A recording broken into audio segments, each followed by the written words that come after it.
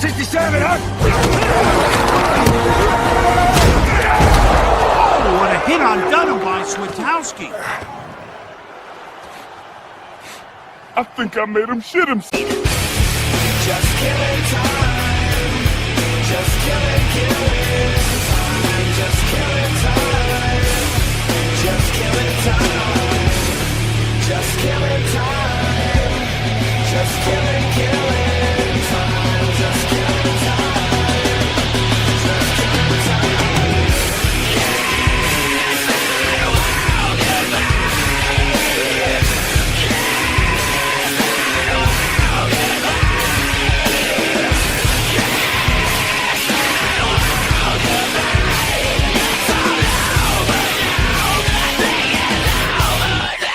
Keep my eyes on the stars, that's where I come from. Belt of Orion, son of the sun god. You know my name, I'm the conqueror. The Lion King, Kamehameha. Come 2012, come 12 tribes. Come 12 strands, come 12 lives. 12 steps, 12 months, 12 drug dealers. All make bail, kick cause it's crowd in jail. 6 violent sales, 12 serial killers. 12 dead without a trail or a trace. It's prime time, the fight night, pay-per-view suicide. The bee sting butterfly.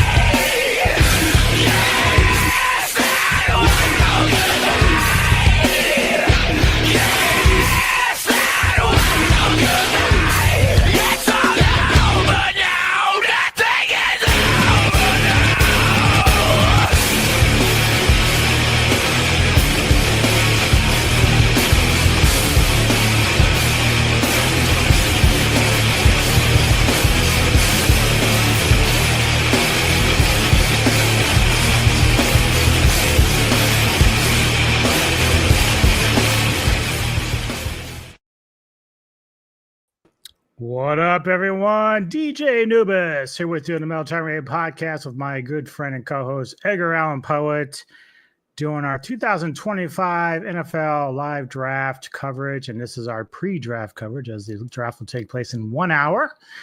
And we're going to talk a little bit about what is maybe expected. If you didn't catch our video from last week where we kind of broke down who we thought our respective teams, me being a Bronco fan, of course, Mr. Poet being Pittsburgh Steelers.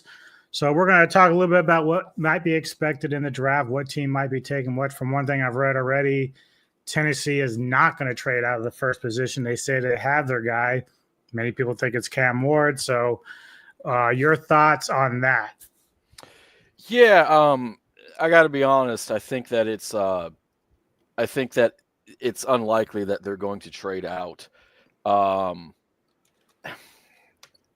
If you're not in love with the quarterbacks of this draft class, but you want somebody who's really just supremely gifted and talented, then Ward is the person you're going for. And that seems to be precisely it makes it sound like I'm trying to crap on Cam Ward, and it's not. I really like him. I think he's a great prospect, but it feels like the Titans they don't feel like they're going to get the value that they want for the number one pick because of the perceived value of all of the other players. So they're just riding with it. And I know there's some Titan fans. It's one of those cases where it's not Andrew Luck. It's, we got to take somebody because we need a quarterback. We need a quarterback. He's talented enough to be a top, last year. And I hate the comp because these players are individuals. But last year Cam would have probably gone after Drake May, but maybe before. There would have been enough of a debate there. I could see somebody preferring one of them. But the reality of it is if you took all the guys from this year and last year, if you were a first round quarterback, you're a first round quarterback. So then last year, by that logic, you would have had about 8 or 9 first round worthy quarterbacks, irrespective of how many of them there actually are. And so if I'm a Titans fan, I'd be happy to get Ward. I don't think they're going to trade out. And it is kind of just like you said, like it is one of those situations, because if he was an Andrew Luck, if he was a John Elway, then you wouldn't be, then it'd be like, if you want to get this guy, I want 7 firsts and 8 second rounders and 10% of your team's profits. You wouldn't be giving them up anyway. Then again, in the NFL draft, a lot of people felt that way about Trevor. A lot of people were down on Trevor Lawrence. And we watched Dan Marino fall in the draft for absolutely no fucking reason. So, would that have changed if they somehow signed Aaron Rodgers? Who, the Steelers? Titans. Oh, the Titans? Oh God, if they signed Rodgers. I think that would signal that they still think they're in win now mode. Yeah. But then they would also be insane. So if they're insane, I don't know what they would be doing. Yeah, they'd have to actually win it next year, like legitimately win it. And their roster's nowhere close. Right. Well, we both have big boards, and yours, of course, we talked about this last week as well, but a lot of big names. You added one in there I was kind of interested in, Jackson Dart from Ole Miss, and we were talking off stream about how he looks pretty sharp in the offense that I've seen. Now, granted, it is college, but I said at the same time, to hit open receivers, no matter what league, is not the easiest thing, because you always think, it's wide open, it should be easy. But we saw Bo Nix last year miss a wide open guy a couple times. So it's like, it's not as easy as you might think it is. So to have that kind of accuracy is actually kind of a nice thing. It's just a matter of, can he translate to the NFL? And it's also hitting a guy open. Just because you hit somebody open, he might be only open for a brief moment of time. You might be throwing him open. In that Jackson Dart game against Georgia, I was telling you off stream about the breakdown. He missed a wide open, not a wide open guy, but he missed a guy on a crossing route. And the guy broke down, and he was a scout, and he had worked in Atlanta for a time. And he talked about the reason why he missed that throw is because of where he had his foot and how he swung his hip open. And he's like, and it's mechanics and it's small things like that add up, but it's very coachable. So the audience knows, these big boards, these are based off of guys that we think have a chance to be where our teams are selecting. I do not have Jackson Dart and Shedeur Sanders as my 2 top players.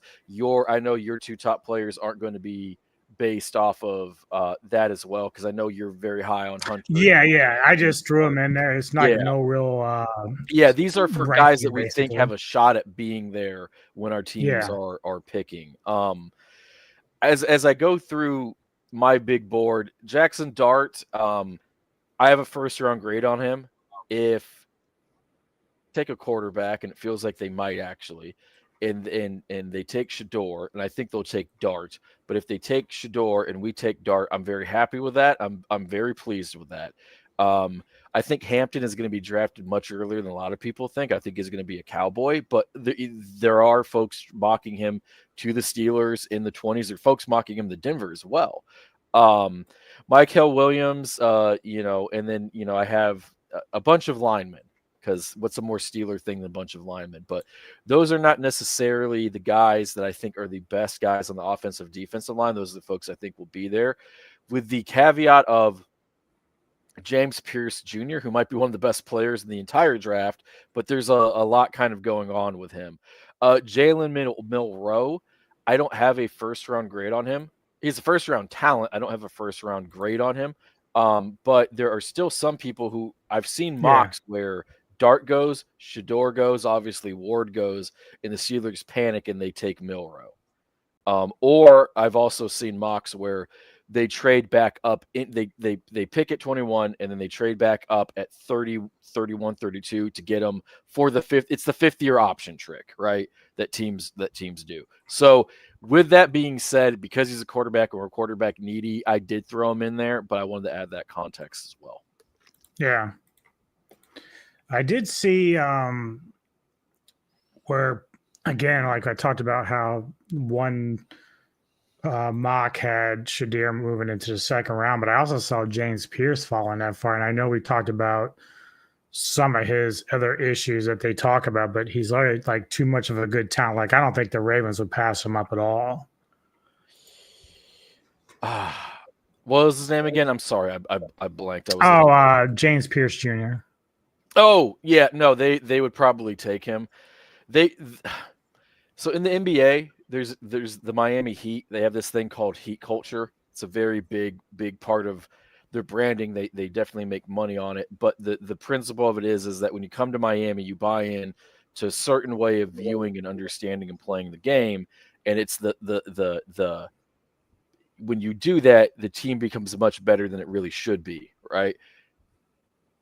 They have not won anything since LeBron James left, but it is a nice sentiment. The Ravens actually embody that mentality, though. And when you're a Baltimore Raven, there's a certain way. I hate giving them credit, but when you're a Baltimore Raven, there's a certain way you conduct yourself on the field. Usually, you run people over, or you run through them, and or both. There's a certain way you have to receive being coached. There's a certain way you have to buy into your defensive responsibilities. And if you can't make it as a defensive player in Baltimore, you probably can't make it anywhere. And if you can't thrive under that culture, they have loud voices, they have prominent personalities, they have people who are being themselves, but it's still well within the parameters of the team comes first. So for James Pierce Jr., if he goes to the Ravens, we will find out in short order just as to if those concerns are valid or not. Yeah. And if they take him, I'm going to presume they draft really well. I presume it's going to work out and it's going to be horrifying. Because then I'm just like, great, they needed a pass rusher and they just drafted somebody at the bottom of the draft who's going to get them 15 sacks a year. Yay. Yeah. Yeah. And so, like, on my draft board, of course, matches a lot with what Denver is going to be looking at as well. Some of them are familiar with the same ones you saw with Pittsburgh. A lot of options at tight end and running back. I think Denver knows those are places of real need. We also need offensive line, but they're looking at a lot of defensive guys as well, wide receivers. We lost a ton in the offseason, so they'll be looking to try to fill that gap as well. So that's why we see guys like Matthew Golden show up as an option there. I still think for whatever reason, we're probably going to go running back. Everything that I hear from the pundits and the analysts are saying that Peyton really loves having a really good back. And if the Raiders end up taking Genty, then that would probably leave Amari and Hampton to come to us if that's the case. But I'd be pretty much happy with anybody in the list, really, just because, it is kind of deep at running back. So I'm not overly worried about that in the first round. But, again, quality does matter at the same time. There's so many awesome running backs. I don't think that you're going to take a running back unless somehow Genty is there. I don't buy into the rumors that Denver is going to trade up for Genty. I just don't. I don't think they will either. I don't. I would be shocked. I think you would take Hampton. Now there are some running backs that I have seen. So I'm just going to pull up running back draft big board, because if you told me you have Genty at 1, this is ESPN's, Hampton at 2, understood. Yeah. And then I wouldn't be shocked if Travion Henderson or Quinshawn Judkins went. I wouldn't. Funny thing is, we've got a couple of guys here that I wasn't really thinking about, but they're ranked a little higher than Caleb Johnson and Travion. Is Cam Scatabo from Arizona State, which I do remember him a little bit. Dylan Sampson, I know nothing about from Tennessee, though. Sampson's really good. One of my guys in this draft is Devin Neal. And it's he plays. Let me see if I can find what I was watching the other day. Oh, from Kansas. Yeah. Here we go. Now, granted, this is against Lindenwood. Excuse me. It's against Lindenwood, but the guy, he just runs forward, breaks a tackle, jukes a guy, and just goes for 15. He is not the most physically impressive or unimpressive guy out there, but what he does is he hits a hole. He's very assertive.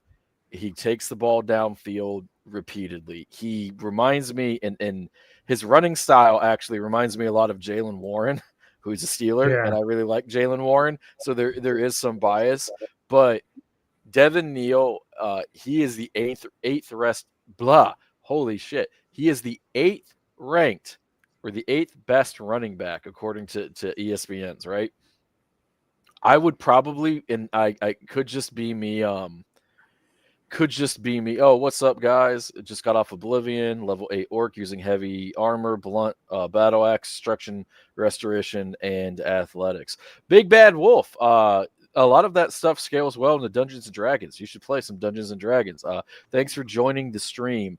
I know a lot of people are really stoked about that remaster of Oblivion. I have to ask you this, since I have to take every single comment that is made and tie it to the NFL draft. Which first-round prospect do you think would best represent your character in that lovely game you're playing? Let us know, and if not, I will go into your video game and kill you with a sharp battle. How about that? I like Devin Neal. I would actually have him. I would put him at 5. I like him a little bit more than Caleb Johnson and Scatabo. And Dylan Sampson, because he plays for the Volunteers, I know he sucks because that's just how it goes. Yeah, so we got a lot to cover, obviously, so and then once the draft starts, we'll be just hopefully we'll see some surprises, but I think most of the time it just kind of follows suit to what every team has been projected to take. A lot of folks, and so we might have the reverse of some of the other drafts where a lot of folks, like Rich Eisen was talking about this, Coward had mentioned this, and someone else had mentioned this. I always try to give credit with citations, that the first 5 or 6 picks might be, there's not too many surprises. Like maybe this guy took this guy, and then the guy that we thought they were going to originally take falls here, like Carter Hunter. But a lot of folks are projecting that the trades are really going to fucking go for Luther Burden. Hell yeah. Hell yeah. I respect that. I think that a lot of the trades are going to come middle of the draft all the way to the end. I think that we got to pace ourselves, because if that goes, we might be dying, brother. So you might be cracking open the whiskey really soon. I'm just drunk because we got Sanders, and it's like the 3rd trade in a row, and I'm like, I like corners. That was a good pick, bro. That was a safety. It's the same position. Here's a hypothetical, okay? Yes, sir. Yes, sir. Well, let's say that Pittsburgh decides to pass on Sanders. I'm very mad. Well, but you do have Jalen Milroe on your list. And so would you be satisfied if they picked him up later? If they passed on Sanders, so I could live with it if Will Johnson is there, if Will Johnson falls, like how some people have him, and we take one of the best corner prospects I've seen in a long time, and then we find a way to secure Milroe that doesn't involve trading back into the first, I would be okay with it. I would still prefer taking Sanders. We might as well get into it now a little bit. I think so much of the evaluation on Shedeur Sanders is mind-numbingly stupid. Look at my glorious king. Look at him. Look at him. Look at him about to deliver. Sanders watch. Sanders watch. 2025. It frustrates me because there are a lot of folks that are like, oh, we wouldn't even be talking about him if his last name wasn't Sanders. And that is a really long-winded way to tell me that you're aggressively stupid. Because every year, like even in this class, there are people saying right now, why are we talking about Jackson Dart? Why are we talking about Tyler Shaw? I always butcher that guy's name. My apologies. Like, they're overrated. They're going to be overdrafted. We're only talking about them because they're quarterbacks. Well, you dumb fuck. If you think that, then you would also have to concede that we would probably be talking about Shedeur if he was Shedeur Williams or Shedeur Smith, because you think he sucks, but you also think that we talk about in teams draft sucky quarterbacks. It is mind-boggling to me. And the thing that I will say this throughout the night, but it's like every time we do this fucking draft process, it's like we forget every other draft process that we've had. Gee, if only I could think of a quarterback who played deep into his college career, didn't have a huge arm, relied a little too much on his athleticism. So Bo NFL Nix. Network is Oh, wow, saying Bo that Nix. The Saints have a 34% of taking Sanders. Mm-hmm. Yeah, the last I saw, Vegas had the Steelers as the most likely team to take Shador, and that there was we're getting into crazy odds for Shador even being, a top 5 pick. I think if we're doing Shador watch, if we're doing Shador watch, the Titans are on it technically because they're taking a quarterback. They're taking Cam Ward.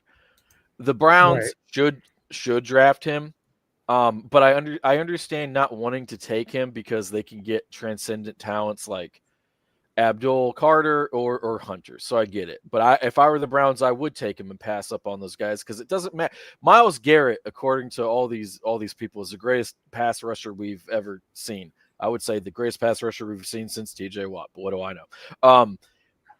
You ain't winning fucking playoff games without a quarterback. It sucks.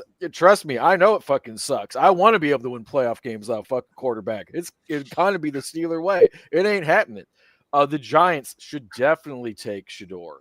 But again, they could get one of the elite talents. The Jets, I would say that they should take him because I believe he's a true blue quarterback. What about Jacksonville? Like, I know they got Trevor, but like if they tried to move him, maybe if they were enamored with Shadir, would they try to move Trevor somewhere else? Maybe. Well, the Steelers reportedly tried to trade for Trevor, and they politely declined. So, we did try to get him. I would have really loved that actually. Yeah, I think that's kind of a guy that kind of needs like a new place to start. Yeah, and I think Trevor is a really good player, and I know that puts me in the minority opinion right now. Well, it's always hard because when you go to a place where is just struggling and they have a lot of problems over there, but when you go there, like you can see he's got talent and he can do things. Now he's not perfect, but no quarterback really is. So, but it's like anything. You take a really good player. If you took Mahomes and put him on Cleveland, I don't think he's near as good, to be honest. No, it's kind of like there have been debates, and these are the really kind of fun off-season ones, but like if you name your GOAT quarterback, would they be the GOAT if they played for the Texans when David Carr has the record for being sacked the most in a single season? I think he's second or third. I think he's on the top 5. It's a horrible list to be on again. And the answer is, I mean, that's why you see some quarterbacks like Elway or Eli. They don't want to go to certain places. No, like, I don't want to go there. You're not going to ruin. Hell no. They don't want to get Andrew Luck, where it's like we have a really good roster except for the offensive line. He's like, oh well, thank you. I'm so glad we really invested in our third pass rusher. I don't have legs that move without clicking. Fuck you. Get me a left tackle. Well, but we just got you a great slot corner. I don't want a fucking slot corner. I don't have time to get to the slot corner. I'm on the ground. I want to have CTE, motherfucker. Help me. And then he's like, no, fuck it. I don't want to play football anymore. Congratulations. With a guy like Trevor, and he got killed for saying, and I'm paraphrasing, but something like being a football player doesn't define me. And I took it as he was just talking about who he is, not that he didn't like football. Right. And that was a controversial. I know fans want to hear that. All I care about football is football. I don't want a wife. I don't want kids. I just want to practice and grind tape and work out and do public events and all that. What I know about Trevor and what I know about what he would have meant to Pittsburgh is we would have had a talented quarterback who has at least been good recently. And if they took Shador and traded Trevor, that would tell me that they were either really silly, and we're gonna get built, for him, or they were gonna rip a team off. And if it's like, oh, I'll take Shador because I can trade Trevor for 3 firsts and 3 seconds or something like that. Yeah, but now we're so far in the hypotheticals, right? I know your go is Tom Brady, right? Well, yeah. I mean, look, John's always going to be there, but Yeah. as far as like, I don't know, it's changed. It really has, and I think I talked about this a year or so ago when we were doing this. Tom is really good. He can't deny what he's done in his career. No. But I also look at what Mahomes has done in a short amount of time, and for all the shit that I say about Tom not having weapons, like they kind of start doing the same shit in KC. They kind of just give Patrick some scraps and say, "Make it work, dude." And that's all he does is he makes it work. They've had Now bad defense luck with has been a big injuries. part of that. But yeah, the last couple defense, times, Kansas City has had a great defense, and that's kind of what Tom had. Their careers kind of like went in reverse, where Mahomes was amazing immediately. Tom, and Patriot fans don't like this, but it's true. He was a game manager. And as a matter of fact, the first Super Bowl that he ever lost was when he was the best passing quarterback in the NFL. He got the Peyton Manning treatment. You're putting up all these numbers. You got to carry the offense. Well, guess what, buddy? All these pass rushers are like, yes, thanks for that 5 or 7 step drop back. And the Super Bowl was what it was. My point with Tom isn't that I'm not in the business of saying he is or isn't the GOAT.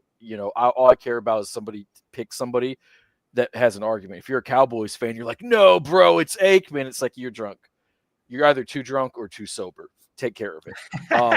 But when your situation is so bad, where you're so great, but your body might betray you because of the damage that you're taking, it doesn't matter how great you are. At that point, is one of the reasons why I'm such a high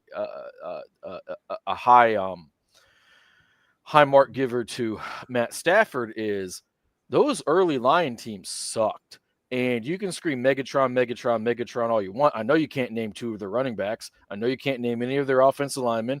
I know you can't name their 2nd or 3rd wide receiver. And when Megatron left, Stafford's numbers in many ways actually got better. I'm not blaming that on Megatron. He's one of the 5 greatest wide receivers I've I ever think seen. Stafford was kind of forcing it at times. Yeah, I mean, that's also just a part of who he is. I mean, he's just a gunslinger. But the amount of physical damage that I watched Stafford take, I watched that same amount of damage end careers. So, with respect to Tom and with respect to Manning, I don't know. And those guys are both way better than Stafford. I don't know if they could have survived that damage. Now, you might say, well, maybe they audible differently and they get the ball out quicker or whatnot. All I know is that if you have 5 offensive linemen and your best offensive lineman is battling, like I think he had a guard who wasn't bad, but I literally mean that wasn't bad. So when your best offensive lineman is a guard who's the 18th best guard in football, your 2 tackles are tied for being the worst tackles in football competing with one another, you're probably going to get your ass whipped. And there is some of that with Trevor Lawrence. There is some of that with, some of that happened to Kenny Pickett as well. There are guys who get drafted who would have been awesome, but for where they were. And we can sit there and say, well, if they were really great, they would have made it work. I don't know. I know when Joe Burrow got drafted, people are telling him to not go play in Cincinnati. That place is going to ruin him. And then he popped his knee, and then he came back, and Joe Burrow, to his credit, is on a Hall of Fame trajectory for his career. That we'll see health and injuries and all of that, but it is something to take into account. Just in general for the draft, I'll take that conversation a different way. You've been a football fan for a long time. Do you remember the name Rashawn Salam? The running back that the Bears took, Kai Jana Carter, running back that the Bengals took. Both those guys killed it in college. Physical specimens. It felt like it would almost be hard for them to not be awesome. Oh, Tony. What's going on, Tony? And then I believe they both popped their ACL. That was back in the 90s, where the ACL pop was almost always a death sentence for a running back. Are those guys busts? There's so much that goes into, if you're good, if you're great, how are you going to do? And I think when I take a look at Trevor, the Urban Meyer hire was interesting, and then it became such a clown show. You could make a National Lampoon movie off of that fucking thing. The head coach on being filmed cheating on his wife in a bar after a football game. I think he was accused of kicking or punching or pushing over his kicker. He said to his team, "I don't know much about this Aaron Donald guy, but apparently he's quite good." Why are you there, bro? That was his head coach. So much of where you go is how you start, and that was his head coach. So I'm not into football unless a buffet is involved at halftime. Well, you can have a buffet of D's nuts, Mr. Tony of the Dead. You can have a smorgasbord of D's nuts, my friend. Well, thank you for popping in. Please don't eat my nuts. Those are mine. They're not for you. He is Mr. Tony of the Dead. Well, you know what? All right. You ready for this? Mm-hmm. We're going to play a little bit of Kevin Costner Draft Day. I'm the owner of the Tennessee Titans. Yes, sir. I want Cam Ward. I need you to tell me why I should try to look somewhere else. Cam Ward is... If you take Cam Ward, you're gambling on a guy who has not played a lot of college football. You're gambling on a guy who likes to gamble and chuck the ball deep. You're gambling on a guy who does not necessarily have a lot of great mechanics. You're gambling on a guy who not only is he inexperienced, but he didn't exactly do a lot of winning in Miami either. You don't know. You haven't seen enough tape of him to know what he's actually really good at and what he's really bad at. You're gambling on a gamble. You should not take Cam Ward. You should trade back, even if it's for a minimal gain, because there's so many great players that you can get. Next year's draft class is supposed to be everybody's favorite draft class is next year's draft class. Like everybody's favorite quarterback when the starter isn't great is the backup quarterback. But next year's draft class filled with people that we haven't seen enough film on to completely shit on and talk about how they're way worse than the guys who will come the year after them. Those are the guys that you should be taking. Cam Ward is not somebody that you could, if you're making the argument against him, that you can definitively say would be the top quarterback in most quarterback draft classes in NFL history. And because you're spending the number one overall pick on him, you should look elsewhere. I believe none of that, by the way. But that is that. But that's a fair argument. Like, that's why I challenged you. All right. Yeah. Now we move over to. I've never seen Draft Day, by the way. It's a great movie, actually. Very good. I bet it is. That's better than Moneyball. Cleveland Browns, in fact, because that's where Draft Day is based off of, basically. They're projected to take Travis Hunter. Yes. But I need you to convince me for them to take a quarterback because they really have none. Okay. Travis Hunter is an amazing player, and it is quite possible that his floor is just being a good corner or just being a good wide receiver. He has one of the highest ceilings and lowest floors in NFL history.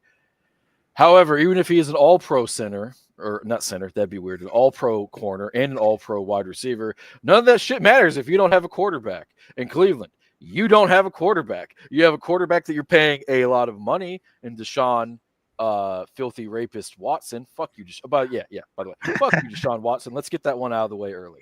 You have Deshaun Watson that you're paying a lot of money. You have the corpse of Joe Flacco. I'm sure they have other. Actually, hold on. Let's look at this up. Who is Cleveland Brown depth chart? Who are their quarterbacks? I think they got that guy with the three names. I can't remember his name offhand, but he's been there. Oh God, they have Kenny Pickett. They have Deshaun Watson, Joe Flacco, and Kenny Pickett. Yeah. Okay, you have Deshaun Watson, Joe Flacco, and Kenny Pickett. That's why you should take a fucking quarterback. If you put all three of those guys together, you'd have a shitty quarterback. Oh my God, that is amazing.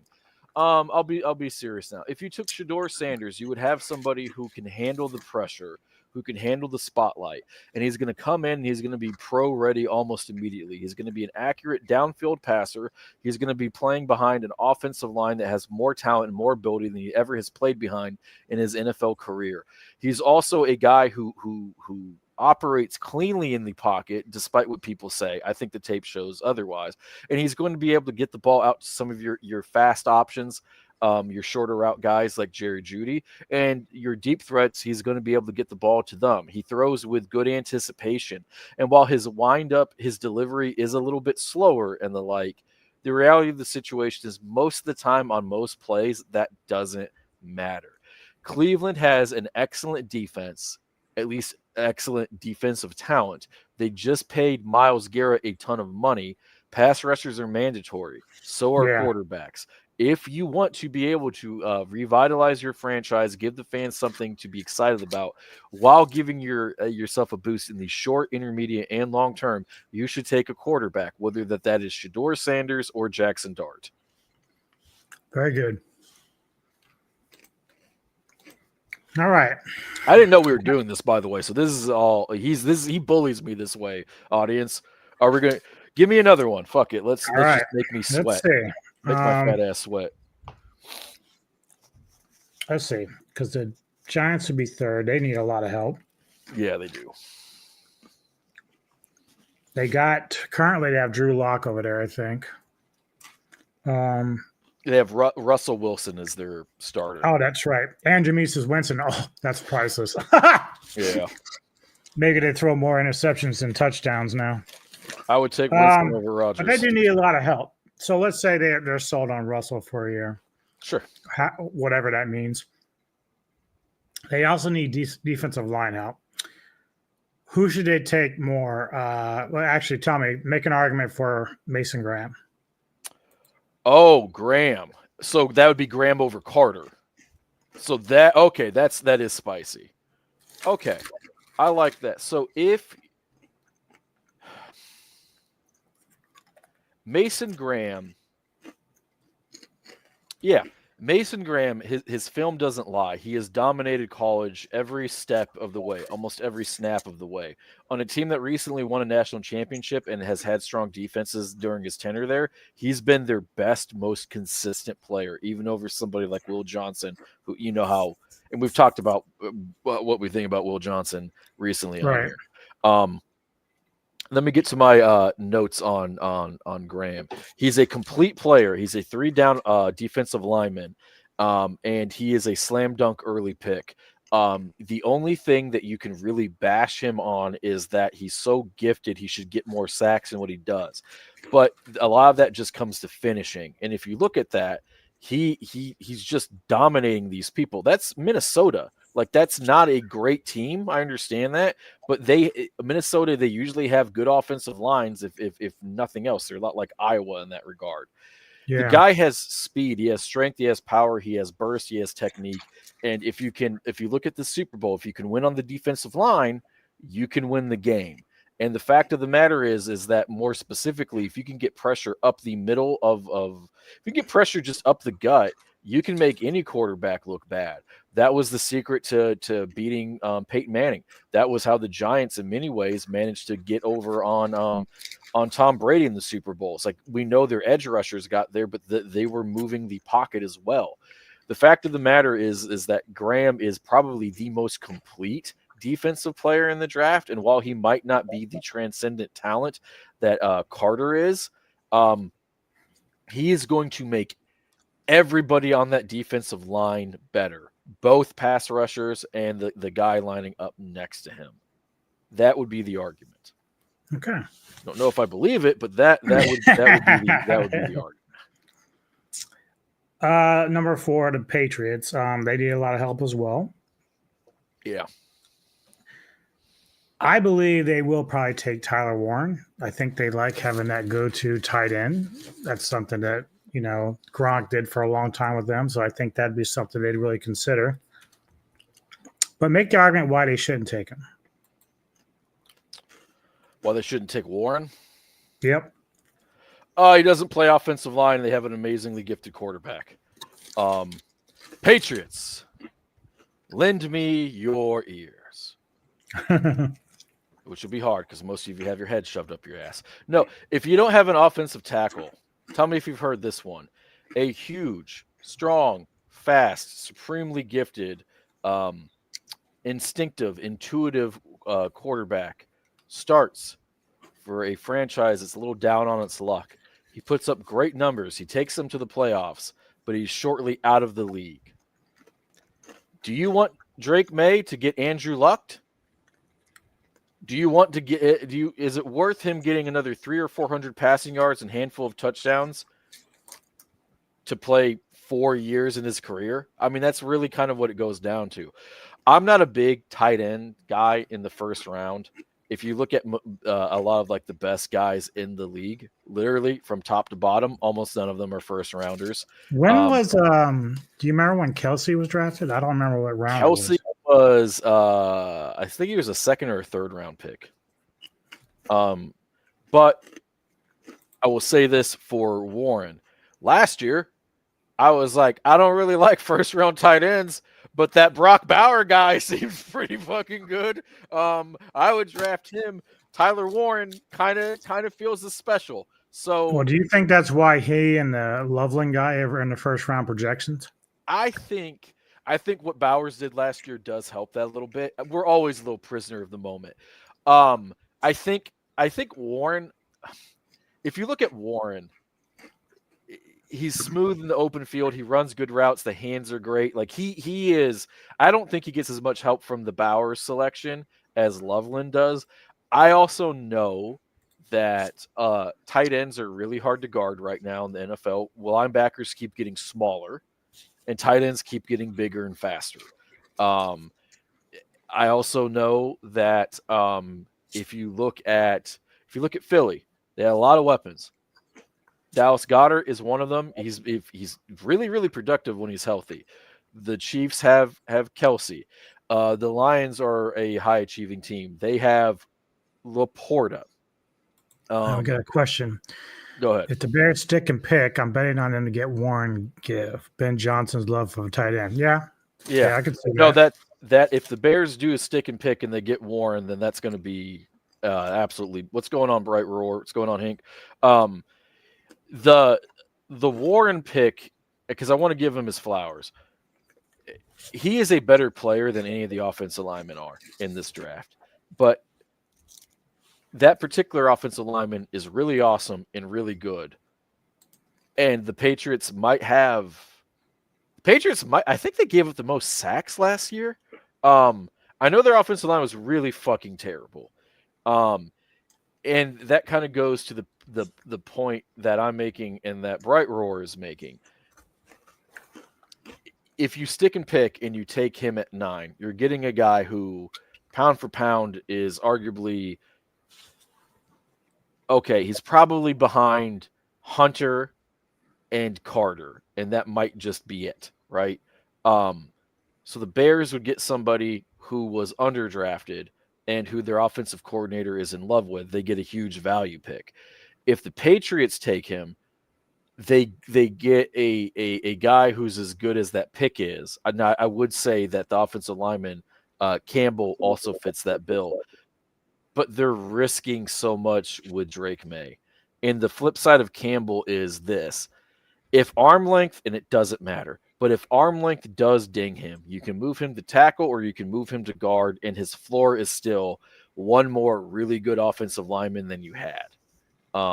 Whereas Warren, his floor is, I'm awesome, but it doesn't matter because I don't get the ball because my quarterback has CTE. You're right. True that. All right. Number 5, Jacksonville. Now, I'm not going to do this for every team, obviously, but they need a lot of help. Obviously, we talked about Trevor. I personally think they need to look at offensive line because dude gets killed like game in and game out. But they do need help at wide receiver. So with some of the receivers that are projected in the first round, I need you to give me an argument to why they should take the gamble and grab Matthew Golden. Oh, that's a hard one to take because I think they'd be horribly overdrafting him. But so I'm arguing I'm arguing Golden over Macmillan. Yep. I love doing this to you. I have love doing even this my to you. debate skills have their goddamn fucking limits. But okay, here, let's do this. He agrees. Biggest wild factor. That's right. It's fucking Golden. Here's the thing. If you take Golden there, you're getting a yards after catch machine.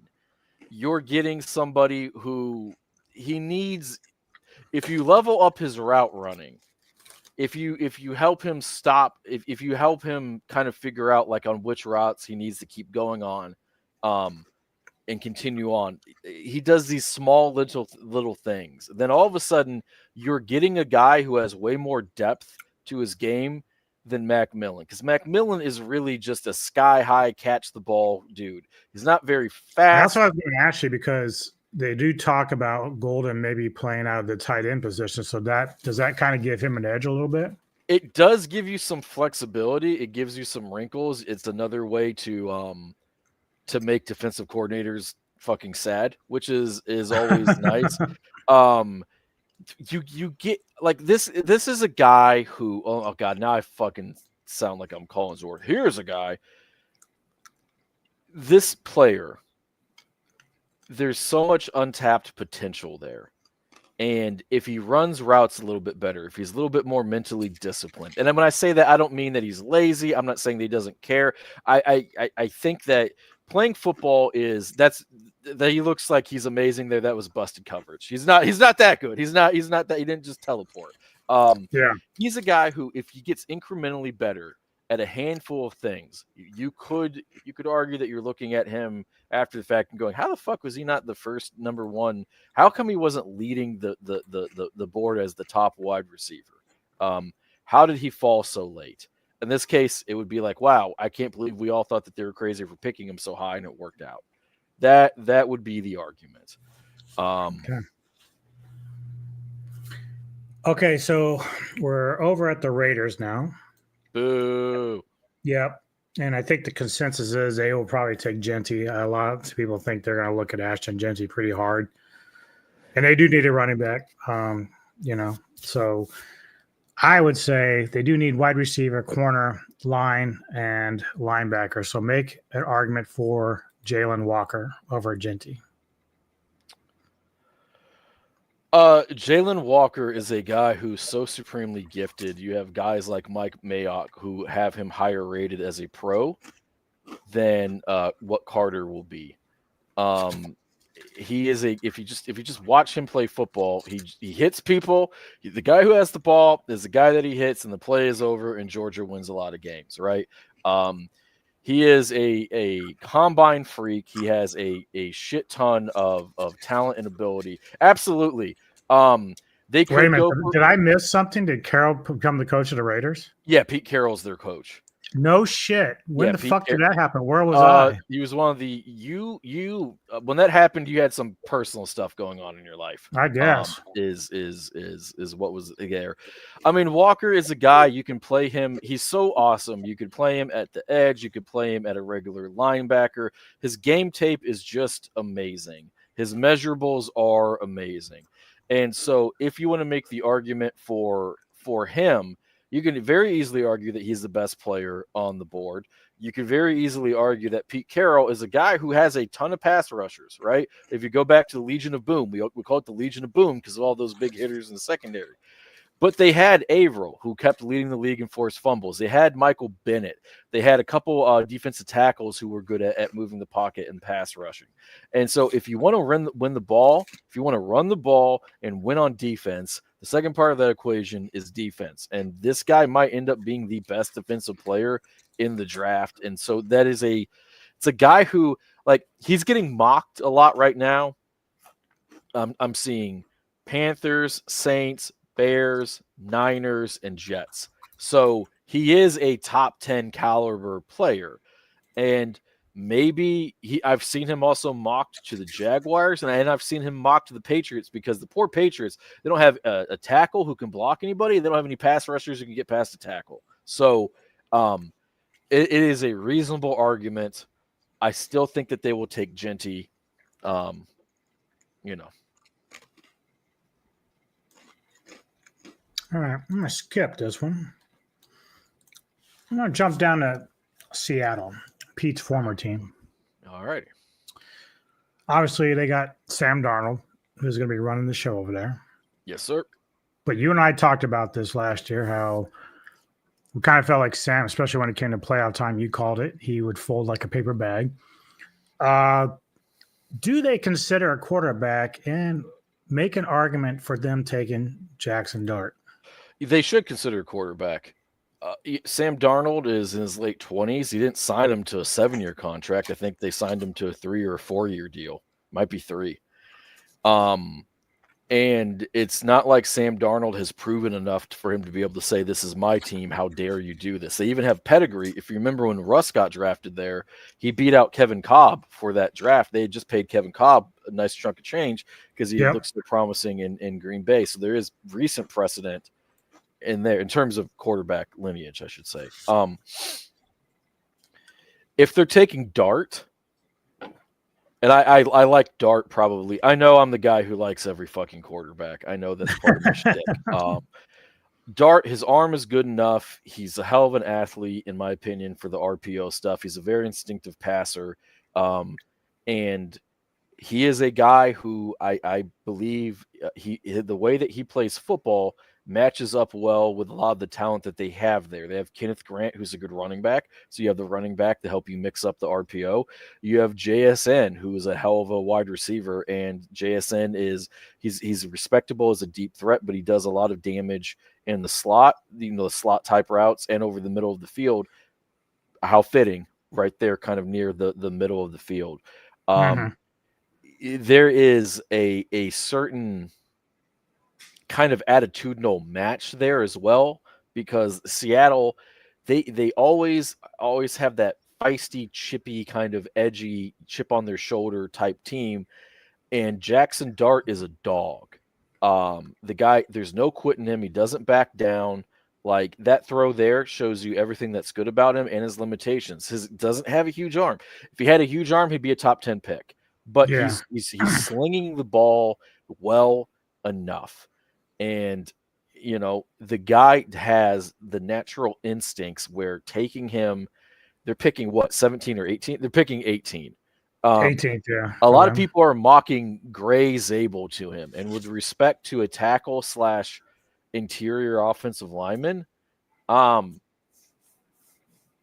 there are way more guys like Gray Zabel than there are opportunities to take a potential franchise quarterback and letting him sit and develop, because you don't have to start him, because you do have Sam Darnold. True. Great job. You're now off the hot seat. Thank God. So let's get back. We got about 8 minutes till the draft starts, so we'll come back to our. I thought you were going to stick me with Denver. I was sure, since we jumped down to Seattle. That would have been too easy. But we're actually going to kind of cover some of that, because I want you to look at our big board and tell me who you think we should take at number. What number are we?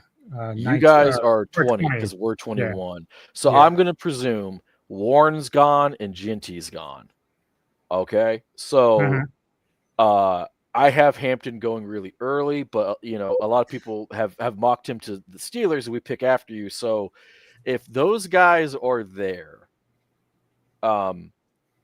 that's interesting. If those guys are there, then McMillan is an interesting pick, because at that point, he's a really polarizing prospect. At that point, taking him at 20, you feel like you've mitigated the risks and you get the less risk, more reward. However, the name that I like there the most is actually Malachi Starks, because you guys have a really good defense, but you guys have a safety-sized hole in it. Some might say a Justin Simmons-shaped hole in your secondary. So Malachi Starks there makes a ton of interest, but kind of like what Brightroar said about, like, they could easily, the Raiders could easily go wide receiver. So could Denver, because it's not like a Sean Payton team was ever, bereft of receiving targets for the quarterback to hit. So I think one of the forgotten men in this draft is Egbuku from Ohio State, Yeah. and Emeka Ibuku. Okay, I got that right. I think that he makes a lot of sense. I think that Golden, we talked about him, so I won't get into it. I think he makes a lot of sense. I a lot of those guys, the only name that I think doesn't make any sense for Denver is Mason Taylor. Mhm. And I think Quinshon Judkins would be, or Quinshon Judkins would be a reach. So I would say Egbuku, Golden, or Starks. I wouldn't be mad at Grant, but if all those guys are there, I think you guys would take McMillan because I'm presuming that you guys have him on your big board. Denver has him on his big board as already drafted. Yeah. So that would be what I would do. Some of the picks up there as well. If you guys took Colton What's Loveland, up, Andrew? hey, what's going on, Mo? Yeah, those are. I'm in agreement. I'm in agreement, Mo. I feel like the offense needs more work, and you want to help the quarterback out. I'm just a big. I'm a big Starks guy. The other name, Derek Harmon. I Yes. couldn't be. Derek Harmon is a monster, and so if you guys just tried to rebuild the dominant, corpse making defense, I wouldn't hate it. But I think an offensive weapon would be fine. Yeah. Probably proper. All right. Well, I'm going to shoot over to yours. And obviously, we've talked about Sanders. I think if he's there, it's a no brainer for you guys. It better be. Fucking Fucking better be. But if he's not there, I think you still need help on the O line. So I like Zabel a lot. I think he would be a big help on the line. Harmon, obviously, I think he's just a beast, but somehow I just, I don't know. There might be a team. It's either the Ravens or somebody's going to probably snatch that guy. It's the thing with Harmon is it doesn't seem like Pittsburgh should be investing on its defense. But if you watch the last quarter of that season when everybody ran on us, including the Ravens, then all of a sudden the Harmon pick feels better. If it's not Dart or Sanders, let's throw them out because we've talked about them. We're going to continue to talk about them. Hampton works. Omarion Hampton makes a whole hell of a lot of sense. James Pierce makes a whole hell of a lot of sense if you're going defense. Quite frankly, offensive line is really frustrating for Steeler fans. Yeah, because it is. Well, because if you look at 2 years ago, we took Broderick Jones. We took Fatuna last year. He got hurt. He didn't play anything, right? So we've drafted the right tackle and the left tackle of the future. We got some decent guard play and decent center play from guys that we drafted last year. So, like, in terms of just like recent high round draft picks, I don't know if there's any team that has more first and second round draft picks on the Steelers on their depth chart within the last 3 years of draft. I start to question, does Tomlin is he struggling to find the right guys on offense? Are we struggling to find the proper offensive line coach? And if we are, does it make sense to keep investing in the line? Do you just hope that all those top shelf talented guys that you picked pan out? On the flip side of it, do you just need more bodies? I don't know what to tell you. I know we lost our tackle who was really shitty throughout most of his career. He was above average last year to the Titans, who paid him an exorbitant amount of money, which I do not understand, but I'm happy because it means that I do not have to worry about him taking snaps. So Here's a thought, because you brought up that your defense is pretty well set. I mean, obviously depth is always a good thing, but unless it's quarterback or running back or even offensive line, I can't see them taking a defender. But do you consider wide receiver? Because you do have a guy in Pickens who's an amazing fucking talent, but his head is not always where it needs to be. And he's been linked. They're always so.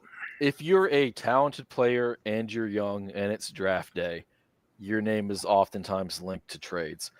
There's a rumor right now, and I know there's a million rumors, so I'm not saying this is true. I'm just saying that the rumor exists that the Steelers are open to trading Pickens. They just got Metcalf.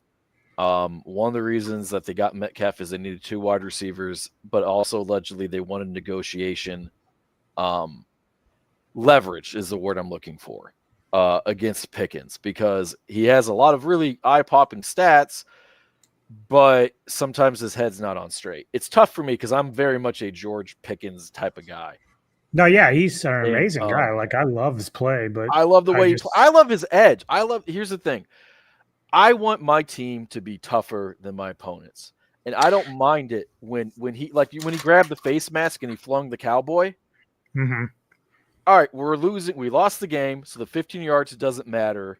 I know they won't do that shit again. And it can be costly behavior, and you get a reputation. Last year, he got a 15-yard flag because he did this, and then the refs thought he was doing a shooting motion, and he wasn't. So it kind of, in a weird way, he's almost like the Luka Doncic of the NFL. Shout out to my basketball fans, Lakers in 5. Regardless, if we take the wide receiver, it will mean that we just traded the 2nd-round pick for a wide receiver, might have to pay Pickens, and then just invested in a wideout. I think that might be a bit much. But then again, if we traded Pickens, then all of a sudden it makes more sense. Makes a lot more sense. Yep. All right. So it looks like the Titans are almost ready to start. 10 minutes. Do they raise it? Or has it always been that? I thought it was always like 5, but maybe that was those later rounds. I think it used to be 15. You get 10 for the first round, and then it drops for that. Round. Yeah, so we're just waiting now is what the way we work here, because I can't show everyone the feed through the entirety. They take because us down, and they cry. YouTube will say, get out of here. So I only show the picks themselves, which worked out pretty well last year. We didn't have any problems. No, it works. It works out pretty well. Anubis, who do you want for the Broncos? I want a lot of things for the Broncos, to be honest. Certainly with the losses at running back and wide receiver, that has to be something that we have to look at. Personally, I still want I really want like a really, really good linebacker. But right now, I think running back and wide receiver is probably our biggest needs, especially at running back, because Bo showed that he can actually play pretty well with the receivers we have. It doesn't mean we don't need more, but some of the games that we played last year, our running game stunted and it got terrible. And then once that happened, it was like they could just pin their ears back and come after Bo. And we got to find a way to have a consistent running game. So obviously, if we can get a guy like Hampton, or even if Genty for whatever reason falls to us, then go for it. But outside of that, depending on how the draft unfolds, I don't know how it's going to be exactly, but we'll find out for sure. All right, let me take a look here real quick and see what's going on in here.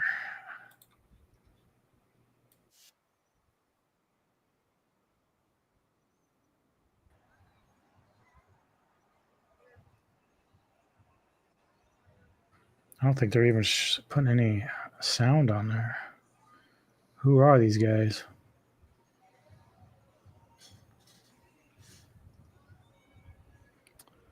Oh, those are probably Come on. He wants to boo him. Okay, welcome to the 2025 NFL Draft in Green Bay, Wisconsin.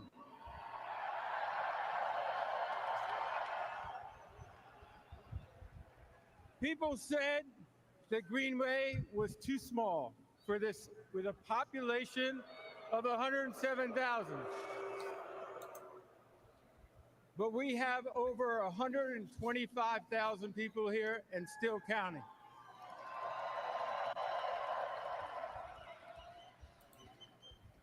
Obviously, Green Bay may be small, but it's mighty.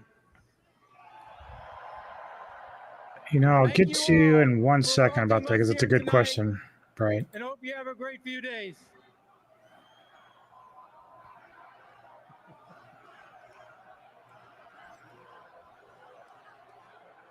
All right, we'll come back to you because he's probably just They're- going to start on the countdowns on. But They start the countdown. They do. Yeah.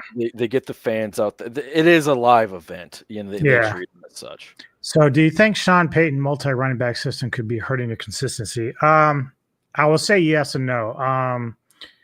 We've obviously seen with the modern day running backs that durability becomes a problem. So a lot of teams now use dual backs. But one thing I noticed about Sean last year is when he was choosing to use certain backs at certain times. So like he would use who was our main guy?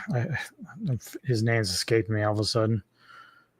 The one we just let go. Huh? Javante? Yes. So, they were using him at certain times throughout the game, and then they'd bring in somebody to spell him, but then that person that would spell him would actually run better. His percentage per yard was better.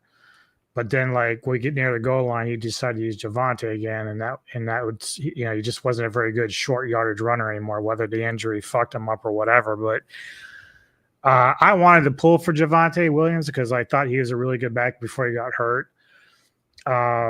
But yeah, I think that Peyton at times his play calling, like sometimes he was very smart with his play calling, but that was usually with Bo and working in different plays to get him out of the pocket and stuff. But the running game was very inconsistent in terms of the production. And I think part of that was because of who he was using at what time during the games.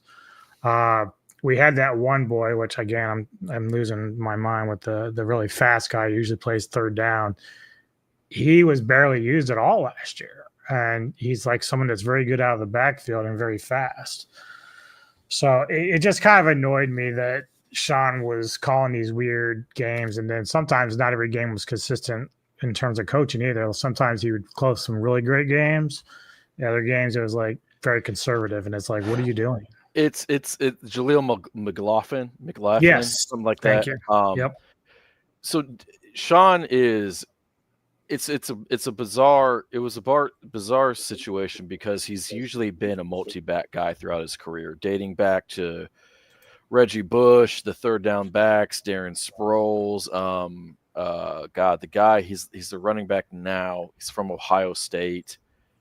He's a fantasy weapon. He got in trouble for punching the guy in the elevator, and I can't remember his name.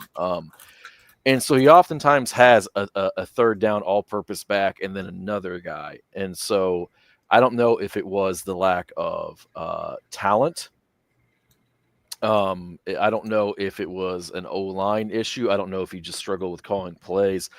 To me, it felt like they just didn't have a guy with enough talent that, like, if you have the speed back, you need the power back, and the power back's not great, he can manufacture it.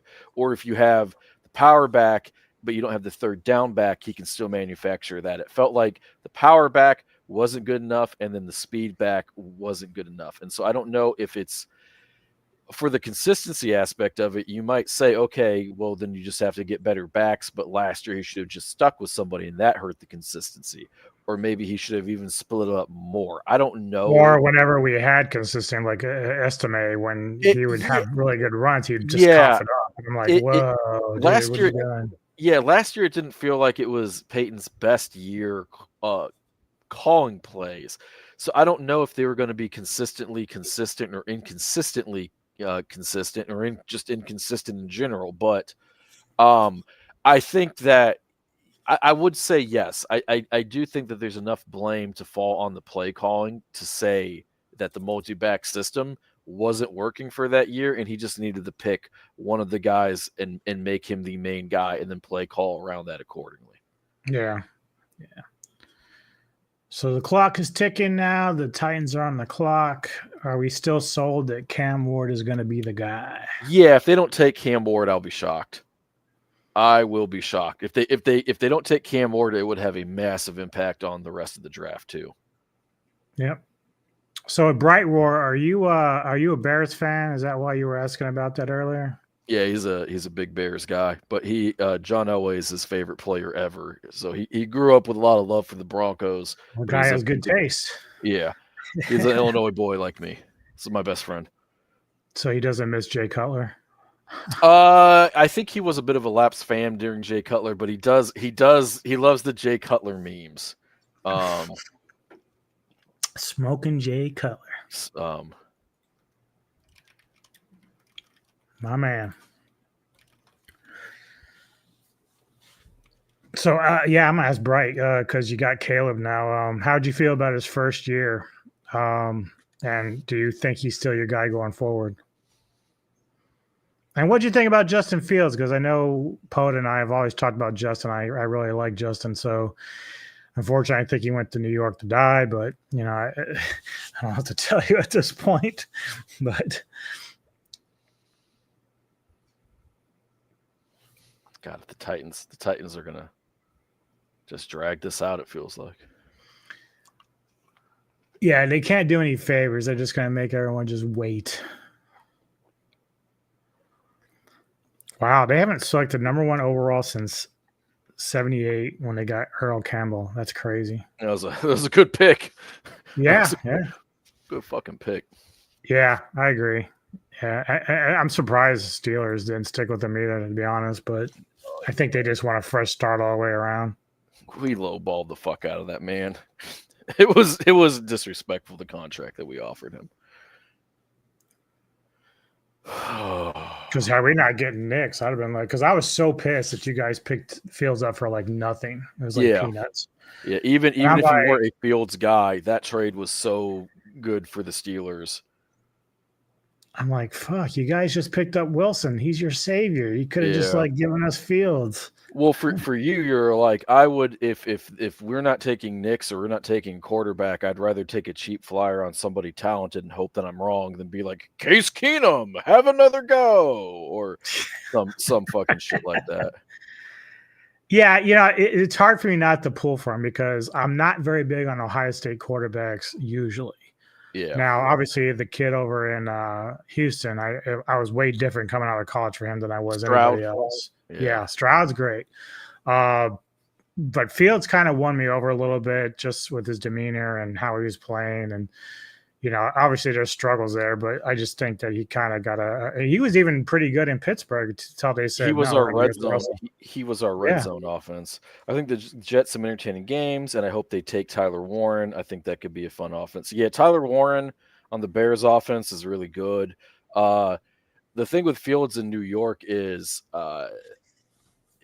it's not boring watching a Justin Fields game. I'll tell you that. Yeah. I will say this on behalf of Fields. I was a big Justin Fields guy, and some of the takes on him I just didn't think were very good. Like people were talking about like he didn't have a lot of talent, which was wild, and the Zach Wilson stuff. Fields will make a lot of money in the NFL. Is at his floor is now spot starter, high end backup, and Joe Flacco has been doing that for the last 5-6 years now. So, Fields can make quite a career for himself in that regard. I loved having him. I loved having that guy as my quarterback. Especially. So Titans are clapping their hands. Tennessee Titans select DJ Anubis with the first overall pick of the 2025 draft. Fucking field goal kicker, DJ Anubis. No, bitch. You're playing running back. You better get that fucking State Farm insurance policy. What do they do with Will Levis? Is he going to back him up? Because I know Will really wanted that starting job. Will's going to sit that ass on the bench. That's what Will's going to do. Second question. I do believe in Caleb. He held on to the ball too long, but I think BJ will set him straight. Nobody on the Bears staff had and know how in developing rookie QB. I think he's our guy. Okay, yeah. Pick is in. Pick is in. Here we go, folks. Yep.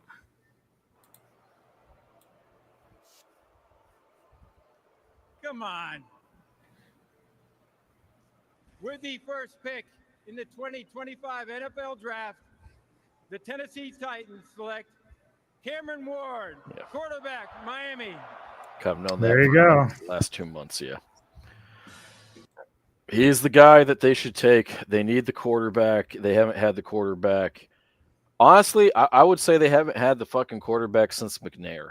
because I was never a big Tannehill guy, even though I respected him becoming kind of like a solid, if not unspectacular starter. And now it starts. And yeah, The Sanders Shador watch. Oh, please take the pass rusher of Travis Hunter. Oh, also, here's the doomsday situation. The doomsday situation is that the Browns somehow wind up the Browns or the Giants wind up with Hunter, and they trade back into the first round to pair him with Shador. And the super doomsday watch is if that's somehow the Browns. I don't think that that Hunter is going to drop to Cleveland. I'll be pulling out my fucking hair. But that's a doom. It's really more of a Giants thing. Yeah. Let's see here. Just a lot of hugging with Cam Ward. Yeah, I mean it's got to feel so fucking good, man. It's so cool for these kids. Yeah. I mean, no matter way you slice it, I mean, some of these kids that end up becoming busts and stuff, but those moments you can't take away from them because they felt so great. They felt so great, and they still did something. It's so hard just to get into the NFL, just period, let alone be the first round, let alone be a number 1 overall pick. And he's not really going into a really horrible situation. Like this is, they were competitive last year. I mean, they did all right. So I mean, like despite Will Levis and some of his foobar moments, they were they were a truly bad team. But we are not talking about the Hugh Jackson Cleveland Browns. Winning 1 game in 2 years. We're not talking about I guess it's an Ohio thing. But like the 90s, the 90s Bengals or some of those Lions teams too, and that were just terrible. Like the teams leading up to getting Stafford, for instance. I'm trying to think of some. Oh God, do you remember the old Bucks teams that were bad? They asked the coach about his team's execution, and he said he was in favor of it. Like just winless or 1-win teams. They are a bad team, but for Will Levis's Levising, they probably have a handful more wins. They're not the greatest ran franchise. I will always make fun of them for the AJ Brown stuff, but with that being said, it's not like it's a hopeless quagmire. Yeah. Yep. Yeah. How happy is AJ Brown right now? Yeah, well, he got paid a ton of money. He's top 5 wide receiver. Reads cool books on the sidelines. Just won Super Bowl. Jaguars are moving number 2. Oh no! They just traded with Cleveland. Oh no! That's interesting. Who do you think? Please don't do the weird thing and take my quarterback unless you're going to trade us Trevor. Maybe they're giving Trevor to the Browns. How fucking pissed off would Trevor be? Oh God! No, they traded the 5th overall pick, 36th pick, 126 overall 4th round, and 2026 first round. So they're giving up a lot to move up. So they want somebody really bad. Yeah. Are they gonna? You know what? I'm gonna guess that they took Hunter. I think that they're gonna take Travis Hunter. I don't have anything on my. Well, I mean, he is a dual threat, but I mean, I don't know how much they're going to play that. I think that franchise is so downtrodden and so filled with. I mean, do they look at an offensive line? Like, I still think he needs so much help on that line, man. They do need help on that line. That roster, their defense, they have some nice players on defense, but it has to be Hunter, right? I don't have Twitter open. I don't have anything. I'm raw dogging this. It has to be Hunter, right? Well, I mean, I only say yes because Hunter's like rated so high. Like he's really high. Like even some of the other defensive linemen are not quite that up there. I have Hunter is and so I haven't talked about a lot of this on here because I think it's so overly talked about. But and I'm on record. They let go of Egram. So is Warren a possibility? If they traded up to get the tight end, I will fucking. That's kind of like a reach, really. Number 2 tight end. I mean, Yeah. it would have to be Hunter. It'd have to be. Yeah, it would have to be Hunter. I guess it could be Carter if they really want to pair the pass rushers. Yeah. But I would rather have stayed back But they could have got him probably at 5. at Carter. I think Carter was going. Oh no, Carter was slated for like the Giants or somebody, right? Yeah, because Carter and Hunter have been kind of like kicked back and forth between Giants and Cleveland. Oh, did they already do it? Yeah, I don't know who they took. I have an idea, so we'll find out here in a minute. Yeah, what's going on, T? That's Game Changer, old school guy from the board. Yeah, it has to be. If it's who Bright says, that's a reach. Like, why? Oh my God! If it's Genty, please don't they still have what's his face? Travis Even though he Etienne? gets hurt? Yeah.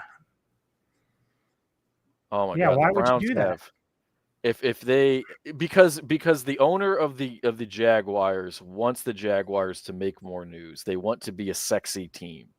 They want to be a flashy team, and they complain all the time about like not being respected, not being talked about. They even complained recently about how they always cut to commercial break on the Jaguars pick. So While we are here tonight, oh God, it's going to be to Genty. celebrate the 32 young men entering the NFL. I'm honored to take a moment to recognize a player who's made a profound. If I'm Jacksonville fans and they on take and Genty, off the I'm field. livid. The Walter Payton You're putting a NFL target Man on of his the back. Year No, he award, has to be presented Saquon. by Nationwide, recognizes one player each year who best represents greatness and compassion both on and off the field and in the community. Tonight, Of course, the Raiders probably just shit themselves. Walter Payton NFL Man Now of they're the going to Year, take Warren. Eric Armstead. Oh, he's ahead of us. Oh no. Even worse. First off, Duval. That's no one will ever chant that shit. That shit is lame. I want to say thank you to the commissioner. Thank you to the Payton family and the NFL and Nationwide. And also, too, tonight I want to encourage each player Shadir Sanders. to identify The stream's over, boys. Stream's over. The whiskey's getting brought out fast. In this world, a better place. As we remember, Walter I don't Payton know. strived to live a They did have positive NTN, legacy but of your own. who was the Ooh, other I'm gonna ones look they that took? up. Let's see here.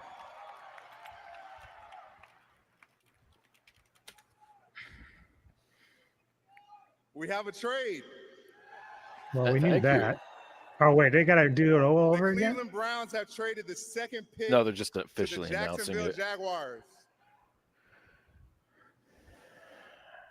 And with the second pick in the 2025 NFL Draft, Uh-oh. the Jacksonville Jaguars select Travis Hunter, wide receiver. Oh, you were trolling me, boy. Colorado. You trolling me. Oh, I won't fuck you, necessarily You got me Zion. all worked up. I mean, but Travis Hunter, Swanee, Georgia. I I don't was hate it. expecting something saucy, A lot of that spicy. family. Fucking yeah. They take Matthew Golden, and we're just like, what the hell is going on here? Yeah, I'm like, dude, he was talking mad shit, Tegan. Like, you had me rolling, man. I thought, fuck. Yeah. I thought it was going to be spicy. I was hoping for spicy. Hunter, I had as he's one of the greatest prospects ever, and I had him as the best player in the draft. Trading up to get him number 2 makes all the sense in the world from a promotional standpoint, from a hype and a buzz standpoint.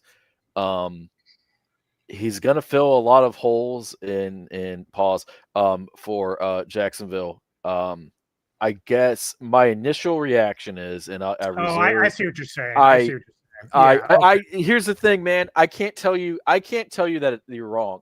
This is the way that I look at it. I think that he's one of the most interesting prospects of all time. What if, because like, just conceptually, if his floor is just good corner and good wide receiver, then he himself, he's giving you 2 spots and an extra roster spot, right? He's like this weird roster cheat code. Now you're going to pay, I bet you if he's good at both, what you have to pay him on that first contract is going to make you want to fucking cry, but that's a good problem or a problem later. I think the Jags did this because he fills multiple issues on the team. I also think that when you're a team who openly whines about not getting enough coverage and talk, and you use your wrestling company to promote your football team, you probably really want more eyeballs on your product. So I think from a fiscal in order to argue standpoint, on behalf of Teagan, though, I think he does make a bit of a point because he has a good point. Jacksonville has like a lot of needs, a lot of fucking needs. And so you've already given up quite a few this year, and you've got your first going next year as well. So that's tough, man. Like, I mean, obviously Hunter's a baller and he's going to do well. And he's going to play multiple positions. So does he? But then if he gets hurt, what happens? Yep. I get all of it. Pound for pound, he's one of the most unique prospects. Edgar, I'm eating a chicken patty, so I won't need these nuts. Baby, you always need these. You need a side of nuts. Salty balls. Some salty Christmas balls for you. You're not wrong. They're many players away from being good. And that's why Teagan makes a pretty good point, because that's a steep price. It is a steep price. It 100% is. But this is a team unless they address a lot of shit in free agency. I don't know what their cap looks like, but they have plenty of space. They do have plenty of space. I will say this just to argue on behalf of the pick. And Brightwater made a good point. Like, they're a lot away from being good. Not Super Bowl contender, not elite, just good. If you think you're getting a 2-for-1 star, and you think that you're getting a guy who makes business sense for you, it's probably worth it. I will also say this for Cleveland. If I'm a Cleveland fan, I can't be upset at that trade, because they have so many picks, and I think they have 3 picks in the top 35 now. And honestly, the difference between the 35th pick and the 32nd pick is very minuscule. You could argue that they basically have 3 first. The funny thing is that Cleveland often does very good draft moves. Like, they oftentimes will get a lot of picks, but they always end up just like bombing. Like, I mean, obviously they get good players, but it never translates really to the field. Well, you remember they used to have 100%. It no matter what it is, it's he's picking up. So Rush is a wrestling fan, and he knows about the AEW. Oh, and if they get moved to the England, because England loves that team. England loves that team. Yeah, no, 100%. I forgot what the fuck I was saying. It doesn't matter. That's weird. My bad. Picks. Oh yeah. Cleveland with all of that. They had Baker. Baker got hurt, so they lost some competitiveness there. Then they do the Deshaun Watson. Before that, they had, remember when they used to keep having the best line in football, but they kept having bums and like Johnny Manziel behind it. So they keep finding ways to waste really good rosters. I will say this, that was a good trade from Cleveland. I understand why they made that trade. They're picking 5th. They're going to get somebody who's excellent. They're going to get an elite prospect. Pick is in for the Giants. Yeah, I see that. Yeah, 100%, because they know they're probably going to suck this year, and everyone's favorite quarterback class is the one coming up next year, right? Yeah.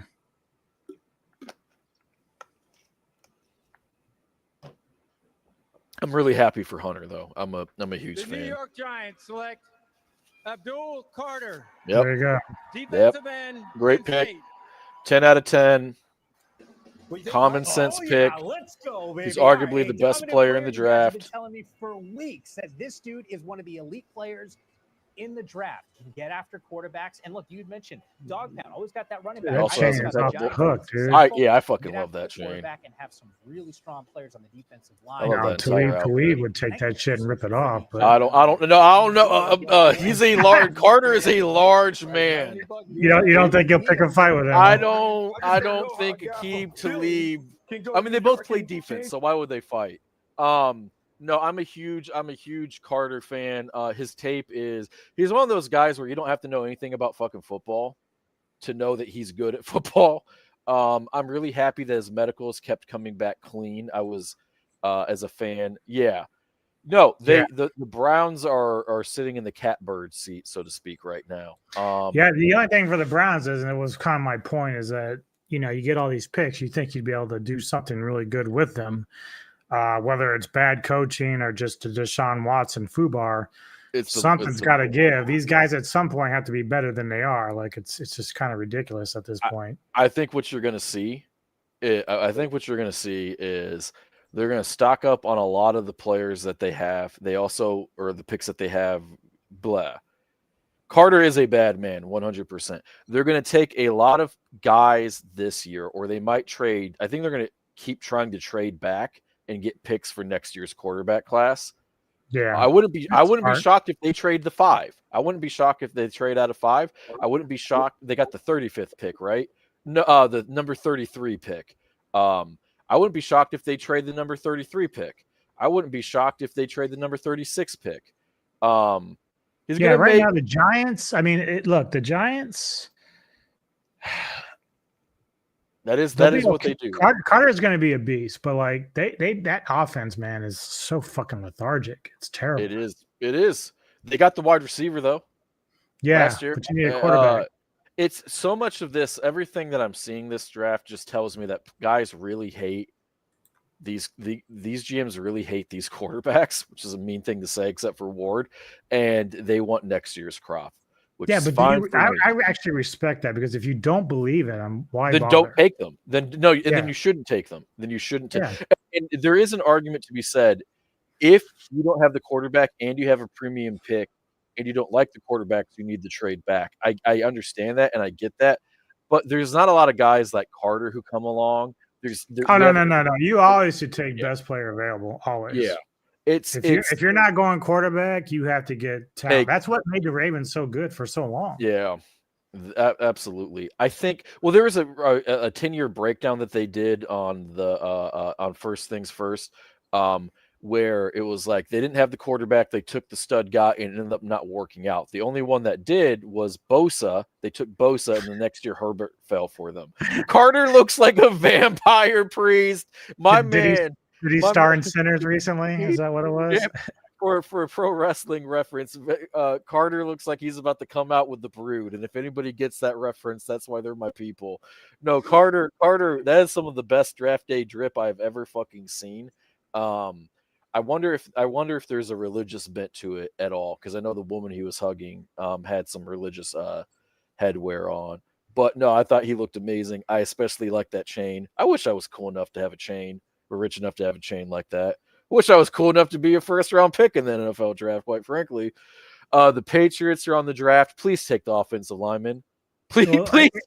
It's good to see that, Travis is not letting it go to his head. Oh, he missed it.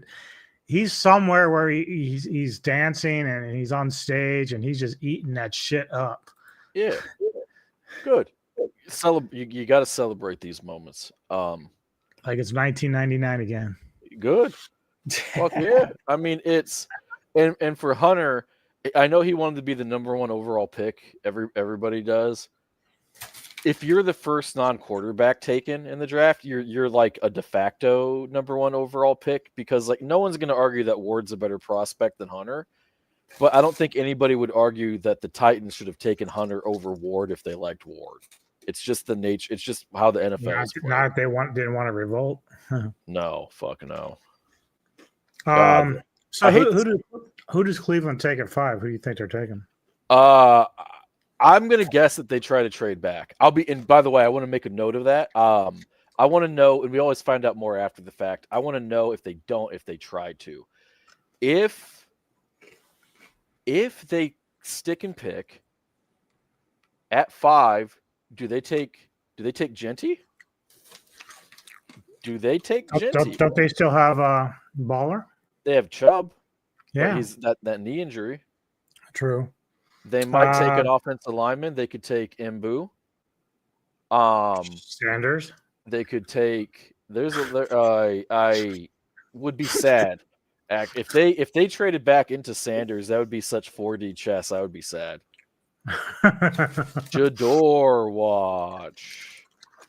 I think they're going to take. Oh, actually, who they might take? They could take Warren. The Browns could take Warren. They could take Genty. They could take an offensive lineman.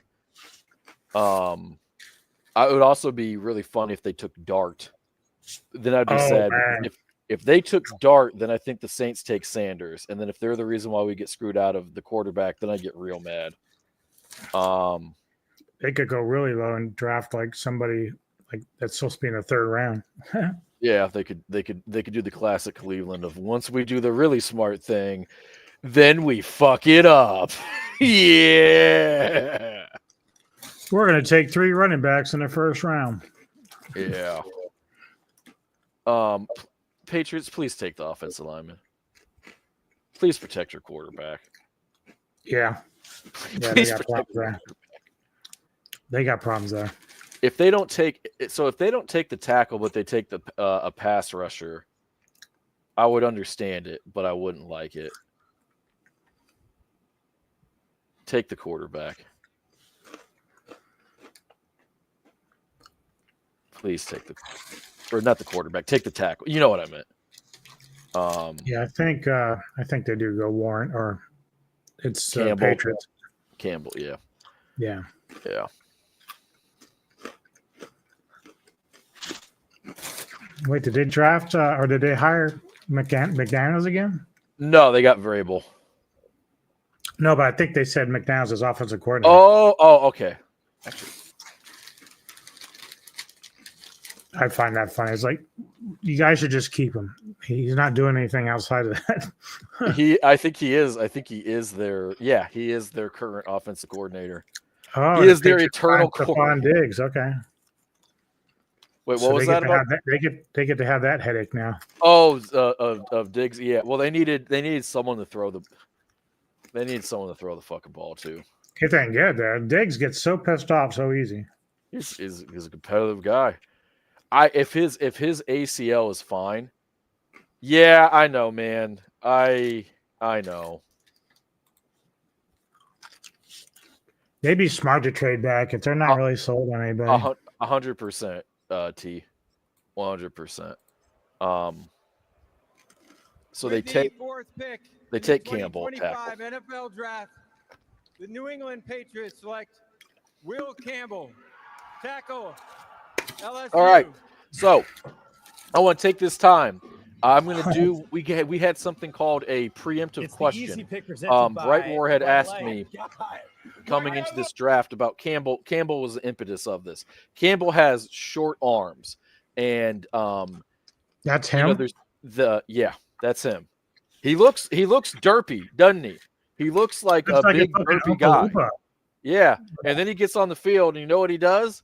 He makes people not like playing football because he's blocking the fuck out of them. Yes, it is. There's actually it's the secret amendment in the Constitution. Josh McDaniels must always be a coordinator. He must either be a head coach and then bomb out, or be the OC for the Patriots. 40 years from now, McDaniels will still be the OC for the team.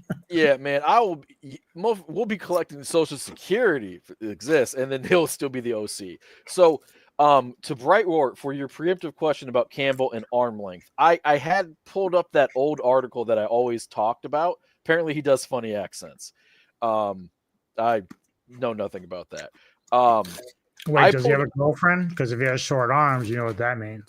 Yeah, you can buy a schlong these days now. That's a Chad Johnson. Chad Johnson taught me that you can buy a big schlong now. So, what I want to do is, as opposed to reading this entire article from PFF about arm length, because there's an old one, and I know you remember this, Anubis, on Broncos forums, I would post the same article every year. So I'm going to read this thing. These graphs convey the same information. This is from Pro Football Focus. Still, there's no correlation between arm length and performance. Another interesting thing you can see from these charts is the wide variation in arm lengths for right tackles versus left tackles. Looking at the left tackle chart, all but 4 of the qualified players had arms between 33 to 36 inches long. Looking at right tackle, that number jumps to 13 and is apparent on both ends of the spectrum. So not only are there guys with tiny arms stuck on the right side, but so are the long-limbed athletes. Any way I break it down, there doesn't seem to be any correlation between arm length and performance. Still, I'd be remiss if I didn't admit to the limitations of this analysis. And he goes through all of that. And the reason why I like this article is they keep doing this different comparative analysis. So as opposed to that of reading the same article, and I do have it off somewhere. I would like to, do we have a way to post this in our YouTube feed? You should be able to put the link in there. So I put the that's in the private chat, so we can. Okay, so I can join the chat. I can connect. Okay, hold on. Yeah. Let me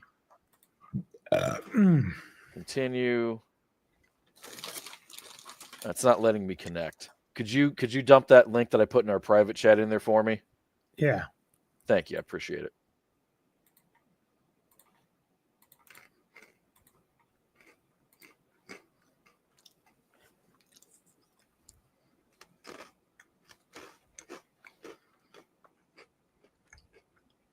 Campbell is an offensive lineman. He approaches the position with excellent respect for what it takes to be great in the trenches. Fundamentals, IQ, and competitive toughness. Yep. That's what you need. Smart guys. Look how short his arms are. He's clearly a terrible player. This is true. This is true. It is everything. I would imagine that arm length is a plus. I don't think that it's mandatory. I just think about, like, everybody compares it to martial arts and boxing, arm length. How many times do you see a guy with shorter arms or less reach, however you want to put it, win? Plenty of times. To be quite blunt, I think that it is very much a thing of, well, offensive linemen tend to be tall, so they tend to have long arms. It's correlation causation. That type of thing. So. With that being said, my friends, Shador watch. Wait, is Joe Flacco actually in the war room with them? He has so much wisdom to give them. Might as well start early. So much wisdom. I'm guessing they take Genty. All right, boys, name it now. Are they taking Genty or are they taking Warren? Smart bet would be probably Warren, but can't really pass up Genty either unless that's like if you really think you need that running back. Or do they go Hampton? I guess the other big name that the guy that we were linking to Jacksonville is still there, Graham. So Graham is a possibility. I think it's Genty. But I just realized I was disrespecting the shit out of Graham by not saying him.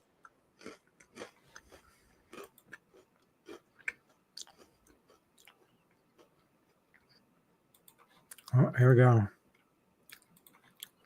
With the 5th pick in the 2025 NFL Draft, the Cleveland Browns select Mason Graham. Yeah, that's a good fucking Michigan. pick. So they're solidifying that line. He is a true analytics general manager because we don't take running backs in the first round. I need to tell these guys to work on their hairdos, though. This is ridiculous. We're old. We don't know. We're old. These motherfuckers come out looking like Patrick Mahomes and shit. Hey, I mean, I will say I don't love the suit with the T-shirt combo. 15 drafts on NFL.com. Dude, he looks better than the other guy. Wait, you're not talking about my vampire priest, are you? No, I'm talking about Campbell. Oh, I mean, well, he looks like it. That shit he's wearing looks ridiculous. Look, it doesn't even help his arms.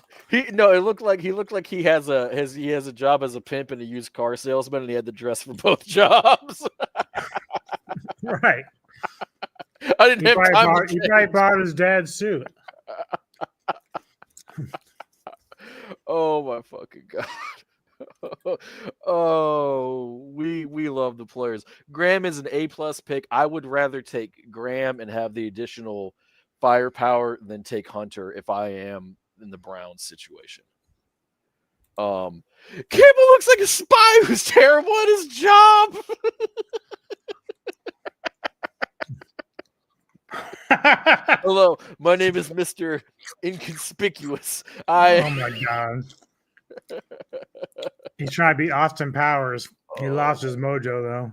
Fuck. Oh Jesus.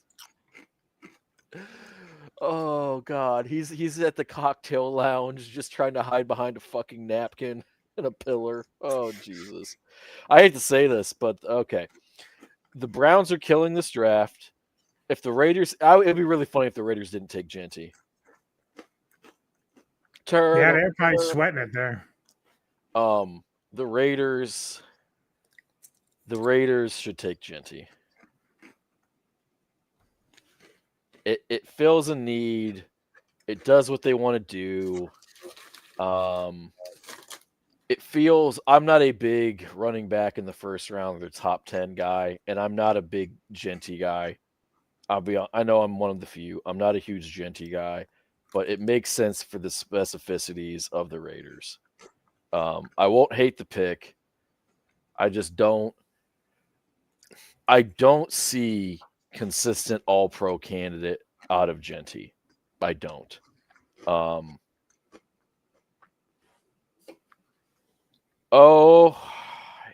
You might get Warren. I don't think that the Jets will take Warren. I don't know what the Panthers will do. I kept mocking Macmillan to him. And I think that that's where they're going to go. Or I think they're going to take Jalen Walker. So, well, the Bears, don't they need some wide receiver help? No, they got Rome. They got what is that guy's name? He played for the Panthers. They got him in the trade for the Bears got him in the trade. They got Rome. What is his fucking name? He's like a top 10 guy. He's probably 9 or 10. How the fuck did I forget their goddamn name?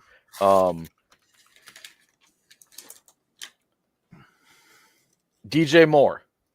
So they got Rome and Moore. They might bring back. They could bring back Keenan, but I don't know if they're going to bring back Keenan Allen. I believe wholeheartedly. So that pick is in because the Jets are now on the clock. And it's going to be a fun pick. You know what though? You know what Campbell has going for him that Mark Davis doesn't? Hairdos. Yeah, I mean, talk about not telling this dude to get up with the date. In the 2025 NFL 7-14 gets super murky. The Las Vegas Raiders select Ashton Genty. There you go. It's the least surprising pick. You said one of the elite players. Your comp was LT. Yeah, he's my favorite running back. Welcome to the AFC West, where you're going to get crushed, my friend. I love about Ashton Genty. They comped him to LaDainian Tomlinson. All right. Right, you need it. You want to. That's fucking horrifying. Oh, dude, you guys Zacchaeus? Oh yeah, that's great. Yeah, the Bears got Zacchaeus is fucking awesome, dude. I'm a big Virginia guy, by the way. Yeah, no, he can play. Yeah, he can play.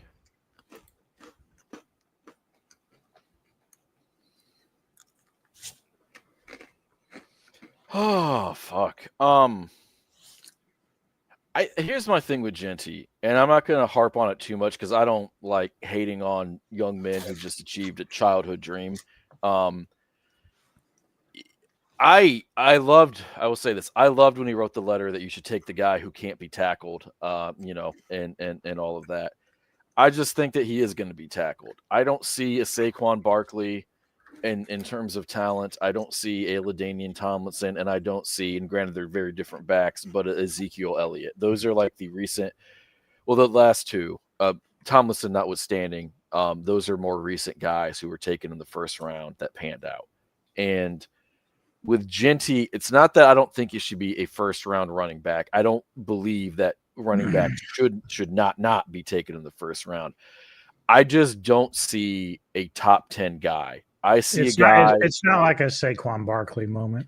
No, because Barkley was just so it was like watching Adrian Peterson, where it's just like they're so. I don't need to know what their 40 time is. I know they're fucking fast. I don't need to know what they can bench press. I know they're fucking strong, and their film is undeniable. And when I watched Genty, I watched a guy who is really good at football, and he's going to be a really good player. But if you're a top 10 player, if you're a running back taken in the top 10, let alone damn near the top 5, like they're basically saying you're going to be a Hall of Famer. And that's a brutal fucking projection to put on anybody. But Right. I would rather take Hampton later in the draft than take Genty there. It makes all the sense in the world for the Raiders specifically. That makes it easier to swallow. It's a jersey for them to sell, which, makes sense for them. But I see a guy who is going to be the 4th, 5th, 6th best guy. I don't see a Bijan Robinson. I don't see a Jahmyr Gibbs.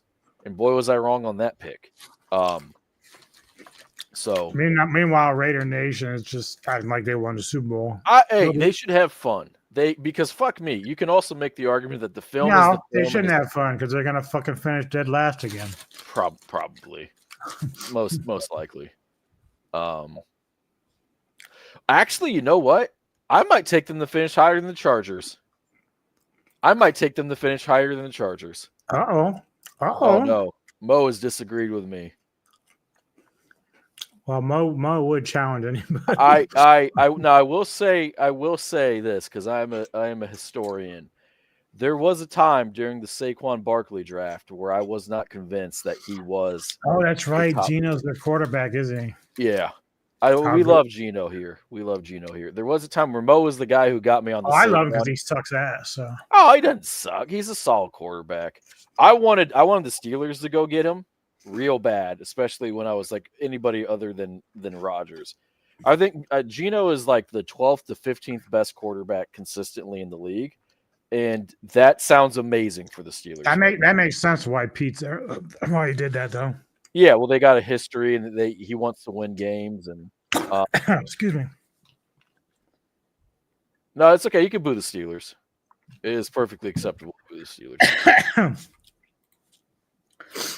It's not exactly a sympathetic fan base. Yeah, to be honest, I understand why people do not love. Well, he'd probably boo the Broncos too, because I don't think Wolf really cares one way or the other. You think it? Okay, so Mo is arguing his balance is some of the best that he's ever seen. I will be shocked if he is able to consistently put up 14 to 1,500 yard seasons. I will also say I will make the Joel Klatt argument as well. Klatt had reported that he's a better receiving running back. I think our defense is better equipped to handle guys like Jacobs, though, so I'm not overly worried about that, to be honest. Yeah. I mean, they have Bowers, they have Genty. But we're on the rise. We're on the rise now, Big. We got a new quarterback, new sheriff in town. Is Big from the boards? He is from the Sci-Fi Society, so he's just one of my guys over there. Gotcha. It feels like the Jets have been on the clock forever. I know Genty is a better receiving back than what he showed. They wanted to run the ball with him so he could have a chance at the record. They wanted him to get the Heisman. I understand all that. I don't see any evidence of him being a dynamic receiver. I guess here's the thing that I'm saying. When I watch him play, I'm a rabbit stray. Don't touch me, Poet. I'll only touch you if you ask me nicely, because I respect boundaries. Yeah, believer. I just don't. When I watched Bijan Robinson play in college, I was like, yeah, that's probably a first round pick. That's probably a top 10-esque pick for a running back. When I watched Mo, do you think that Genty, the comparison to LT is accurate? because I don't really see that, like, just in eye test. I think he's good. I don't think I see LT in him, though. Would you think he looks like LT or plays like LT? Pick is in. Is he going to the podium yet?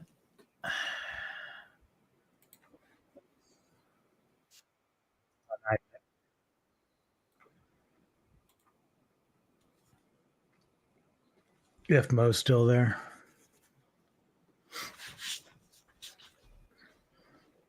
Because LT was like a different beast, you know?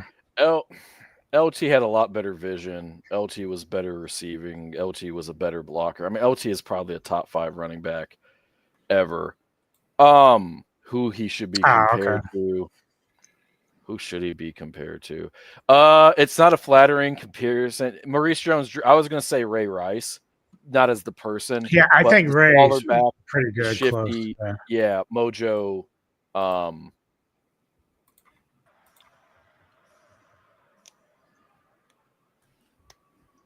With the 7th pick in the 2025 NFL Draft, the New York Jets select Armand Membu. Missouri. Good pick. Logical, solid pick. Need some offensive line help. Solid pick. Check out the fan cam presented by Icy Hot. Membu with his family. It's a day that he's never going to I just feel bad comping anyone to Ray Rice, though, for the most obvious of reasons. Right. Yeah. Yeah, he does remind me a little bit of Ray Rice for sure. Just hope he doesn't have the other things that Ray Rice Yeah. he can do without 100%. For Mbu, so Mbu is a fascinating guy. I like the pick. They're rebuilding. They don't know who their quarterback of the future is. They want to redo their culture. So taking offensive linemen feels great. Mbu has good production. He is a freak athlete. He is being dinged at as a guy who's too short at 6'4". I said this on our last one, but I'll say it again. I'm old enough to remember when tackles were being criticized for being too tall because low man wins. Ironically, he has really long arms. So it's kind of weird that the height matters more so than the arm length. It gets weird. I kept watching his tape and I kept seeing the criticism against him was valid, that some of the stronger pass rushers kept beating him, but they beat the shit out of him. They beat the shit out of everybody, right? He had plenty of tough matchups that he won. He is a guy. I see a little bit of a guy too. I see a little bit of a guy in there. He gets Joseph Adai. Yeah. No, that one works. And Adai was really talented. He just kind of got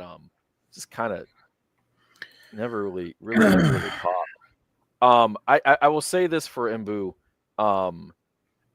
I love taking a tackle who has enough film to make you feel decent about it, who is a freak athlete. And so it is a lot of times it's a slight on offensive tackles to say, oh, well, you could move him to guard or you can move him to right tackle, because it's usually a nice way of saying he can't play left tackle. He can play left tackle, he can play right tackle, and he can play guard. We're a couple years away from him being the best overall offensive lineman in football if you look at it from a versatility standpoint, and I think he's going to be a fucking dog. I think it's going to be a dog. And typically to get a tackle this talented, you have to pick earlier than 7. So it's a good pick for the Jets. Yeah. I mean, again, usually their quarterbacks are getting killed. So, I mean, I fucking ended Aaron Rodgers pretty much from the get-go. Yeah. Which was unfortunate. I'm picking Campbell every time. Well, they say that Campbell can play any position, so that's pretty impressive. If you can, they both can do that. Campbell is equally good as an athlete, and he has more game tape and experience. The thing for Campbell too, and I absolutely agree. I would absolutely take him over. Mbu. Is we've been talking about Campbell as an elite offensive line prospect for 2, maybe 3, at minimum 2 years now. So it does dispel a lot of that. Oh, is he going to translate in the league stuff for me? Yeah.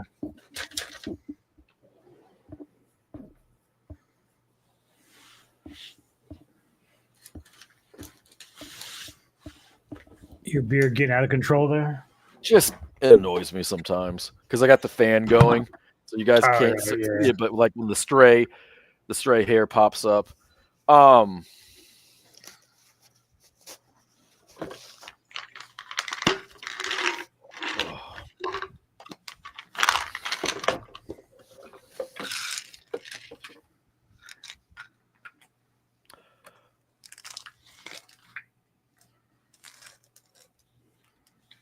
Kayvon Thibodeau, his options being picked up by the Giants. That's news from Schefter, so figured it's worth mentioning. Okay.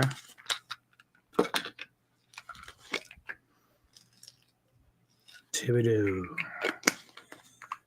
Zoobidoo. If anybody wanted, they're at a commercial break right now, so that's why we're I figured. not much we're talking about at the moment. The Panthers. Here at Poetic Carnage, we don't take breaks. We're like No, defense. especially the first time we did it, where we decided to suffer drunkenly. Dude, we were Yeah. reminiscing about the good old days. Can't believe we've done 3 of these. Hey, but we're kind of running smooth today. Yeah, you just jinxed us. Now my internet's gonna go out and it's gonna come back on when I'm changing shirts and my fucking Right. Yetis are just flapping around. Yep. I feel bad for the Panthers because they're the team taking the pick on the commercial break. I want them. Oh God, there's so many different ways that they can pick. It's got to be a receiver. It's got to be. McMillan is the guy I kept mocking them. Will Johnson's been mocked to them. McMillan's been mocked to them. Jalen from what's his name? Walker from Georgia's been mocked to them. They're getting somebody awesome. I kept mocking them. McMillan. I am going to say that they took McMillan. I'm going to run to the bathroom real quick. Okay.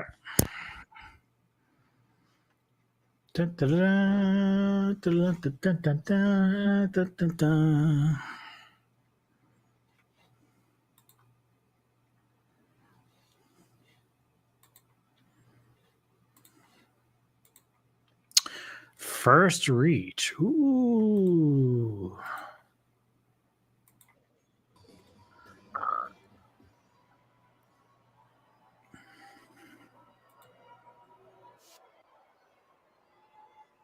With the 8th pick in the 2025 NFL Draft, the Carolina Panthers select Teteroa McMillan. Yep. wide receiver, I knew it was going to have to be a Arizona. receiver. Knew it had to be.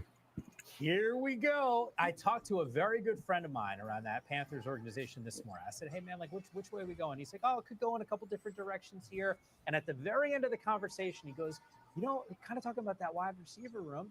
Maybe there's a fit here. And I immediately perked up. The range for Tet McMillan, though, Lance, you know this, kind of all over. All over. And this was, to me, the hardest team to project because it's not a clean defensive end feel and fit over with the players who are on the board right now. When you get Tet McMillan, when you get Teteroa McMillan, T-Mac as they call him, you're getting somebody who is really incredible in the air. Well, the thing is, they got to give Bryce some fucking weapons. I mean, they've lost a lot of the other receivers, so they got to have somebody to throw to. Great timing, which you have to have as a basketball rebounder. Yeah, I'm not sure if it's a reach either because they've been talking about this for a while, mocking him over there.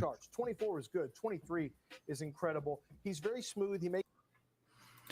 Yeah, I think that's a good pick. I don't think that's a reach at all. Who'd they take? McMillan. Oh hell yeah! I got one of the first contested ones right.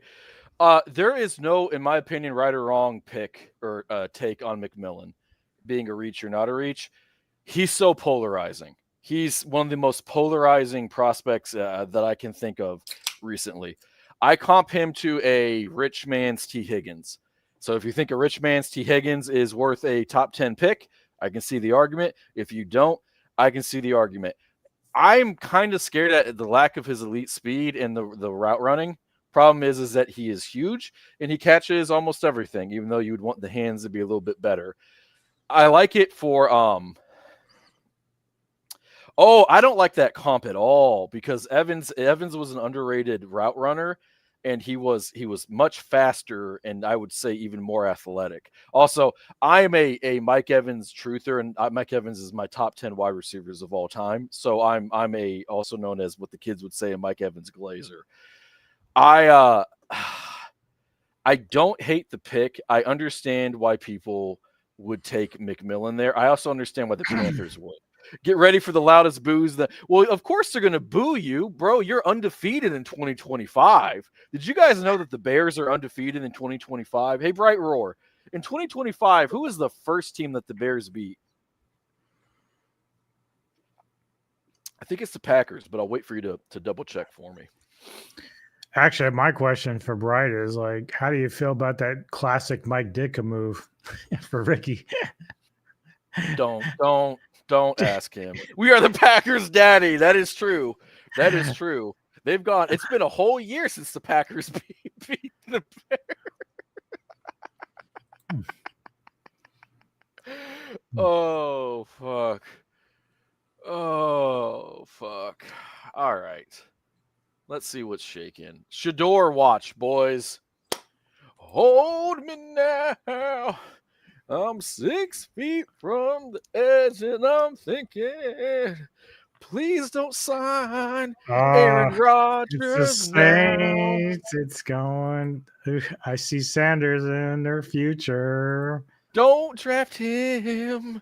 I'll throw myself. I don't think either window. one of those are a bad pick, Bright. Actually, I think both will be very productive for the Bears. Yeah.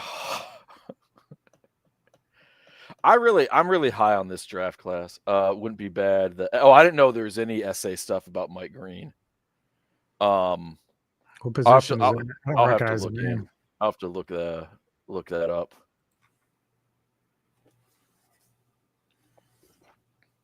I am firmly on a Jalen Walker's better than Mike Green thing. Here's the thing. It's really easy to be the guy who's like, draft the guy from Georgia.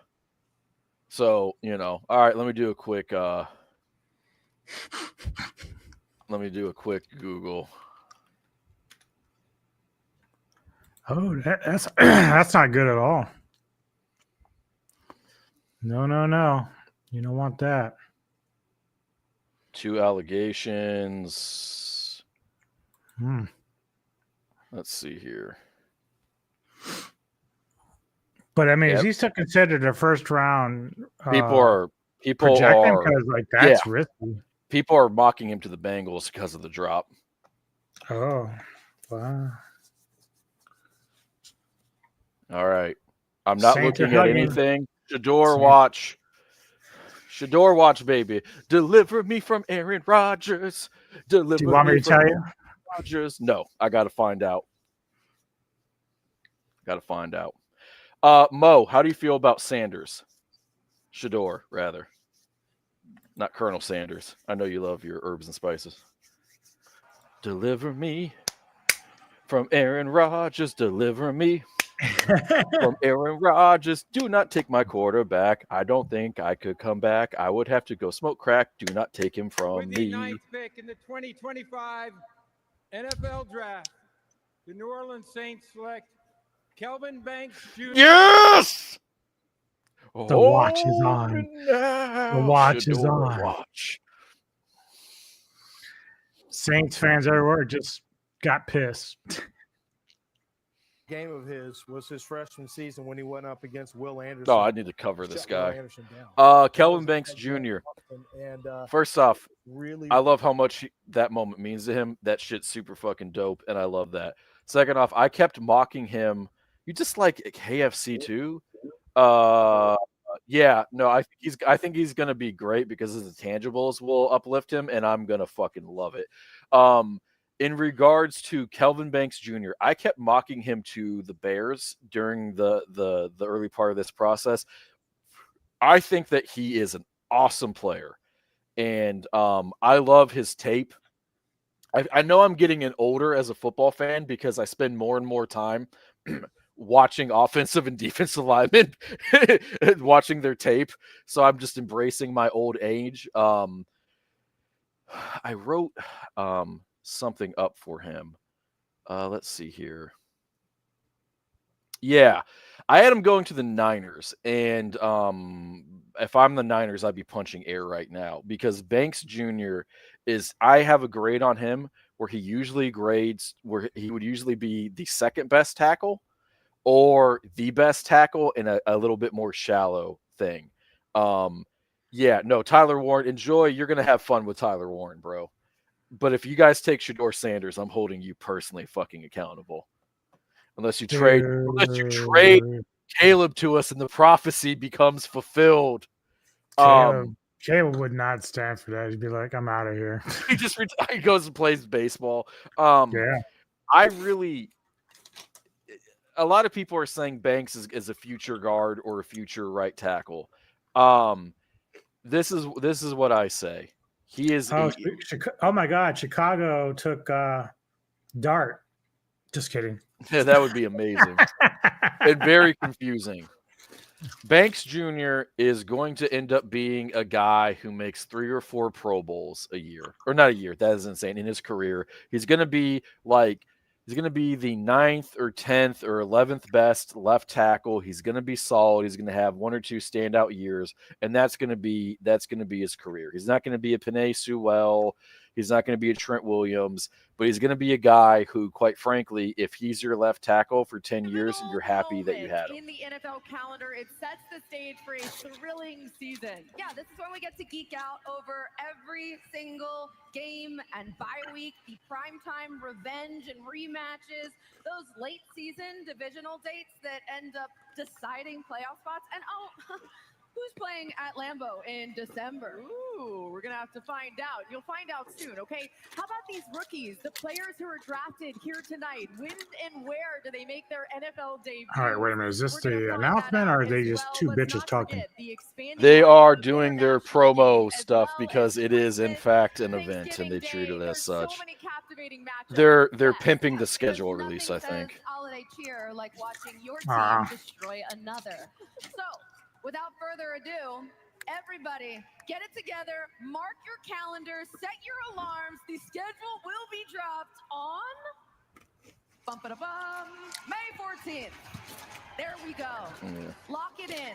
Really? We can't wait. The NFL, they are the masters, bro, of dominating every single day that they possibly can. The NFL team sites, the club social channels around the schedule release. Tune into I'll be playing Diablo 4 on that day. Full coverage of the thrilling 2025 matchups. I'll be playing Diablo 4. Yeah. Yeah, I ain't getting time for this. I'm like, I don't care what the schedule is. Just line these bitches up because Denver's coming through, baby. It's just some people really get into it. I understand. I don't. Now I don't criticize because there was a time in my life where I thought the draft was the lamest shit in the world. I mean, if anything, it'd make me depressed because if we had a bunch of fucking tough schedule, that's gonna suck balls. The reason why it's really picked up over the years in terms of hype and whatnot is it gives the shows and the pundits so much more to talk about. So you remember during the last season when we kept talking about Pittsburgh's brutal schedule, that got started all the way back in May or whatever it was, right? And so it's just another big thing for them to roll out and discuss. Oh, hold on, turn the audio on. I want to hear the boos. Yesterday, thank you. The NFL family lost a true legend, Bears Hall of Famer Steve McMichael. Mongo McMichael. My heart is with Four the Horsemen McMichael family during this incredibly difficult time. Misty, please know that you are in our thoughts and prayers. Mongo's remarkable contributions to the game and the community will never be forgotten. His legacy will continue to inspire generations to come. 50 years ago, with the sorry, fourth Bright. pick in the Not really, but 1975 NFL draft, the Chicago Bears selected Oh, one no. of Steve McMichael's teammates and closest friends, Walter Payton, running back, Jackson State.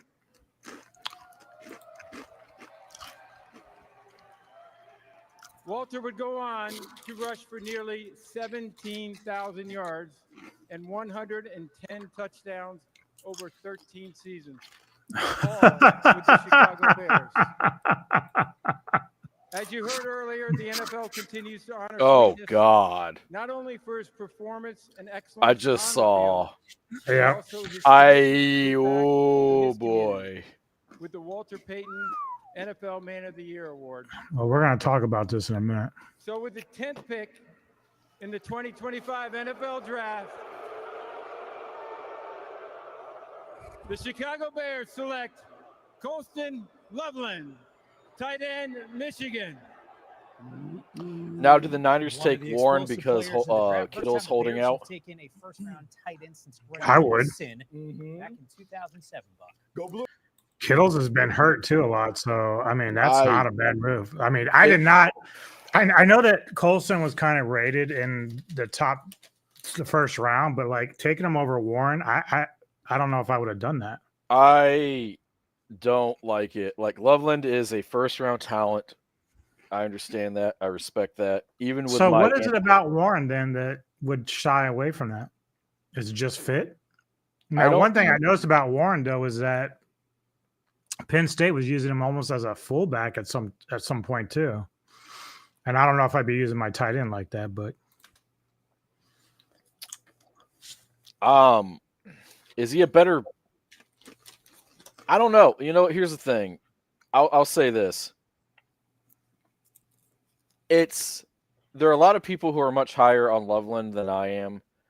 And if Ben Johnson thinks that he does something better than Warren or does multiple things better than Warren, then I can accept that. But like just from watching their film, it just felt like Warren is just exponentially a better prospect and more physically gifted and more productive.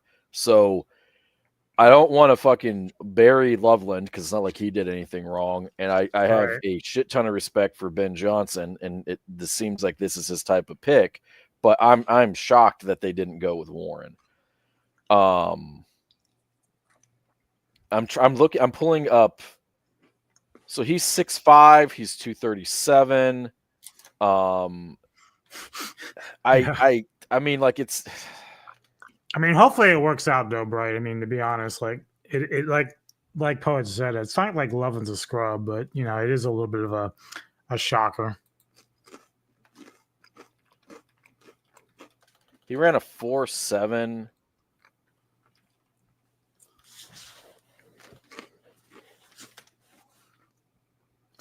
Warren ran a 4.68. So like there's that's not a distinction without a difference. Yeah. Thank you for the compliment on the take. Here's the thing, and this is something to keep in mind as well, right? When the Lions took Gibbs, I didn't like it. I thought Gibbs was fine. I thought Gibbs was going to be a really good player. I think Behan is still the better player. But if both guys are studs, if they're both awesome and you got it wrong, but you still have a great player, you still have a great player. And there's a certain point where the comps no longer matter because they're both on the rosters, their contracts are signed and sealed and delivered. Ben Johnson is a fucking offensive genius. And I wholeheartedly believe that either tight end was going to do well there. However, there is a team that is now going to get Warren that shouldn't have, and they have to be stoked. If I'm the Niners, especially since the third tackle is gone, I'm taking Warren because that's just pure best player available. Yeah. Just take that back.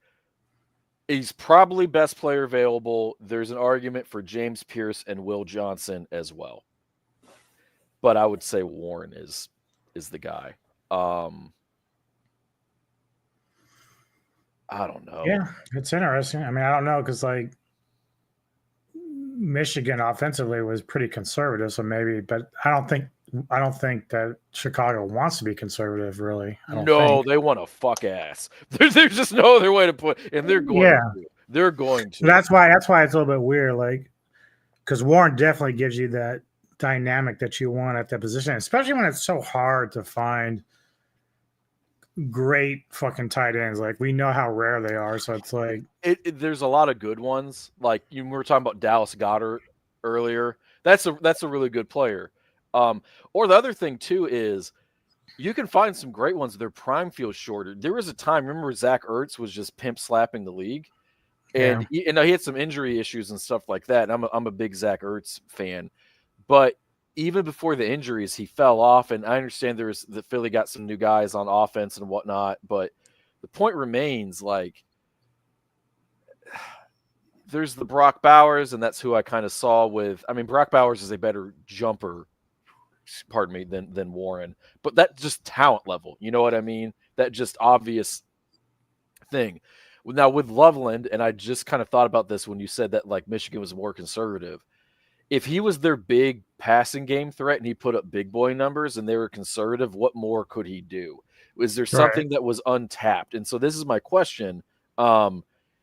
Is it true that Loveland was a better blocker than Warren because from the tight end position? Because I'd say probably yes. Because so like I said, that's sort of like what Michigan's offense was. It was kind of run the ball, block, play action. Yeah, right. Some gimmicks. And then Penn State was kind of like doing all the crazy down the field shit. So is there something to be said for maybe Loveland's production should be much higher, but for the place that he played? Was his blocking is he Hines Ward? Is his receiving capability so much higher than what it actually was because he was doing what the team asked and needed him to do? So I wouldn't be panicking, but I will say my natural instinct is I should have taken Warren. Yeah, I mean, I don't think it's like a bomb pick. It's not I don't think it's no. bust, they didn't take they didn't take Gray Zabel, you know what I mean, with respect to him. And also right where I agree with that. Like to me, it feels like Ben Johnson was so much the crown jewel of this last offseason that it does feel like he is wielding a lot of power in Chicago. Yeah. Niners, oh God. Wait, I just thought about it. What if they don't pay Purdy because they took Shador? Shador, watch. Put it up. I will not lose. Good. I've just been protected from the hex. They're going to trade Purdy to Pittsburgh. Better than Rodgers. better than Rodgers. I don't know. Did I ever ask, like, what Mo's opinion of Purdy was? I don't know if I ever got his opinion on that. I know what Jade and all them think of him, but I don't know if I got, like, Mo's opinion on that. Yeah.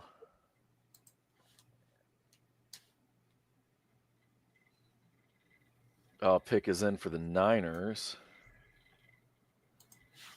I will be shocked. I believe that the Cowboys are taking Omari and Hampton. I think I know we talked about it briefly, but what's up, T? OH? Is that the OH chant, or is it just O because something shocked you? No, you're not an Ohio guy.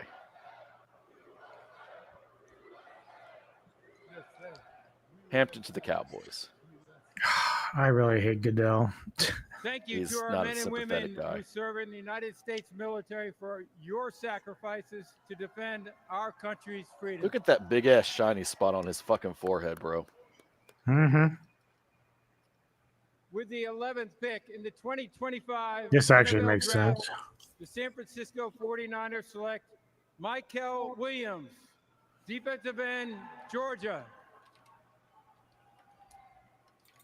All right, so the selection is Williams. To be honest with you, I thought Jalen Walker would be the first guy from Georgia taken off the board. Explain to me why it's Williams. Well, Lance talked about the traits. Like you talked about traits. I might be a little bit behind.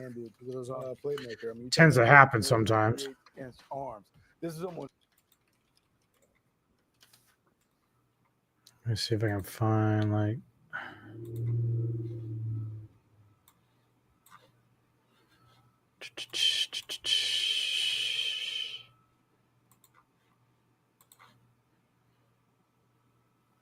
Dun, dun, dun, dun.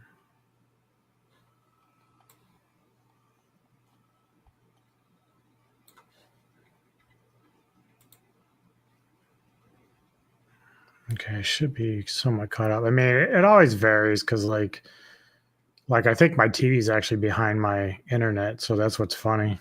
I gotcha. So I just saw an interesting list to take it back to Genty real quick. The top 10 picks used on running backs in the past decade. Genty in 2025. Got it. Bijan Robinson in 2023, off to a good start. 2018 Saquon Barkley, 100% that pick has been validated. Leonard Fournette, nope. Christian McCaffrey, yep. Ezekiel Elliott, I would say yes. The prime, the allegations, all that shit, but still, I mean, his first 3 years he was dominant. Todd Gurley, probably not because of the injuries, but Gurley was at one point he was arguably the best back in football during that time. So with that being said, I believe maybe history says that the Genty pick will be better than what I'm saying it is. Yeah, maybe. I mean, look, the draft is always a crapshoot. I mean, sometimes I never knew who Patrick Mahomes was, even when KC drafted. So I laughed my ass off, and now I'm a sad clown. But he was Hog Driver's guy because he shot up the boards the last month before the draft. And so I was I took a very safe opinion on him, which was just kind of like my common sense default of he looks really awesome, he looks really talented, he looks really flawed. If a really talented coach trades up for him, and the Saints tried to get him, then he might pan out. I didn't think he'd be what he was. Cowboys All right, who'd they take? Tyler Booker, guard, Oh, Alabama. Okay, so here's the fucking. First off, he is I huge. got a collective. Holy fuck, from he is both Bucky huge. and Lancer line here. As they saw Booker and hear his name called by Roger Goodell. So I think I plugged him into the Cowboys at one point. Look, they lost Zach Martin. I retires, and you get a I bullet want here. to say that this is wrong, but the Cowboys have a history of taking offensive linemen that are called reaches. Travis Frederick at center, they took in the first round. People had a second or third round grade on him. He will probably be a Hall of Famer. If he's not, it's just because he's a center. They overdrafted a tackle a couple of years ago that I liked and Jaded really liked. He's now Tyler something or other, I think his name is. Actually, he's one of the better players at his position. They understand and they value and they draft offensive linemen there. Tyler Smith. It was Tyler Smith from Tulsa. And I don't like the pick. I think it's a reach. And I will say that because I don't think that he is a top 20 talent. With that being said, I would still, it's like I'm talking out both sides out of my mouth because I still believe that this pick will work because it's the Cowboys and it's the Cowboys system.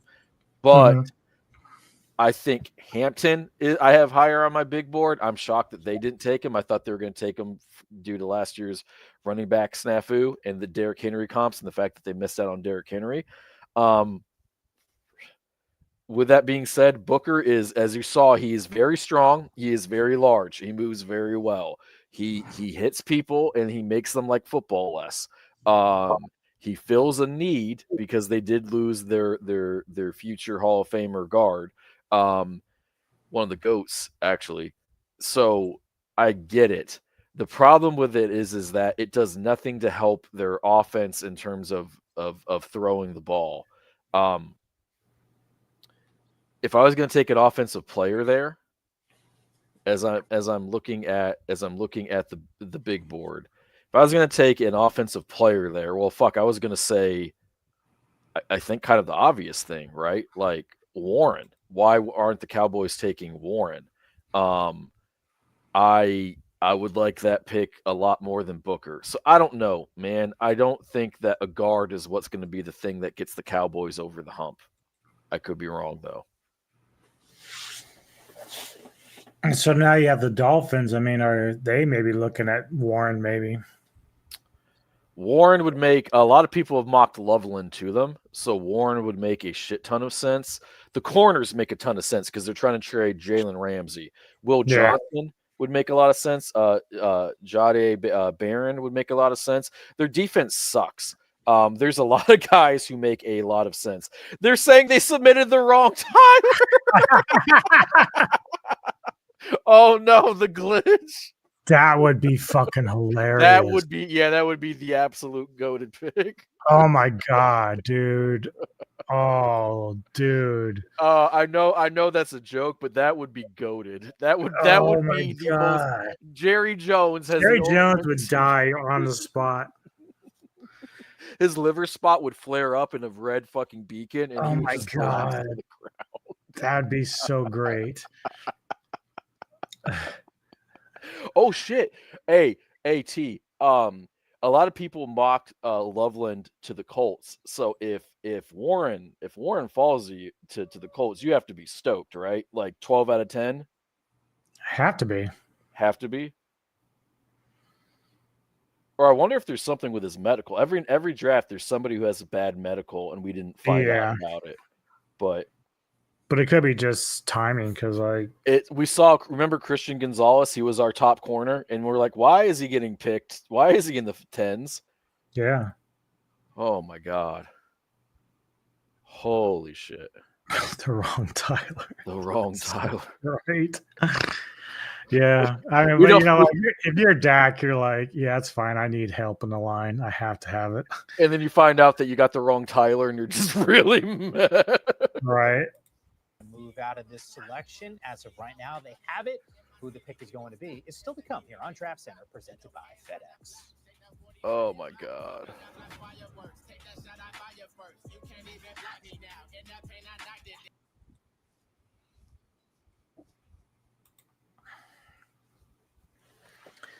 Ooh. Yeah, not a lot of I only had one trade so far. We thought that was gonna kind of kick off a bunch of shit, but I think we'll get it on the back end, like we were talking about at the start of the show. So for some people who couldn't show up, there have been a lot of folks who believe that the back half to maybe the 20 on down will be where a lot of the trades happen. So it'll be interesting to see.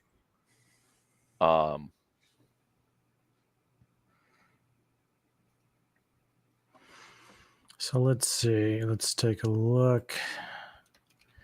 Loveland's gone. Genty's gone. McMillan's gone. Still a lot of players there. There's a lot of awesome players. There's some dogs on defense that are available. Yeah. And then for the Steelers, obviously, Shador watch. McHale's gone. Tyler's gone. And that you got like a lot left on the board too. So there's still a lot of, and that wasn't even your complete board. I know you had guys like Starks on there too. So I mean, yeah, I fear that there's going to be a big run. I fear that there's going to be some really awesome players that fall to round 2. Perfect storm. Some might say timeless storm. Some might say the storm is named Tony. Sorry, I got to stop with the wrestling fucking references. I'm sorry. Woo!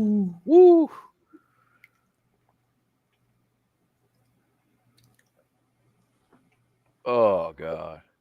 So chat, once again, thank you for hanging out with us. You guys make it a lot of fun. Most definitely.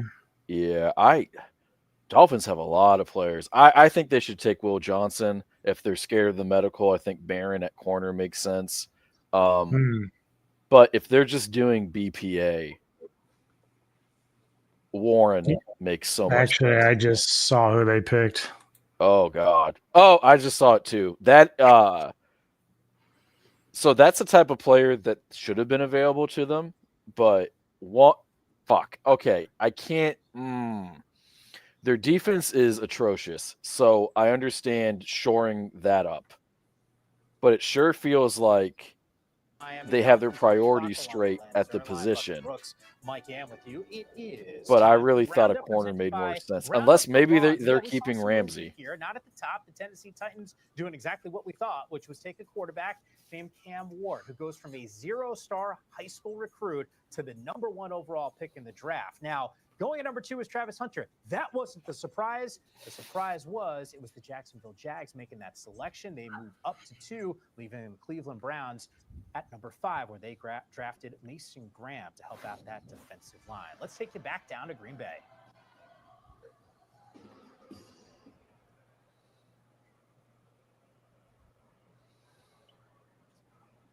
With the 13th pick in the 2025 NFL Draft, the Miami Dolphins select Kenneth Grant, defensive tackle, Michigan.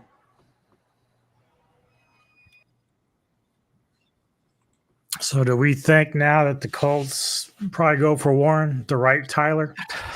Yeah, some might say the correct Tyler.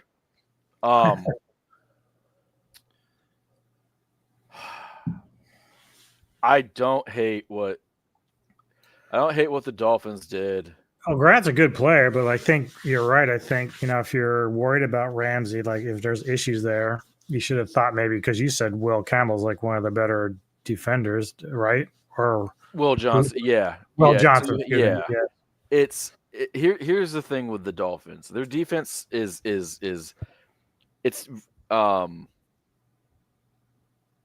yeah, no, 100%, my man. I'm with you. With that, the defensive line needs help. But it just comes down to this.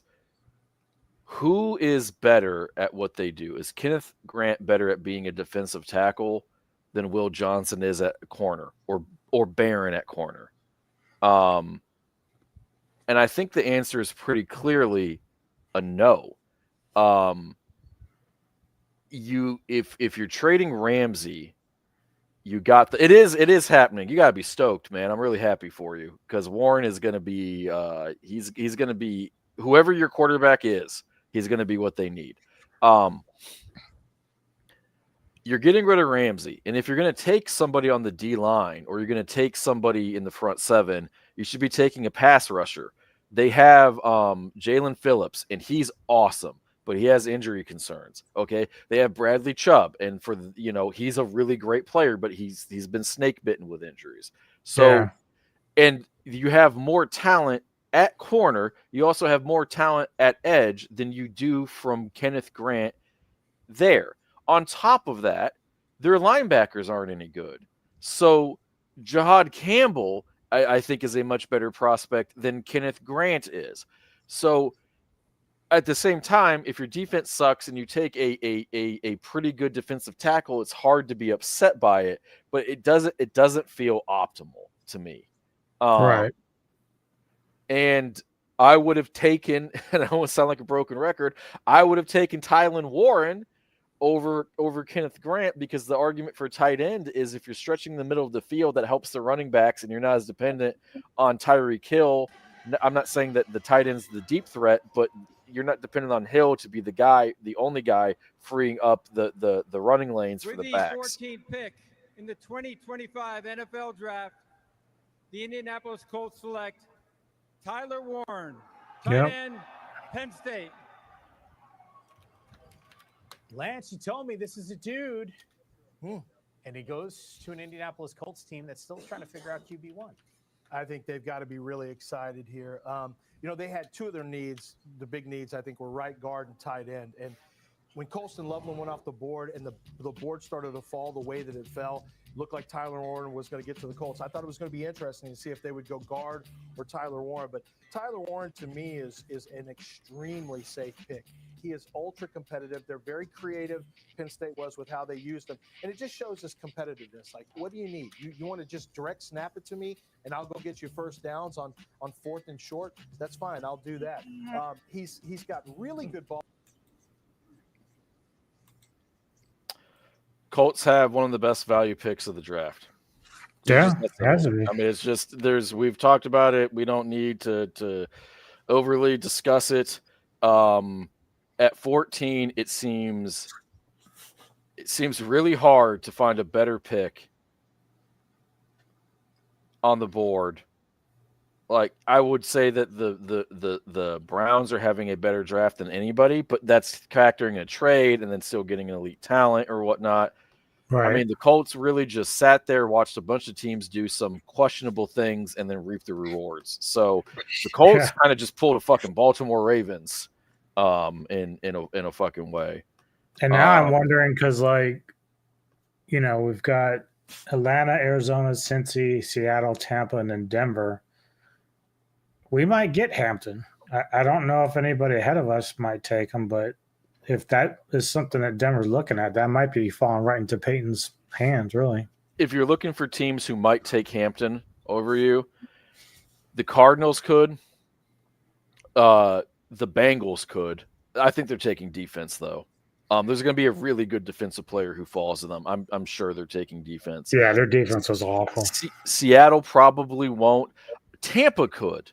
Now they have a nice back there, but if they're just straight BPA, yeah, they could have that. I bet you he probably does fall to you though, because there's no way the Falcons are with Bihan. The Cardinals have a good back, but he's older and got dinged up. The Bengals have to take defense. God, they have to take defense, right? Because they just pay their receivers. Top needs are linebacker, offensive line, and corner, and safety. Arizona is line, wide receiver, defensive line, corner. Seattle is wide receiver, corner, defensive line, offensive line, and then Tampa is linebacker, corner, and offensive line. So, I mean, yeah, they could try to go for a running back, but they do have some other areas they have to work on. Yeah, the player to kick it to the Bengals real quick.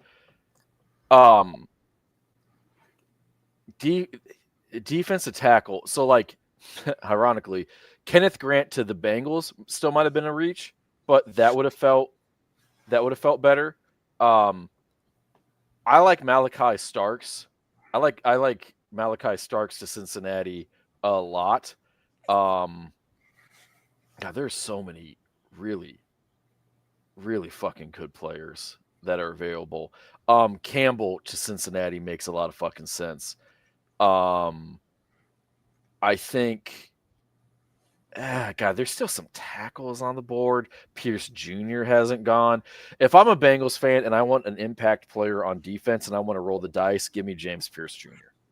Now he's a pass rusher. You have Trey, although you might be in contract dispute with him continuing on. So I don't know, but I would be, the Bengals are going to get somebody really good on defense.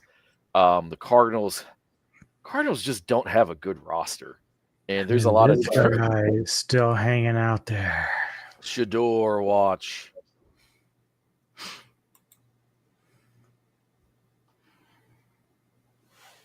Yeah, Steelers might get their guy. God, I hope so. Unless they take somebody else. If there's another Shador somehow in this draft and we take the wrong Shador, I'm going to be real upset. We took the wrong Tyler. We took the wrong Shador. What the fuck? First names are OP. It's like you did have Shamir Stewart on your list. They're like, no, not Shamir, Shador. Shador. Deion Sanders is punching air. Yeah. Oh my God. Or maybe it would never happen, but somehow Los Angeles Chargers say, Pitt, we're going to give you our boy for Shadir. Oh, the Rams. I hope Loveland doesn't become another Caleb. Oh, yeah, I hadn't thought about that. Yeah, right, Roar. I understand. Jaden, he impressed me. That was one of the most impressive rookie years I've ever seen because, like, I didn't think he was really going to be that great, but he came out and played. Balled. It's the arm plus the quick twitch, the athleticism plus the brain is a fucking filthy combination. But no, I feel you. I feel you on that. So it would be. I think what should happen is I think both tight ends should get 1,200 yards and 10 touchdowns and about 80 to 90 catches every single year and have the exact same career. That way, nobody has to deal with the narrative of it. But yeah, when it's the quarterbacks and they play and they're in the same conference and you have the walk off and all that, it became pretty fucking toxic. I want to see if Atlanta, they never draft defense. So they don't have a pass rusher, and a lot of people kept mocking Shamir Stewart to them. Yeah. if I'm Atlanta, I look myself in the mirror and I say I am a trash ass defensive drafting team. So if I'm going to draft a defensive player, I'm going to take a big swing and I'm going to go after Pierce Jr. Big Cat has him as the number one prospect of the entire draft. A shout out to Big Cat. That's a bold take. Oh wow, well, that's a bold take. Real bold. So I don't know. I don't watch anything from Barstool. Bright Roar is. I know Big Cat's a huge football guy. And he's a big Bears guy. Is he a knowledgeable fan, or is he just a charismatic? I drink beer on the bar stool and I'm entertaining type of guy. He's got receipts. Well, I got diabetes, so what's up? Does Atlanta take Mike Green? If I'm gonna take a risk, I'm gonna take Pierce. But yeah, that could work. Their corners suck. Little column A, little column B. Okay, I respect that. Their corners suck. Somebody please take Will Johnson. Like, I feel like I'm reliving the Christian Gonzalez experience over again. Why you hate me? All right. Will Johnson's going to follow the Steelers. We're going to trade. We're going to fucking draft him, and then we're going to trade back up with Denver to take Shador. We have to pay Shador less because he got drafted later. We're playing 4D chess. Will Johnson next to Sertan has the making of a legendary defense. Will Johnson's my favorite player in the entire draft next to Shador. He's a better player. I still think we need like a consistent running game though. You got about 12 second round backs you can take though. So I bet you if you presume that you take a running back in the second or even third, because there's going to be some studs that fall in the third, I'll bet you a McRib. You're happy with it. The guy you take. McRib. Bet you a McRib. They're sacred. Will Johnson's so fucking good. With the 15th pick in the 2025 NFL Draft, the Atlanta Falcons select Jalen Walker. Okay, that's Georgia. That is a surprisingly competent pick. That's a man's pick. That is a Jalen Walker is going to be really smart pick. Bucky, you said it to me. Hey, it doesn't matter that he played at Georgia. Can he play? Reality is, it's kind of a win-win across the board. It makes sense. Yeah, I mean, it just made the most sense. He can rush off the edge. I'm not even gonna lie to you guys. In my head, Jalen Walker's so good he was already picked. I forgot that he was still available. He's so very explosive, versatile piece in today's NFL. Guy's so fucking good. This is key, and versatility is right behind it. If you can play, you used to. And that's the thing too. Like, I still want like a great linebacker like that. So I mean, obviously that's too high for us, but. That's the kind of shit that I want. I want one that stands out like that. Campbell, the Jihad Campbell would be a guy. He's not the pass rush type. Strawberry cheese. First, I was upset, but it grew on me. There you go, man. There you fucking go. Loveland's gonna be good. I mean, he's going to be good. Yeah, I mean, like I say, he's not a bad tight end. He was rated right up there with Warren, so it's like you just didn't expect him to go first. Like it was kind of like, Warren was kind of like D guy, but yeah, if the Bears are sold, that he's going to get it done, then that's all that matters, really. Yeah, and I think the thing too is that like you have the new head coach who's probably calling the shots, so it's not like he doesn't deserve the benefit of the doubt. Yeah. Yeah, no, Loveland, they do different things. And so I think the thing too with Loveland is that they're going if they're taking tight end, then they've clearly researched that position. So it's not like you're the fucking Raiders going, let me take Darius Hayward Bay over insert wide receiver who ends up becoming first bout Hall of Famer. Right. It's not a fucking clown show thing. At all.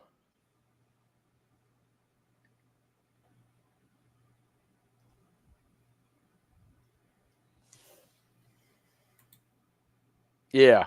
There's so many good players, and one of the things about the drafts I've noticed is if you don't have a bunch of quarterbacks clogging up the picks and people scrambling to get in position to get them, you're going to have a lot of really good players who just kind of organically fall.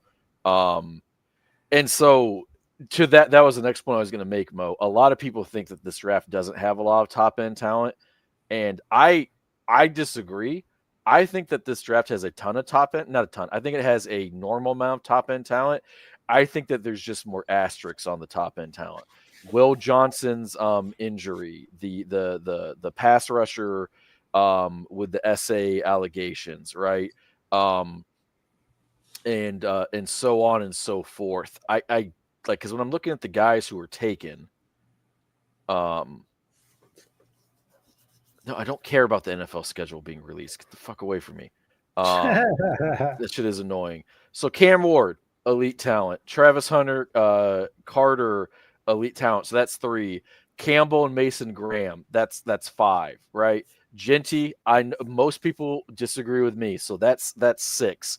You get to somebody like Mbu, if he was an inch or 2 taller, we'd be, glazing ourselves right over that. And so you don't have a lot of type end talent at tackle past those guys. You don't have a lot at wide receiver, but then you have Warren and you have Loveland. I think that the lack of elite quarterback, the when you don't have the god tier quarterback prospects, that impacts the other quarterback prospects. I think it impacts the way that we look at everybody at the entire draft class as well. Because I really believe in some of these defensive players that are still on the board, and I believe they're all pros. So I just fucking doomed them. I'm so sorry. For that, you don't get this guy. Yeah. Probably. We're signing Aaron Rodgers as we speak. I thought you liked him. I thought Rodgers was your guy. He was for a long time. He's not a bad guy. He's just a fucking diva, and he's annoying, and he's loud. It's just it. Just an asshole. If you're fighting to stay in the league, and you're put off by a team asking you or telling you that you're not allowed to go on a specific television show because it's a huge distraction, you might be the problem. I'm just saying, you might be the problem. All right, pick is in.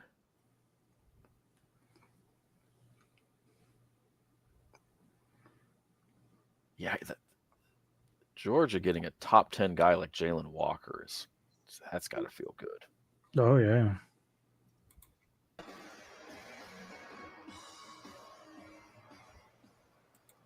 With the 16th pick in the 2025 NFL Draft, the Arizona Cardinals select Walter Nolan, defensive tackle, Mississippi. So the Arizona Cardinals looking for reinforcements on the defensive side. Last year during the draft, Buck, it felt like Arizona made more selections than any other team. Every time I looked up, Arizona now on the clock. In this instance, in this first round, kid out of Ole Miss. What do you like about him? Yeah. I feel like Walter Nolan is the type of player who would be appreciated more 20 years ago. When because now it's like defense wins championships, and that's not unfair, and front seven win the trenches and all of that. But we don't really romanticize defensive players the same way that we used to. And if we do, and the big uglies have always been kind of slept on a lot, right? Now, if we do, it's the corner, it's kind of funny, isn't it? The safety. Because last time I can remember, just hype on defensive players, real hype is Von Miller in that year, Yeah, if you look at this draft, Carter got a ton. And so, but that's the pass rusher, right?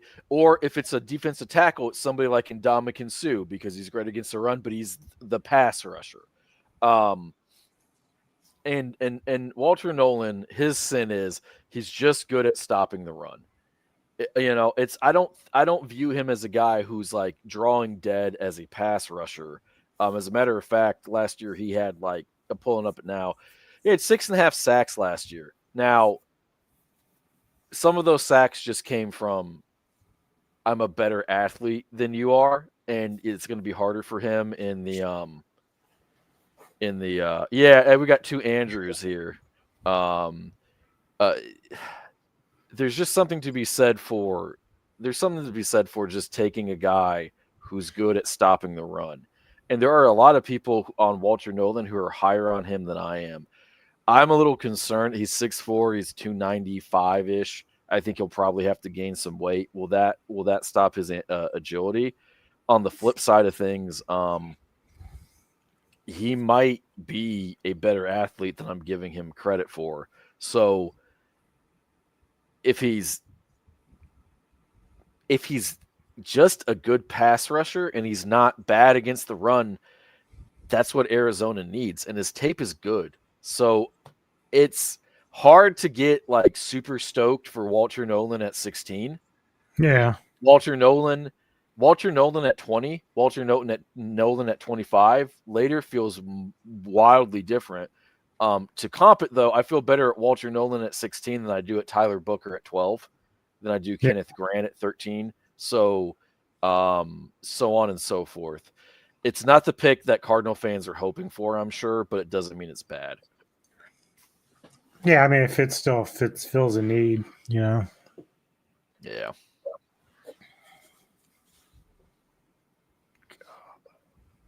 I'm disgusted that the Browns got that fucking trade and Graham at 5. That was really good. Yeah. It's going to be interesting what they do the rest of the draft, too, because, again, they seem to finagle some very good picks half the time. They get all these picks and they store them, but then, like, come game time and the seasons, like, they sometimes hit, and then, like, the other times it's just, like, seems like they miss. Because you remember that one year they took Trent Williams. Was it Trent Williams or the running back? Who was the running back? Trent Richardson. And they really, really wanted him, and that just kind of like bombed out on him. They traded him to the Colts, though. They got out from underneath it. They got that good rookie year. Yeah. And then they sent him to Indianapolis and got out from underneath it. It for them, it's the dumb shit. Like, it's not just Deshaun. It's like the era of we're gonna do Deshaun, but before that, we're gonna draft this beautiful or spend money in free agency. We're gonna craft this amazing offensive line with no one to throw the fucking ball, or they're top heavy. They used to do this thing on defense where it's like we have the best secondary in football. We give up 135 yards a game rushing, or we finally have a decent offense like overall. Except we don't have a second wide receiver, and so we're just cooked against any team with an elite corner.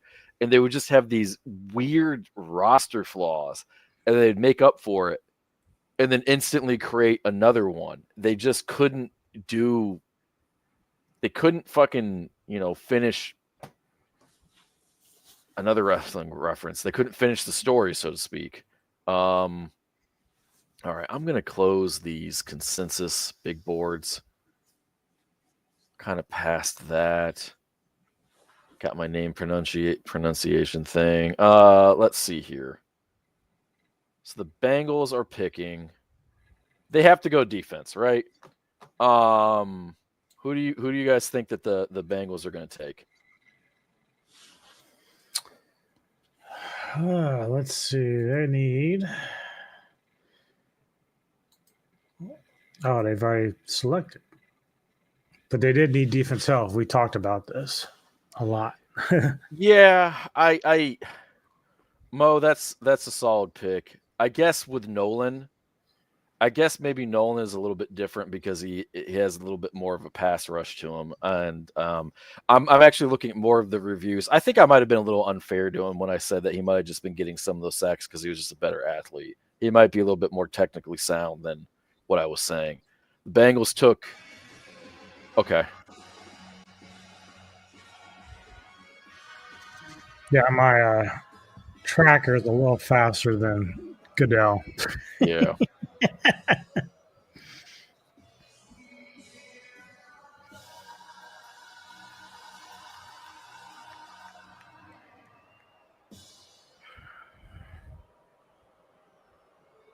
With the 17th pick in the 2025 NFL Draft, the Cincinnati Bengals select Shamar Stewart, defensive end, Texas A&M. And Trey Hendrickson is All right, there. Sorry, go for it. Well, I was gonna looking say, at there's his the edge. replacement. I mean, there's a defensive lineman. There's the traits. Maybe they see Carlos Dunlap. Although this is a Oh, to the grade? Yeah, guy. no, I'm 100%. That Before we does. break him down, there's very few. That is a good pick, especially because of stuff with Hendrickson. I feel bad for that guy. It's weird that a guy who gets 17 sacks a year isn't getting paid. That is kind of an anomaly. I like the pick from Cincinnati. There is, and I'm not just being a hater, but here is the issue. If you lose Hendrickson, right, and there is a world in which they both play alongside one another, because if you want money and you don't show up and you get fined, you now have less money. I understand that. But long term, it doesn't feel like Hendrickson's going to be there. Now, this changes if they work something out, because then you have two pass rushers, and that's beautiful. Two pass rushers in the dynamic offense worked really well for the Colts, right? But if you lose Hendrickson and then Shamar, presuming that he's able to replace that type of production, he's that type of player, all you've done is replace what you lost. Your defense hasn't taken a step forward. With that being said, it's a reasonable pick. Because of that, because their secondary is such booty cheeks, I would have taken one of the corners. I would have taken even Malachi Starks. I will say maybe the medical on Will Johnson is worse than what I thought, because I'm shocked that he's fallen. I had him in that first mock dropping to the 20s, and I still felt like that wasn't going to happen. But well, I think the problem for the Bengals is that even if you get the back end help, like they can't stop anybody. Like they for all the points they put up, they've given up just as many points. Like they're one of the worst defenses last year. And it's like you got to start somewhere. So I'm assuming they're thinking, well, let's try to get pressure on the quarterbacks, the opposing quarterbacks, and then we'll try to fill in the blanks later. You're not wrong. And I mean, it's a reasonable pick. You have to start somewhere. If you told me tomorrow they work out a deal with Hendrickson at all, then all of a sudden the pick is like, wow, we have two pass rushers. You know, the offense is going to be good. It feels a lot different. If they trade Hendrickson, because I shouldn't rather completely discount the idea that they trade Hendrickson tonight. And are they going to get a first rounder for him? No, I never thought that they could, because he's had his whole entire career, he's had injury issues and a big surge in production, but he's 30, you know, and there's some mixed results with him. So if they trade him for a second round pick and they can start to fill in some of those holes, I actually like that idea a little bit more than maybe keeping both of them long term. I want to see what Seattle is on Shador watch. So if you could please put up my holy ward. Thank you. Thank you. Thank you so much. I am protected. He need his amulet, the Shadir amulet. Goddamn right. Yeah, this will be interesting. My holy relic. But at the same time, like if you've gone out of your way to, because they did trade DK Metcalf, that's a big loss. They lost Lockett. So there's a need for a wide receiver. Like if you're going to get Darnold, you need someone to throw the fucking ball. Yeah. I see who they took. Yeah, that makes sense. It makes sense. What sucks for them, though, is that is a guy that was also being mocked all the way back to the Chiefs and the Bills and the Eagles. But more and more people have been mocking him to Seattle. I can't. Well, I mean, if we've learned one thing from Minnesota is that Darnold will be pretty good if you can keep him upright. If you can't, He needs the yeah. No, you're not wrong. I don't even hate the idea as Darnold as a starter. I hate the idea of the money that they're paying him, but it's free agency. You have to overpay. I would have rather kept Geno, but I think even if Geno and Darnold are kind of the same guy, just having a new name does more for the fans. Yeah. There are so the Bucks are the hardest With team the to mock 18th to. pick in the 2025 NFL Draft, the Seattle Seahawks select Gray Zabel, guard, North Dakota State. And I love Cooper Kupp, and he can still play, but know what there's I'm an gonna do? I'm injury serious, like- thing there. I'm not going to do the final iteration of my mock draft because my I think 3.0 that, was much better than my 4.0. I'm going to make a declaration here. Proceed. I think Tampa takes Johnson. That makes a lot of sense. There's a lot of guys that they can take. Their roster is really fucking good. Yeah. They could also. I could see them taking Omari and Hampton. I could also see them taking. Fuck Hampton. you! Don't put. I don't want. No, I bad don't want them to juju do on it. me.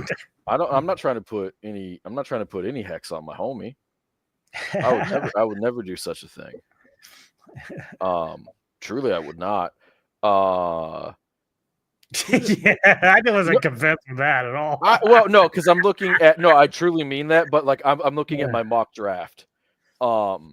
No, I mean it's probably a need, but like I think I had him taking Starks. I had him taking the safety, but then I had some of the corners gone.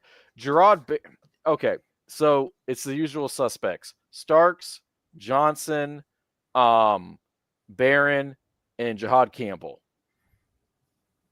are all picks that make sense for them. Campbell probably is the pick that makes the least amount of sense. Yeah. Will Johnson or Barron.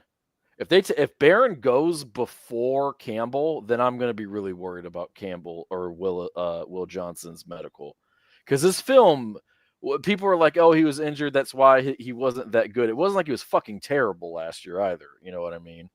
Yeah.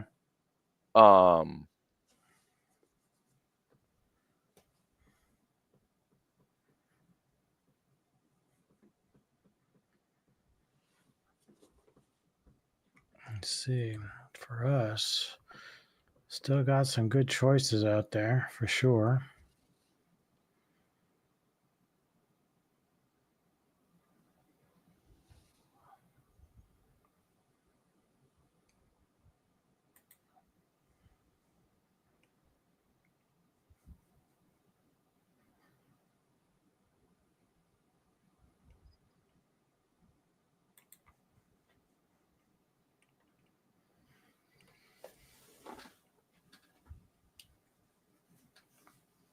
If you had to pick, Mo, who do you want Denver taking? Like, if you just had to make one selection, who do you want?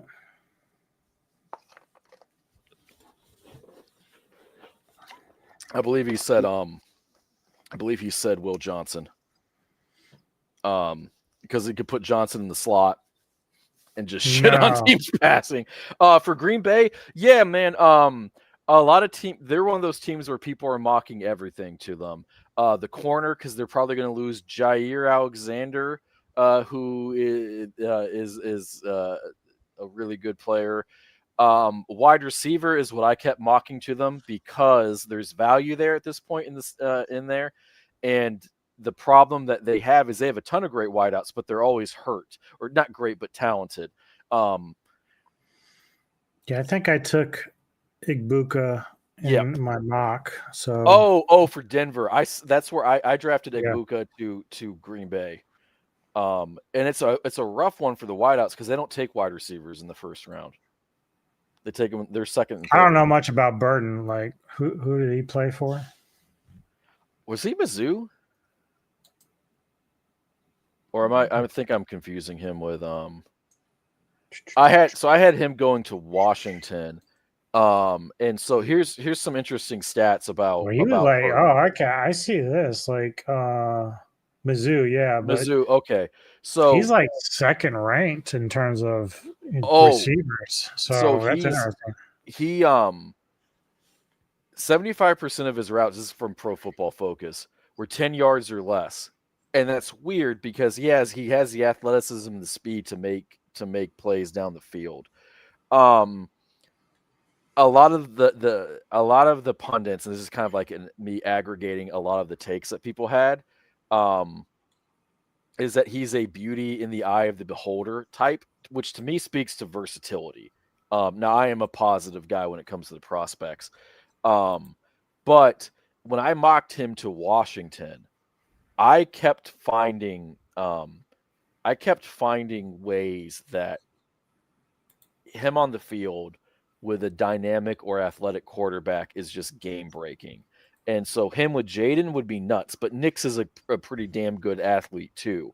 I feel like Burden the third, because I kept seeing him as LB3, and maybe that's like an RG3 reference or something. But for Burden, I think that for and this is a weird comp because they don't. Let me make sure I'm not. No, I just want to make sure that I'm not saying something that's wrong about him, like his physical profiles, because I had it in my head and then I just lost all fucking confidence in it. Okay, yeah, no, I was right, which is rare. The way that he plays sometimes reminds me of Zay Flowers, but he's 6 foot flat and he weighs like about 205 pounds. So, a bigger Zay Flowers is kind of the guy that I see in my head, and that's a pretty fucking good player.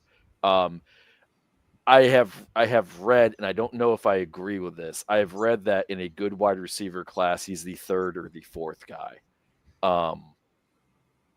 His tape looks pretty fucking good though. So, it's definitely a first rounder. It's definitely a first rounder. Let's see. Tampa's pick is in. Yeah. Denver's on the clock.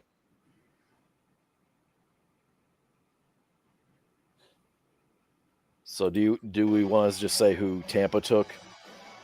That's coming up. Play out? Okay, gotcha. I like the pick. It might be a little bit of a reach, but I do like it. In the 2025 NFL Draft, the Tampa Bay Buccaneers select Emeka Egbuka.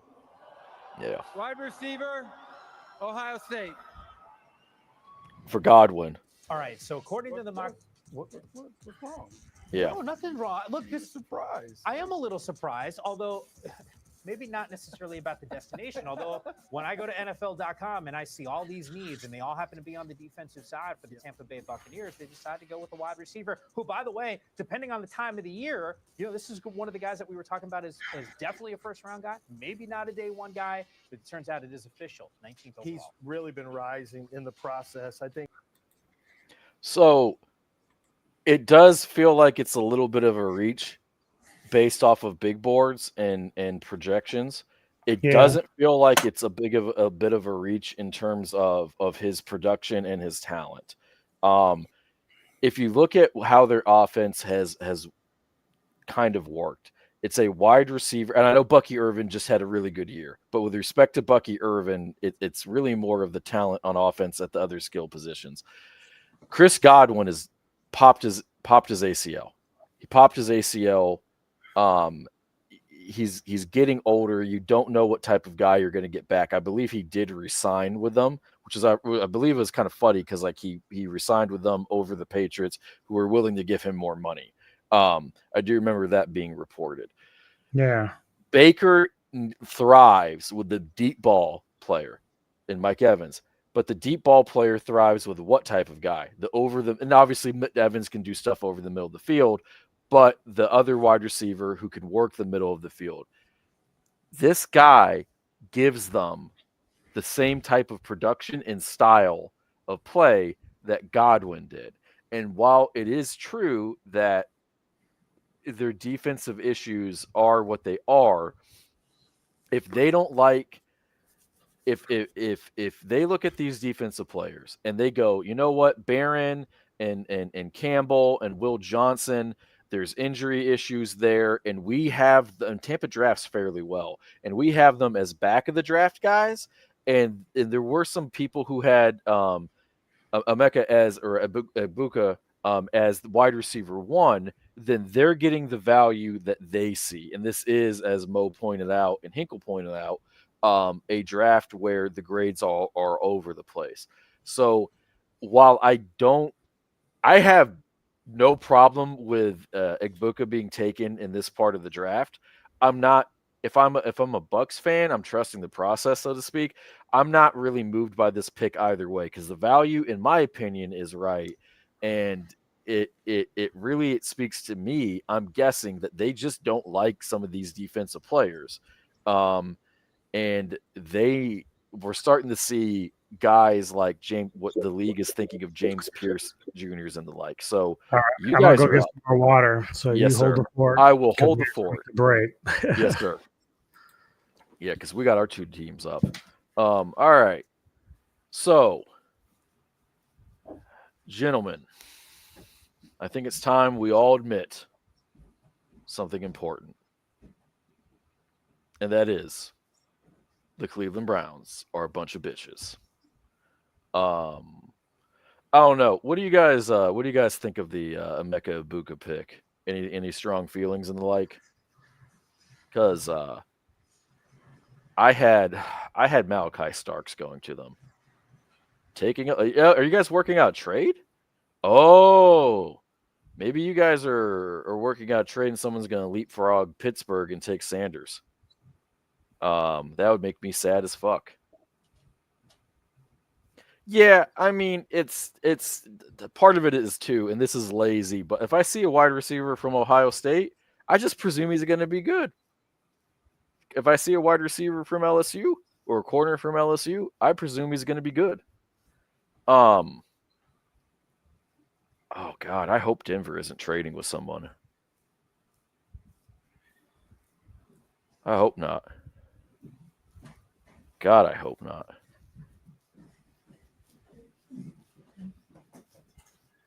God, I hope not.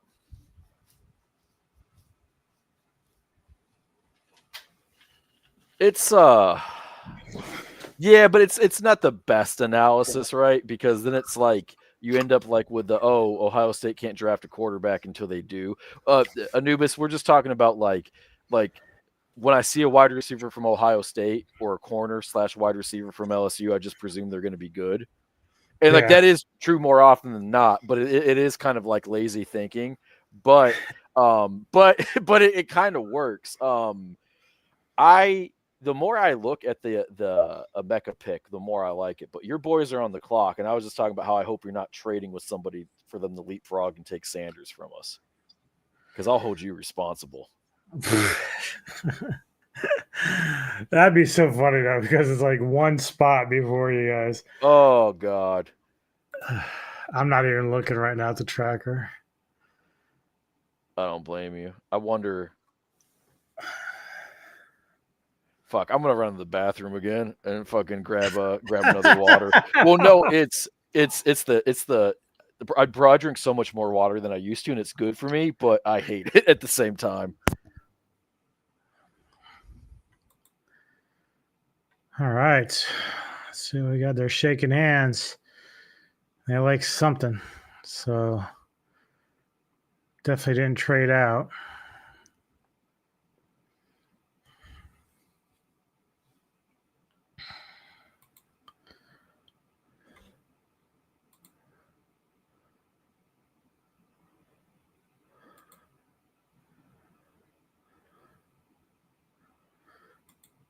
Yeah, taking a lot of time. Guess it's good though to make sure they got their pick that they want though. So we'll see. So we lost. Well, Reynolds didn't play a whole lot, which is really weird. Oh, we're gonna draft a punter with the first pick, aren't we? That would be kind of funny. All right, what do you got for me? What do you got for me?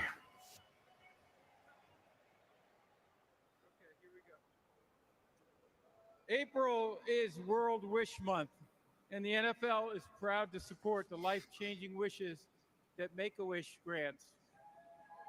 Yes. It's Billy. One of those wishes will be coming true right I lied. now. I got a Diet Sam Coke. is a 17-year-old Broncos fan who has bravely battled cancer. Way to go, baby. Way to go. That fist up, baby. Who is he? I'm sorry, I missed it. His wish is to announce the first He's round draft battling pick cancer. for his Oh. favorite team. Fuck Please yeah, let's go, join me in baby. cheering on Sam as his wish comes true. Take it away, Sam. Yeah, let's go Broncos. Yeah. Thank you. All right, with the 20th pick in the 2025 NFL Draft, the Denver Broncos select Jahdae Barron, DB. That's a good pick. I'll take it. That's a good You pick. think you know, and you know nothing. think you know. So what is going on with Johnson The NFL then? draft What is it making us exactly look that's silly once again. Is it the injuries? I think the injuries, maybe teams aren't convinced. definitely He had a need, turf and it's a toe, like really deep bad position. turf toe. So keep And that so in maybe mind, teams are and that could thinking be that, one of the thoughts to yeah, go here. that he's just not able, that the medical isn't everything, or maybe that there's more there. But this guy is a fucking dog. This is an old school corner. He's a ball hawk, and he fucking blows people up in the run. Look at that. Look at that. He went through another man to hit that man. That's in the Bible. Yep. There you go. He hit the man so hard he flew forward. Now, did he gain extra yards? Yeah. Does he run right again? No. That's what you do. It is a great value. Barron is somebody. Now the grades are all over the place, but great. Mike Green falling to round 2 would not shock me. It also wouldn't shock me if the Bills or the Eagles took a flyer on him. Barron is a guy who I was mocking him at certain points in the process at 8, 9, or 10, and some people had grades up that high. I was originally mocking him to Chicago. And what I wrote for him is that they knock his elite long speed. And this is something where like facts and narrative don't mess. So he's slow, right? He's slow. 40 yards is a long distance. He ran a 4.39. So the notion that he doesn't have elite long speed, that either means that 40 yards is no longer long, or that he gets slow at yard 50, 60, 70. It's happening. It's happening. I'm just trying to do justice to your guys and the pick that you made while I'm internally going crazy. I'm trying to be professional. Set the wild guys straight. They got Big Dom. Oh, okay. I think you were talking about Big Cat. Yeah, oh God, fuck Big Dom. I hate him. But Mike Green to the fucking Eagles is probably happening now. All right. Could you throw on the coverage so I can mute myself and just pray that we don't fuck this one up? Not there yet.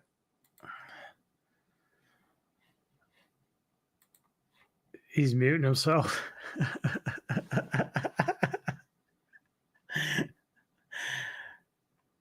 They're going to take like the 5th best quarterback in the NFL or in the draft. If we take Tyler Shaw, You're going to be pissed. Not pissed, but pissed. I saw who we took. It's like it's a good pick, but it's not the pick you really wanted. It's not the pick I wanted.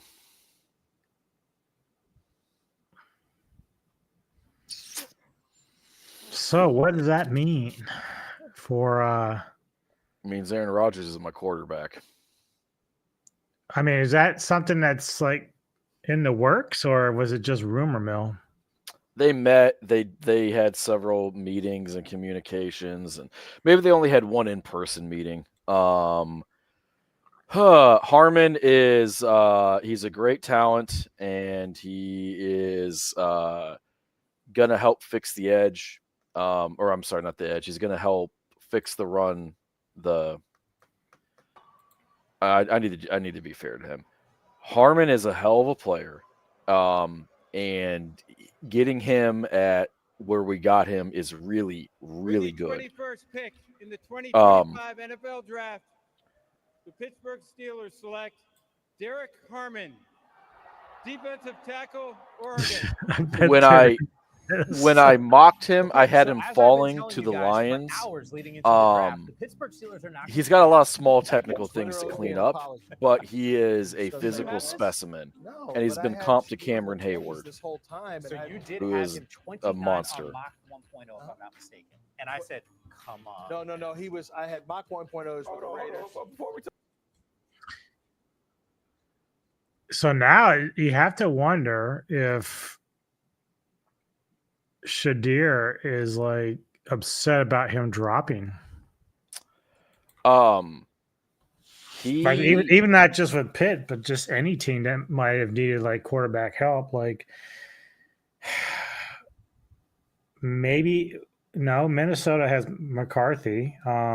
Yeah. Stroud, Stafford. Now Ravens the Rams had they been could do it rumored if they wanted him to back up Stafford. And also if they're going to take a quarterback, I've heard I about bet you the they take Lions Darnold. too. The Lions might be thinking beyond Goff. That is another kind of like out of the box one. The thing with not taking the quarterback here is that you're basically kind of drawing dead on the season. If you believe Rudolph or Rodgers can take you to the playoffs, you see we make this playoffs all the time. Yeah. Understood. Feels like it's going to be harder this year, but understood. But if you're not contending for a Super Bowl, you should be trying to get to a position where you can. And with respect to Harmon, I don't think he's the guy that puts us like I don't know like what defensive player historically you could add to the Steelers. Like it'd have to be somebody like Reggie White or Lawrence Taylor, or you know what I mean, to someone so ungodly unfair to pair with Watt to kind of make that a reality. And so I don't hate the pick. Maybe the pick is a little high. I do feel like we had a chance to take a quarterback with a legitimate round one grade on him, and we did not capitalize on that. Does the that Chargers. mean you guys might look at Dart? I mean, maybe Pitt We might trade back in. I'm hoping we trade back in. If Omar Khan is kind of known as the con artist, so to speak, he's really good at maximizing value in trades. So if he thinks that these guys are going to be available at the back end of the first round, he might do it. I also wouldn't be shocked if they trade up in the second round. Now, the guy who should really be punching air right now is Jalen Milroe, because there were some people who had him mocked. Oh, there's going to be 4 quarterbacks taking, teams are just going to do it. But if there's no first round quarterback mocked, unless they think so little of these, I mean, other than Ward, I should say, unless they think so little of those guys that they actually have Milroe ahead of them, which means they really don't like those two guys. He is sitting there. His agent right now is now discussing the possibility that he's a 3rd or a 4th round pick. The Chargers, I had them taking Michael Williams, who got picked way earlier. So the other names I had on the list, let's see here. I had Scorton on the list. For them to take. I had I want to get this guy's name right. He's another edge guy. Ezaraku, Donovan Ezaraku from Boston College. And Nick Emanwari. So those are the guys that I have them looking at. I imagine they're taking the edge because they lost Bosa. What about Hampton here? Hampton's a reasonable pick.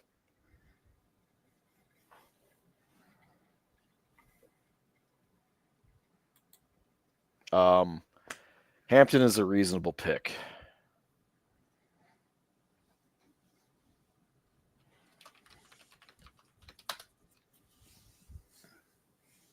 Let's see here. Who else could they be taking a look at? Will Wide Johnson, receiver. they need secondary, or they could use a corner as well. Will Johnson makes sense. Here's They something say- I thought They about. say needs are like tight end, wide receiver, defensive line, and running back. So I agree with all of that, especially wide receiver, because Quentin Johnston is a bust. At this point, I hate to say that about a second-year player, but I just don't see a football player in him. I see a guy who, I'm not saying that he's soft, there's some mental disconnect with him on the field. I think that it's possible that they take an offensive lineman. They love offensive linemen. You remember my bit about how the offensive linemen are the weapons, right? Well, Slater is coming back from a knee injury. So do they take a guy who can play tackle and guard? And there's some of those guys on there as well. That's an outside chance, but I think it's a possibility.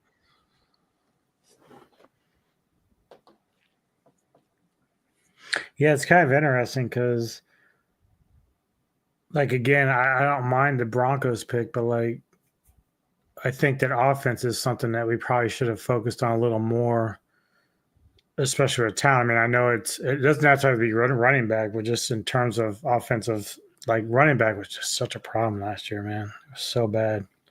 Yeah, there's a ton of running backs on there. I wouldn't be shocked now seeing how the board broke. I wouldn't be shocked if Hampton fell to the second round because I'm looking at Minnesota might take him. Minnesota could take him. Would Green Bay take him? I mean, it's. They got Jacobs, so I mean, unless they're not sold on Jacobs, I doubt they're going to touch him. Yeah, no, you're not wrong, but he's 30. People view it as a luxury pick. I don't know. It's Houston's got a pretty young run back, right? So they're okay. They got Mixon. They paid Joe Mixon a lot of money. Yeah. Okay, and then the Rams, who they got? Kyron Williams from Notre Dame. Okay. Baltimore? No, they got Henry still, so they're fine. Even though he's old. Unless they replace Derrick Henry with a new Derrick Henry. Yeah. I think they're just going to do a sneaky offensive line or defensive line pick. Honestly, actually, no. I think that they're going to take the pass rusher. They're going to take one of the pass rushers. Yeah. Because they What about Buffalo? So a lot of people mocking Buffalo because their line. People are mocking offensive line to Buffalo, which they do need. People are also mocking pass rusher. There's just in this draft, there's a lot of pass rushers who are. It's like a pick your flaw type of thing. Dude, if Kansas City gets Hampton, I'm gonna throw shit at my TV. Yeah. I mean, it's not like they need him, but that would be a big help to Mahomes as well. It would be. If I'm a Chief hater, I'm hoping that they don't get a quality lineman who falls too far down to them. Yeah. They signed the backup to Trent Williams from San Fran, who's played well when he's had a chance, but that's a big question mark at left tackle. So if they get another tackle to solidify that, or even a guard, because they moved off of Joe, is it Thuney or Tooney? I always fuck up his name. It looks like Thuney, but I think it's pronounced Tooney, so you're probably right on both. Yeah. Oh, the Chargers. How are they still taking so long? Unless they're trading with the Steelers, in which case I appreciate it.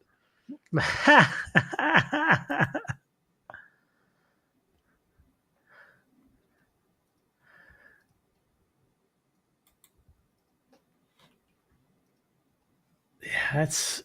Oh, I called it.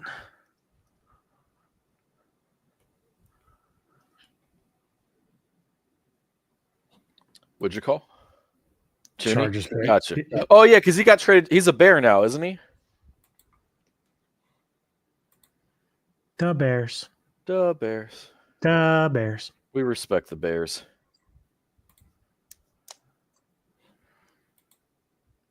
Yeah, that's smart. If you want quality linemen. Yeah. They hard to come by, my friends. Hard to come by. Yeah. God damn it, fucking Harbaugh, motherfucker. We're gonna run the fucking ball. We're gonna fucking when you draft 37 offensive linemen, We're and like, you don't go, believe in go, wide- go. Yeah, you look at wide receivers and you go, you're a fucking pussy, shitty excuse for a cornerback. You just got to draft a running back. You got to run the ball 87 times. It Who the doesn't fuck- matter if you're Who getting the 3 fuck did yards that a with carry. Parcells? You're like calling his receiver a girl. Yeah, fucking yeah. There's a lot of old school football stuff you can't get away with today. Yeah. With the 22nd pick in the 2025 Oh, Tooney's NFL gonna play Draft, forever, Hank. the Los Angeles Chargers select Omarion Hampton, running back, North Carolina. It's a good pick. If I'm I ain't being gonna honest, lie. I would have No, preferred exactly how I Hampton called over it. Harmon too, but I was exactly how trying you to called not it. I mean, doom. look, You he know what got I mean? from the Carolina Yeah. Doomscape. Powder Blues, and they have to be excited for the Chargers. If you're the Chargers, you have to be excited because now you really get a workhorse runner. But not only that, you have an opportunity to put him and Najee Harris in the backfield and do it. We can talk about the Well, explosive size. AFC West defenses have their work cut out for them this year. Yeah. Green Bay, interesting team to Genty mock. and Hampton in that fucking division. Oof. Mm-mm-mm-mm.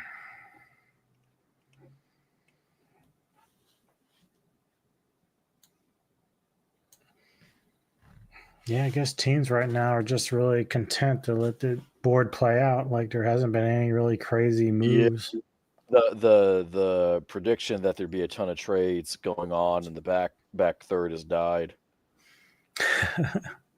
Died a Yeah, horrible. unless, like you said, it just a bunch of people start, going back into the first trading. Maybe for the quarterbacks. I mean, it's the thing of it too is that there's so many teams. Like once you get to this portion, like there's just not a lot of holes on Green Bay. There's just not a lot of holes on Minnesota or on the Texans, and they all probably have like one big need. But even if you have a big need, sometimes if you do BPA, there's a better pick out there. So the question becomes, if that's the case, and Green Bay has a good roster, Minnesota has a good roster, the Texans have a good roster, et cetera, et cetera, et cetera, et cetera, et cetera. Are they going to trade? Like, what's going to make them trade? So is there going to be a bidding war over if teams really covet an offensive lineman? Maybe. The quarterbacks, maybe. Some of the pass rushers, because there's pass rushers on the board. That all those things are possible. But by that same token, I just named 3 positions, each of which with maybe at least, 2 guys at a pop, right? At there's Ezawara and Scourton at edge. For offensive line, just for example, there's Connerly Jr. and Josh Simmons. I think our line is something they should consider because I know that. Are you going to trade up? Got crushed a couple times. But if someone takes Simmons and you think that you can get Connerly Jr., are you going to trade up to get him? Maybe not. If there's another guy in another position you want, so you have premium positions with multiple guys who are pretty good, not perfect, but pretty good prospects. That's either going to be the thing that sparks the powder keg or keeps it wet. And right now, I think there's a lot of teams who are just like, we'd prefer that guy, but these guys here are pretty good. We don't have to give up the capital. And maybe they'd rather pay less of a price to move up in the second round to get some of these guys too. Yeah.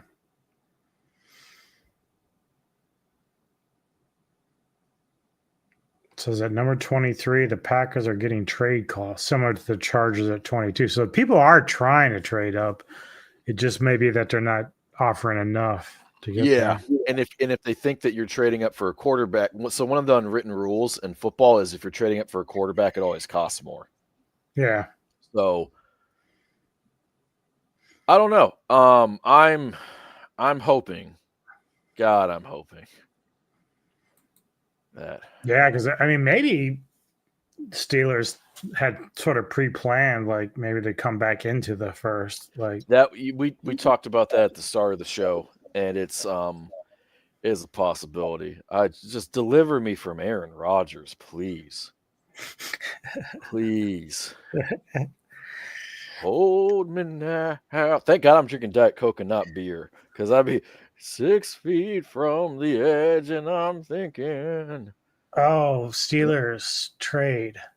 don't troll me. they're trading for they're trading for Russell Wilson for the Giants. Oh God. They want him back.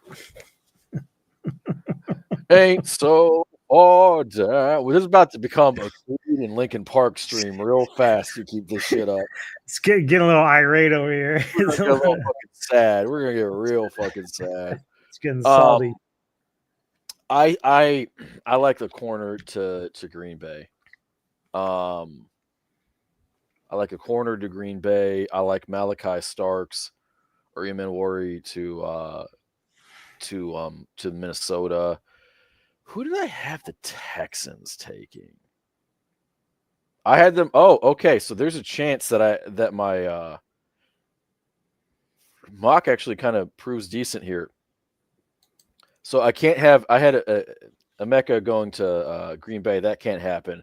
I had the Vikings taking Nick Emanwari. I had Houston taking Will Johnson. I had the Rams taking Josh Simmons. The Ravens taking the pass rusher as a rookie. I had the Lions taking Derek Harmon. We know that's not happening.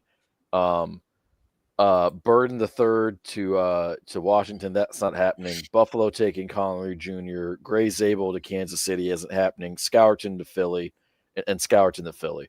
But I had Pierce Jr. going. Yeah. He's still on the board. There's a couple really big ticket players in my opinion who's on the board. Starks is still out there. I'm a Starks guy. I like both those safeties. Yeah.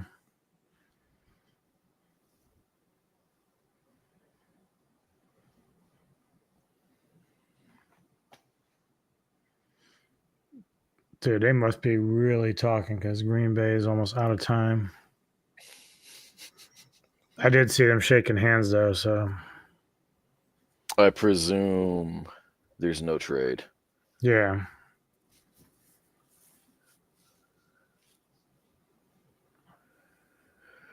Hold me now. My quarterbacks are really shitty. Maybe Pittsburgh will just run the ball. Throwing the ball is really lame. I don't want to do that anyway. I'll tell you who the happiest man in the North is this year right now. Who's that? Is Myles Garrett, because he's like, oh, Mason's back at quarterback. Oh my God. Yeah. It's time for me. It's time for me to commit some felonies that I'll never be charged for all over again. Oh shit.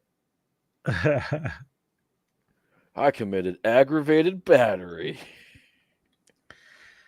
Oof. Actually, he is probably the happiest guy in the North. He just got paid $40 million. Look, man, I'll give you guys a discount. I mean, I know I'm 55, but I'll come play quarterback for you. I'd prefer you over Aaron Rodgers. At least you get really good insurance and like $300,000 before they fucking broke your legs. No, and I triple check my belt. So, God, what if they drafted the wrong Anubis? A new bus, not Anubis. Oh, it's a new bus. I'm sorry. A new bus. If you played running back for us, you could be our new bus. Get it? Yeah. Yeah.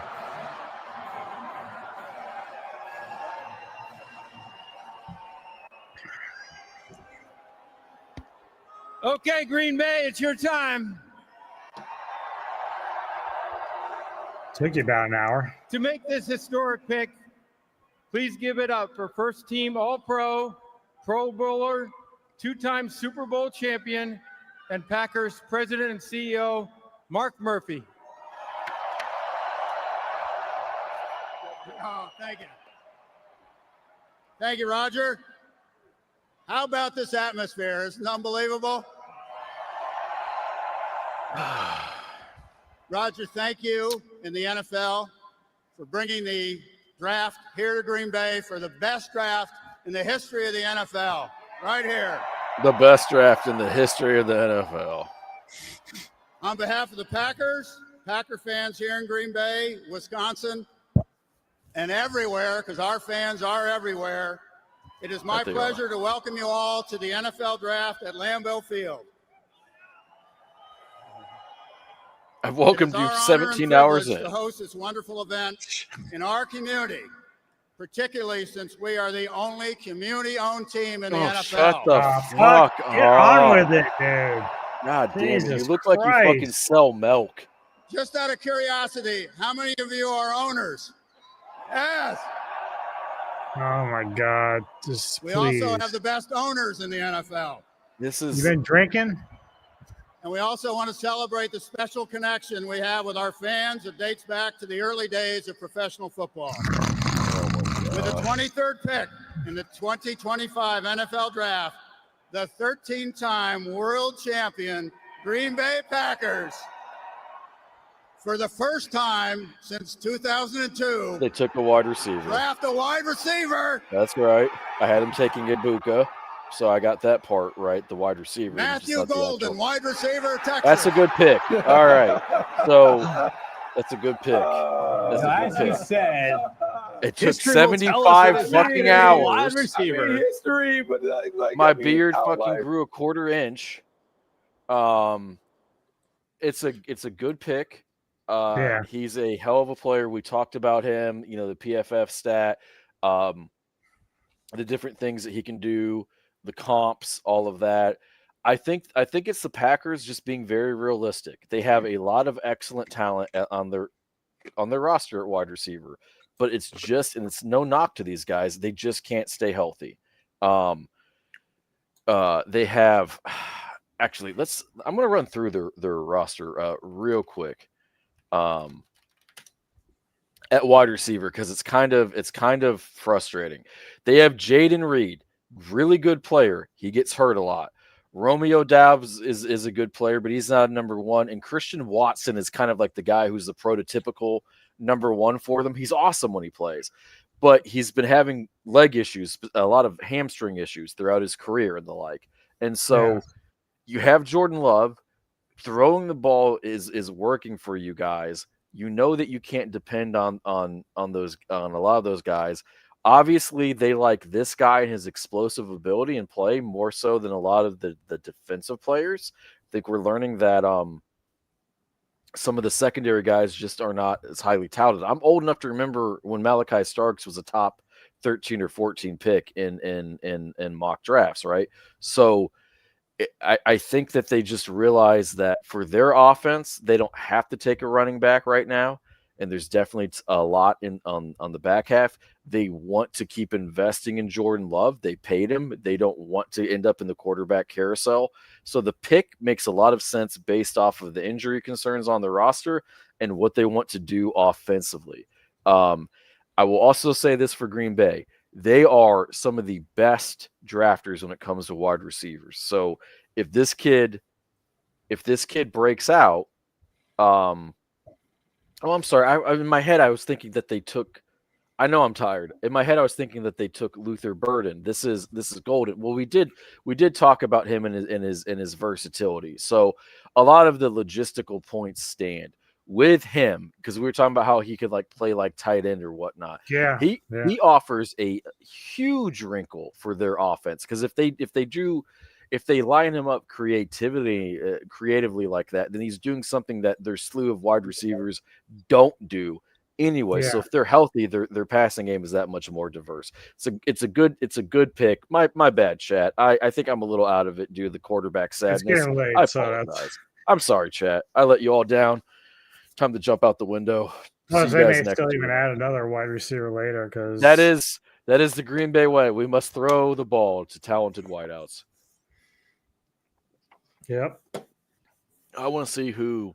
I feel like this is where I feel like the Vikings will go secondary here.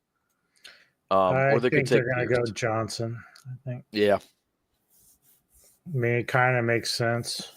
If Johnson falls to the Texans, if I got that right, I would be shocked, because when I kept mocking that, I didn't believe it. Yeah. Yeah, no, that's a great point. Like, even it doesn't matter how many picks or interception or incompletes he has, he's going to hit that one deep one. Golden is, I feel like he's the type of player who kind of got slept on this evaluation. And it makes a lot of Golden fucking does sense. remind me of a possession receiver, so I think that makes sense. Yeah. Let's take a. So he's six. It's crazy because he plays that way, but he's 6 foot flat and he runs 195 and he's 195 pounds. Right. So he's got that dog in him. Yep. And I do like that. It's a good pick. It's a good pick. I've been fascinated with what Minnesota and the Texans will do. Okay. I see you. I see what you're doing. Yeah, that's a very on brand pick for the Vikings. They went guard. Yeah, I think they because of what happened with McCarthy in the preseason last year, I think that's sort of what that is. Yeah. Because you now have to make sure that your investment, because Darnold's gone. And Darnold was really just kind of like a fly in the ointment. I don't think they expected to have the year they did. So, yeah. Donovan Jackson. So if you look at what a lot of the pundits have for him, he missed the first round in a lot of mocks. He made the first round in a lot of mocks. It doesn't seem unreasonable. In the 2025 NFL Draft, the Minnesota Vikings select Donovan Jackson, guard, Ohio State. That's why Houston traded. Oh, there's a big trade that just happened. Lance? It was a danger Oh, zone for Giants Houston. went back the in. last of the They're guards going to went take off the Shador. yes, they are. They're going to take Shador. Well, I don't know, because again, you have Russell and Jamesis. I mean, I guess they could, because if he's there, but I think they're going to take the quarterback. Let it be Dart. which they might do. The reason why I think it's a quarterback, one of the quarterbacks, is because the Rams have been linked to some of them based off of draft position and Stafford's age. So getting ahead of the Rams specifically, it could be a coincidence. Yeah. But sorry, Jackson, something much more interesting than you being a guard happened. So it is what it is, player. Stole the thunder there. It just is. So We would we have don't more care energy. about your offensive line shit. We got shit going on over here. Look, you got to be a tackle, for us to really give a fuck. I wonder how much they gave up. Yeah, I kind of want to see that too. Let me see this. On the clock. Now, I'm 6 feet from the edge, and I'm thinking. So what happened with Daniel Jones? They just cut him, or He's a Indianapolis Colt. oh, okay. They did cut him. They cut him before the season was over, so he could have a chance to join a roster. They did him a solid in that regard. Yeah. Can't remember where he went, and then he is a Colt right now. That's not bad, because I mean, with what's his face, who's kind of getting hurt more than he should. Richardson, yeah, there's some things going on there with his development. I'd still prefer him than Aaron Rodgers. Ugh. Well, yeah. Rodgers has been done for a couple of years now. Yeah. And I think there's an argument that he's still like a very mediocre quarterback. The problem with it is that well, there's another way to put this. It doesn't matter when I say the politics of him suck. I'm not talking about his personal politics. Right. Now, that comes into play because he does bring that to an issue, but having to worry if he's going to call out the offensive lineman or the wide receivers, is he going to do this radio show? Does he feel like he doesn't have to go to practice? Like when he with the Jets said, like I told them I wasn't going to be there, and they could have just said that practice wasn't mandatory. That was such a shining example of how entitled he is, and like it's just something that fuck the current quarterbacks now. But John Elway, didn't do that. Dan Marino didn't do that. You know what I mean? Brady and Manning didn't do that, let alone the current crop of guys. So it's just it's frustrating because he's one of my favorite players ever. And I would swear to you, he's the best pure passer I've ever seen. The only one maybe better than him would be Marino, and I would accept that argument. So the fact that you get that mess on top of the mess that is the Steelers, who always have drama anyway, on top of the fact that there's the what are we doing, with at the quarterback position long term, it gets kind of fucking frustrating. And so I understood why the Giants had more interest in Russ than they did with Rodgers. Oh God, save me. Save me. Save me.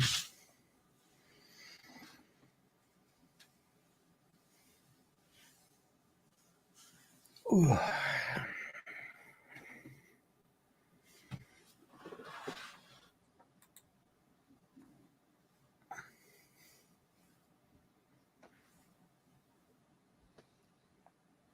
Tree. Okay, so they gave in exchange for the 34, 99th, and third rounder in 2026. So they didn't. Okay, maybe it's 34.99 this year, but the third rounder in 2026. I'm guessing that much for a late round pick. It has to be a quarterback, I'm guessing. Yeah.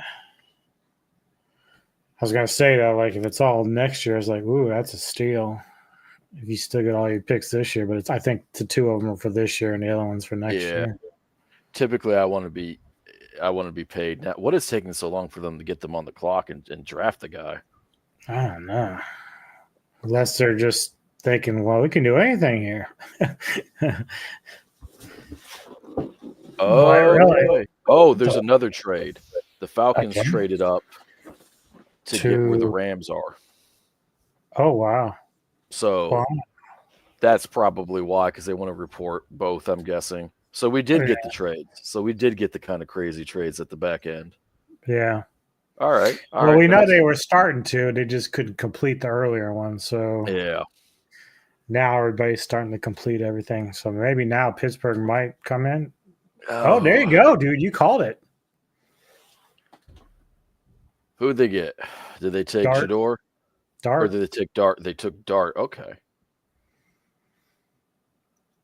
And something told me they might, because he seems like the kind of quarterback they want. He reminds me a little bit of Eli. Now, granted, he played at Ole Miss, which is kind of a coincidence, but he does kind of remind me of that kind of look, or the quarterback style.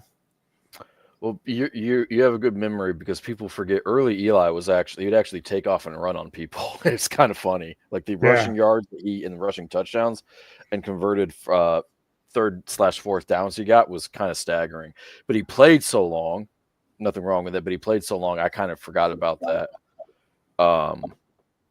So I'm not seeing Dart on ESPN. There we go. It just updated. Okay, so Dart is the second guy. So I don't think Atlanta is taking a quarterback, although I said that last year. I kid. Oh, the Giants gave up the 30. The Houston Texans have traded the 25th pick to the New York Giants. With the 25th pick in the 2025 NFL Draft, the New York Giants select Jackson Dart, quarterback, Mississippi. Oh my God, they don't sound happy. They might have wanted Sanders. That guy looks like Jake Paul. I don't think they wanted the quarter. Oh, wait, is that his mom? You guys had said something. She's hot. In your observation of Cam Ward. Oh, buddy. About him as the number 1 overall. He needs to keep her away from Zach Wilson. It wasn't necessarily about his physical gifts. You said there's a little bit of, and I would probably. He looks like a young for TV, so I won't go there. But James Spader. He looks like one of the Paul brothers, actually. Yeah, I can say swag. Jackson Dart's got a whole lot of that. I saw a ton of that when I watched him. He does. He got a bunch. So I'm going to come back to you, my friend. Because I'm a Dart guy. No. We talked about that report out yesterday or the day before about Sanders in that interview. Do you think that's playing a factor here? In my heart of hearts, I don't think so, but I now am more significantly open to that being a possibility than I was an hour ago. Um, I I am not surprised. I'm not shocked that Dart is the second quarterback. I think that was always a possibility. Um, what I do find interesting, and I'll get back to your question, but what I do find interesting is that the Rams traded with the Falcons. So there's a world in which the Rams trade back in to grab a quarterback. You can get really funky order of operations here, which is kind of cool.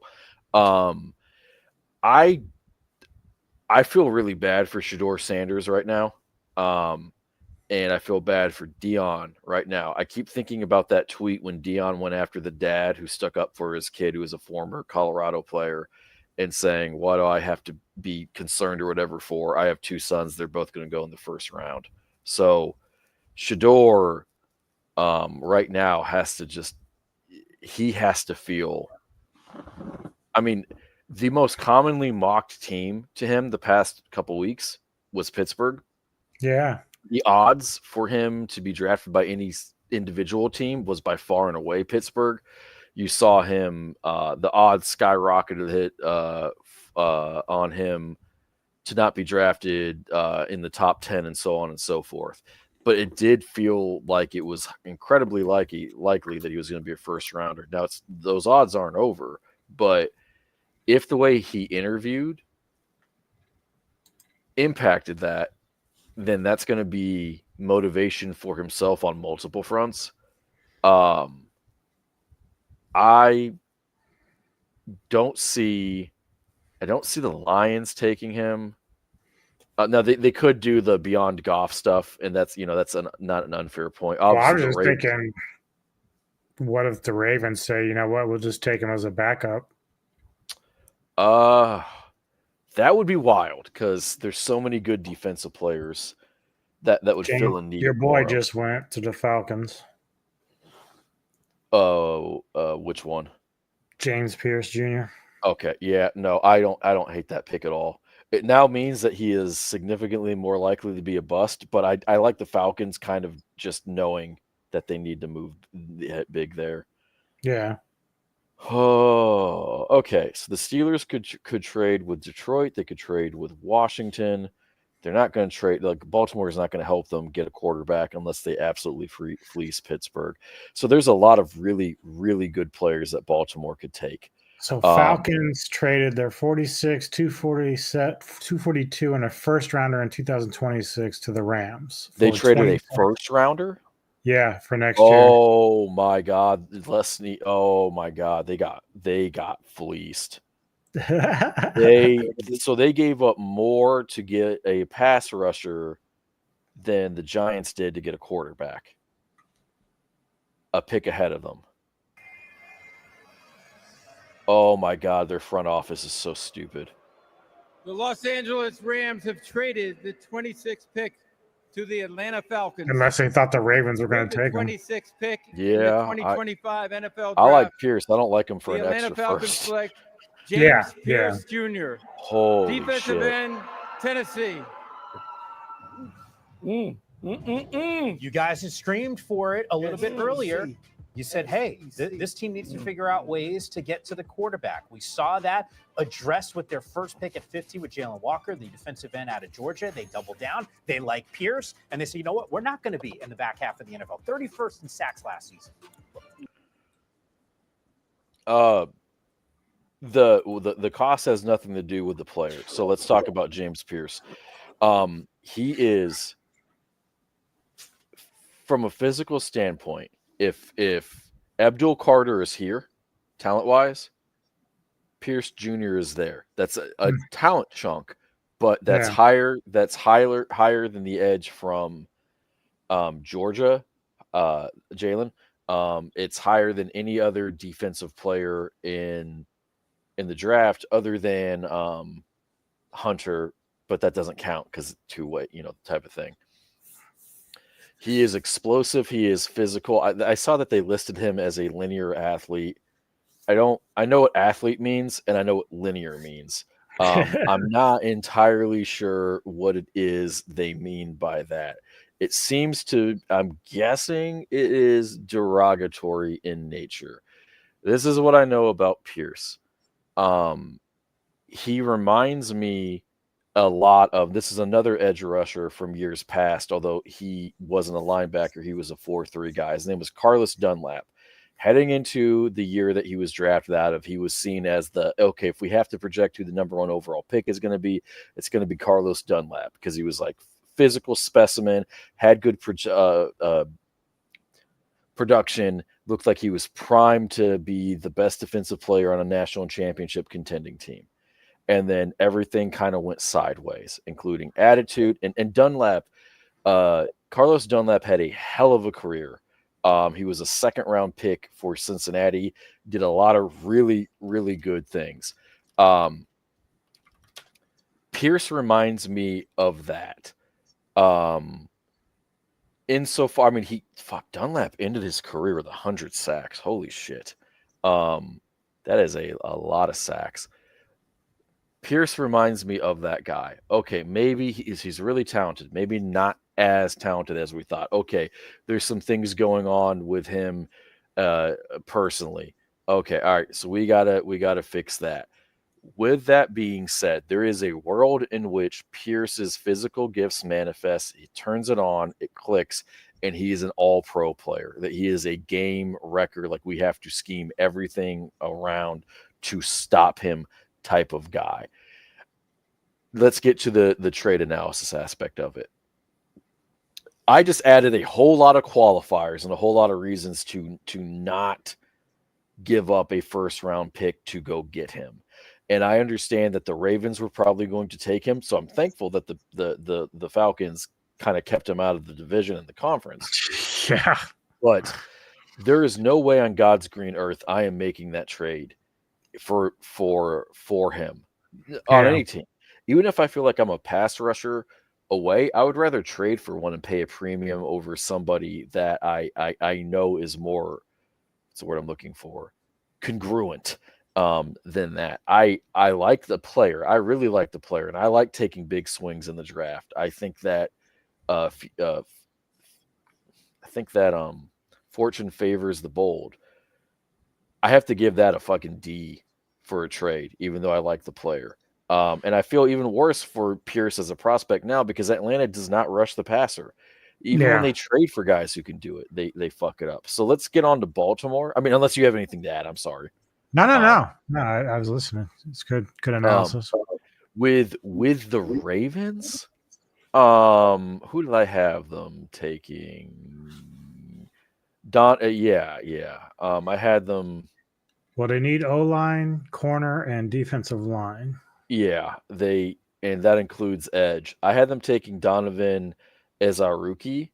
If they're going to take offensive linemen, there is Connerly Jr. and Simmons available.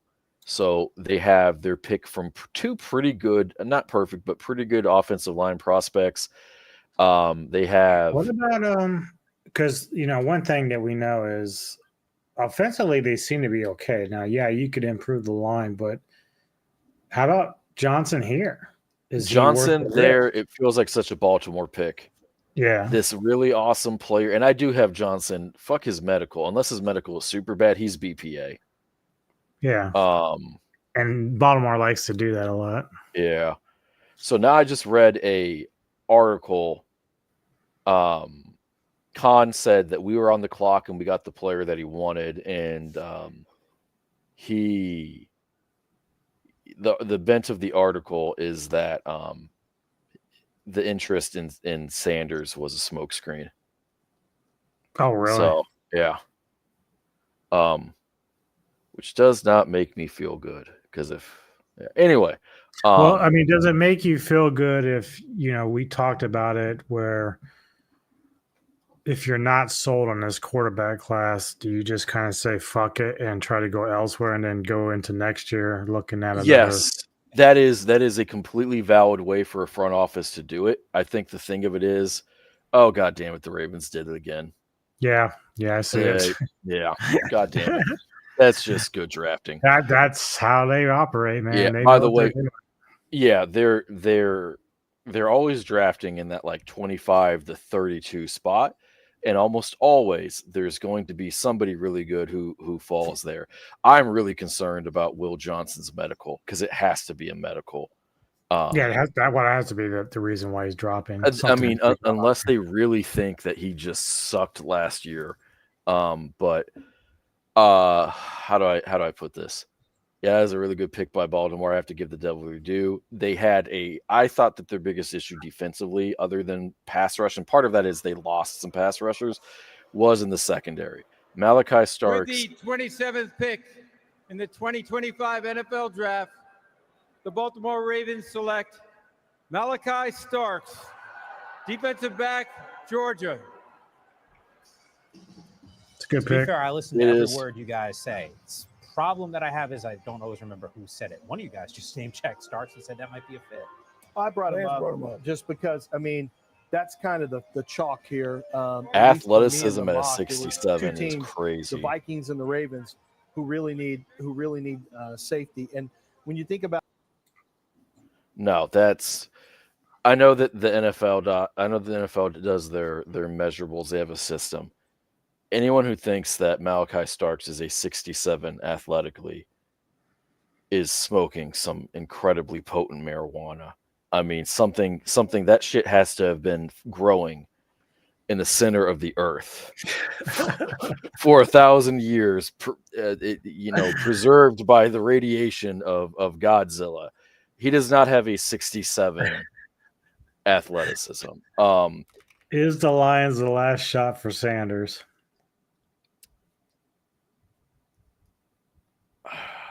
Probably.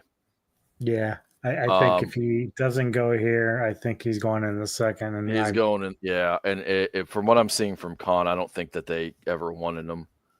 Oh man. Unless again somebody comes up and says, "Hey, let's make a trade." Yeah.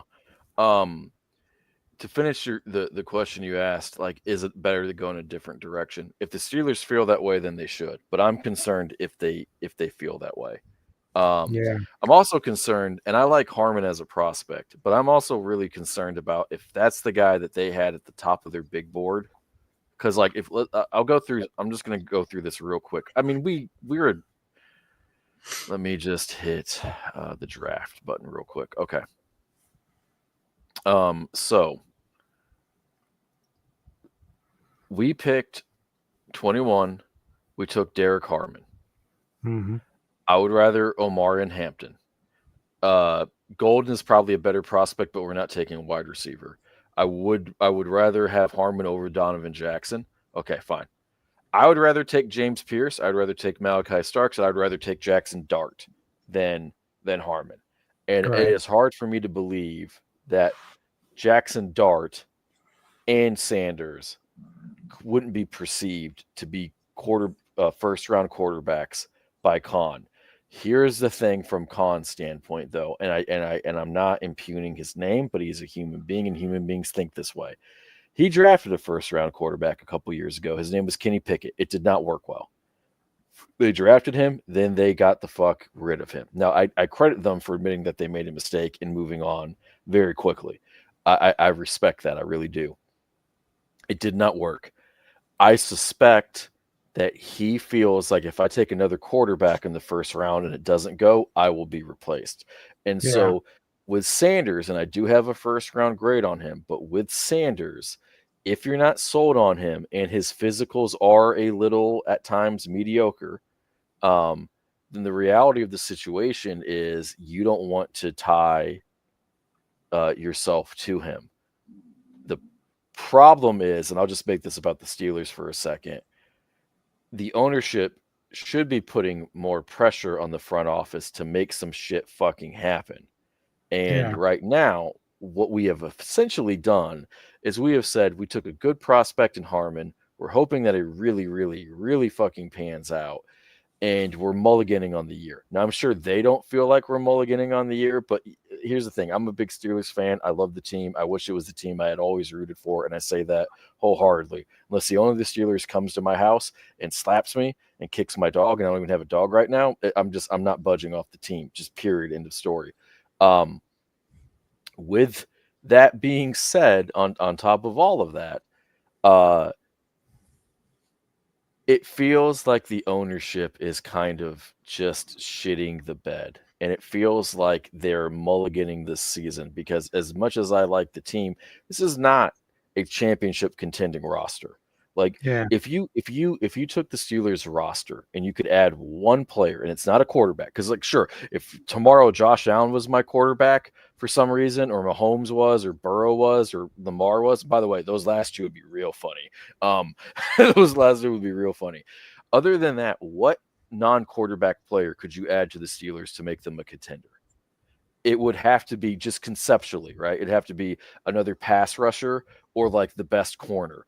Or on offense, you would have to be like, oh, somehow you got insert like elite running back that like with this defense and that running game and those wideouts, you can kind of finagle it. Even then, that doesn't work. So the notion that the Steelers, and they're fond of saying the standard is the standard. The Lions, I don't understand that pick, but I haven't understood a lot of their picks, and a lot of those picks have worked. So I'm just going to say I don't understand that pick. Although I will say I was wrong about Gibbs. Not too much because Bihan is better. But Jack Campbell, that pick sucked. Everybody is trying to convince themselves that Jack Campbell is this run-stopping offensive god or defensive god, and he's not. I don't know who this man With is. the 28th pick. I don't know in the who he is. 2025 NFL Draft, the Detroit Lions select Tyleik Williams, defensive tackle, Ohio State. I got a ooh. Well, they definitely need defense. That's a So little surprised or not as much. You know, I'm a little, but not really, because when I was in my mock drafts, I like reading local writers and local fans sites and things, because they get a pretty good feel for position. And defensive tackle is Right, definitely Roar, a I huge agree. I position. think They need a Hampton was the rusher pick there if you opposite weren't taking the of- quarterback. And Mike Green may just fall out of the first. I mean, there may be some teams that just aren't okay with him. He's going to follow the first. So if you take the rush away, the next thing they really needed was a defensive tackle. And the defensive tackles that have first-round grades for me were off the board. But Tyleik Williams was one of those names that kind of popped up because, if you want one, he's going to go early in the second if you don't take him in the first. And Buffalo Bills need a strong defensive tackle too. So you kinda have to get reach it. You can't because he's wait. a good second-round talent is an argument that I understand because there's not much difference between the 34th pick in the draft and the 30th pick in the draft or the 28th pick in the draft. Yeah. Here's a problem that I have with that pick. He is only because I'm refreshing myself as to who he is. He's only really a run stopper. Desmond Watson will go in the 5th or the 6th round, Hinkle. That would be my guess. I hate that fucking pick. I give that pick an F. If I am wrong, I'm wrong. PFF did have him ranked as the 5th best defensive tackle, but Omar Norman Lott from Tennessee was actually one spot higher. So, I mean, Mason, Walter, and Kenneth were taken. So it was down to Omar and Tyleik in terms of their rankings. And funny enough, though, Derek was ranked after Williams, which is weird, but that's where they had him. But if I had to spin this, the last 2 years he had just under 6 sacks. So while he's definitely not if he had any real pass rush to his game, he'd be probably a higher pick, right? But he's not. I mean, at 6'3", at 327, and he is strong as a goddamn horse, and boy does he fucking look it.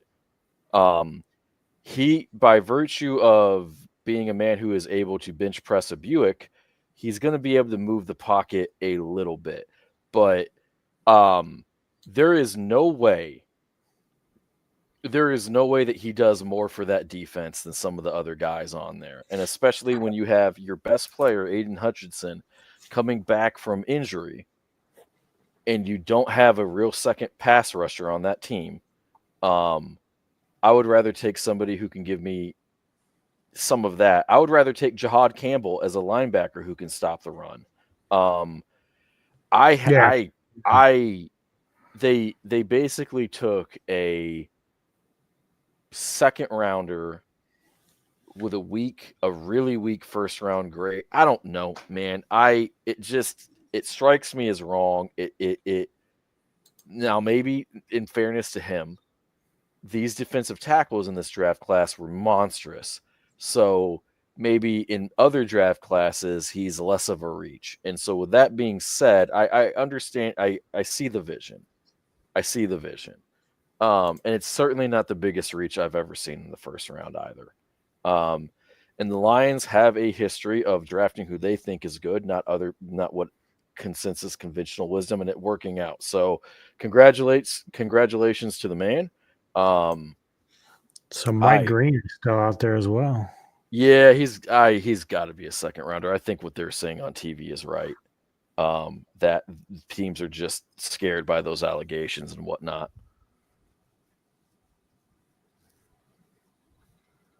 I don't know much about the player that Bright brought up. I don't know much about him. Oh, Desmond Watson. Yeah. Wait, hold on. Let me make sure. Oh, yeah, I got him confused. No, he's talking about the guy who weighs 464 pounds and he played for the Gators. Yeah, no, I got him completely fucking confused. No, I don't think he will be drafted. Yeah, I didn't even see him on the list. No, he's a 464-pound monster of a man. I mean, he's not like, I mean, he's a big boy and he's got fat on him, but he just takes up space. It's like, we're just gonna put you here. Nobody should fight him. So you know how like some people are like a 5'5", 130-pound MMA fighter could beat up anybody who's not an MMA fighter. If I had to find somebody who would be like, nah, bitch, I'm just too big, you would pick him. Holy fuck. I thought he was somebody else. Oh, yeah, he's super athletic. It's just his body's going to break down really, really fast, unfortunately for him. He's a good college player. Say it ain't so, Joe. Say it ain't so. It's so. Okay. The Commanders took Josh Connerly Jr. That's a hell of a pick. That's a good pick. They needed offensive line help. Yeah. Buffalo's on the clock. I love that Deebo Samuel pick up for him. In the 2025 NFL Draft, the Washington Commanders select Josh Connerly Jr., tackle, Oregon. You're doing really smart stuff in Washington, man. You know, he's the guy when we were doing Mock Draft Live. They do still need defense, though, too. In this area. Yeah. Oh, yeah, they do. They pulled out that game. They pulled out a lot of games, but man, their defense was giving up a lot of points. Yeah, I like what I am long term. I prefer them to do what they did this offseason. So Tunsil is a penalty machine, but it's almost impossible to get to the quarterback on him.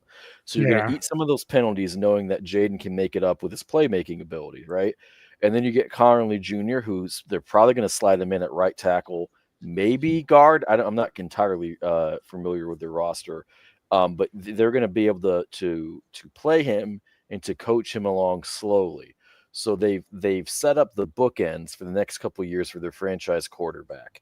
That's a big deal. That's a big, big deal.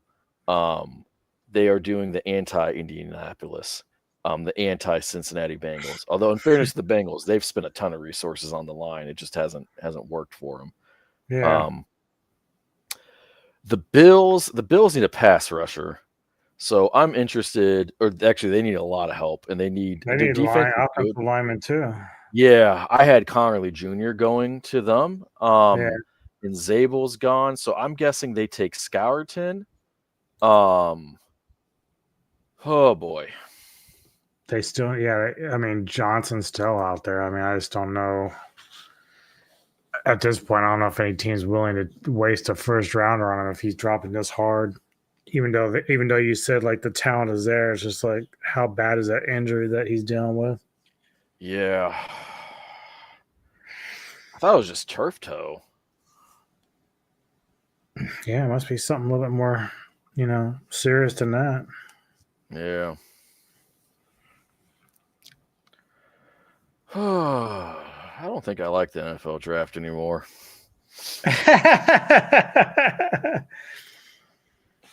It does seem a lot more uneventful than last year. Last year, it seemed like even though it kind of ran the same, but the names that we saw, like people were being taken out of order. Like it was like, oh, okay, this person went there. That's surprising. It wasn't like a lot of trading, but it was just like the Gibbs and John thing. Like everything was just kind of out of order. So it still made it far more interesting. This is like you got kind of following the order, but it's just weird. The Hunter thing was a big way to start it off, and then the tight end thing was interesting, and then this one was really more about who's falling, right? Will Johnson continues to fall.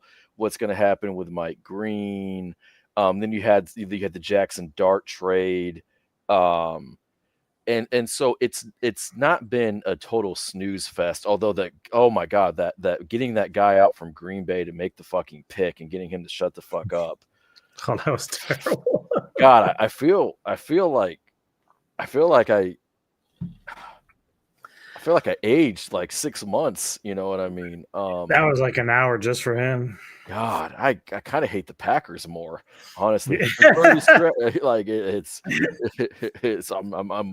didn't come into this being anti-Packer, but I feel like I'm leaving it anti-Packer. Yeah, tomorrow's gonna be interesting just because the running backs are gonna.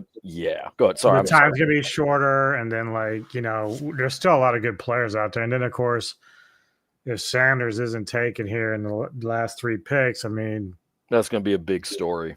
Yeah. Fuck the Packers. I'm on board.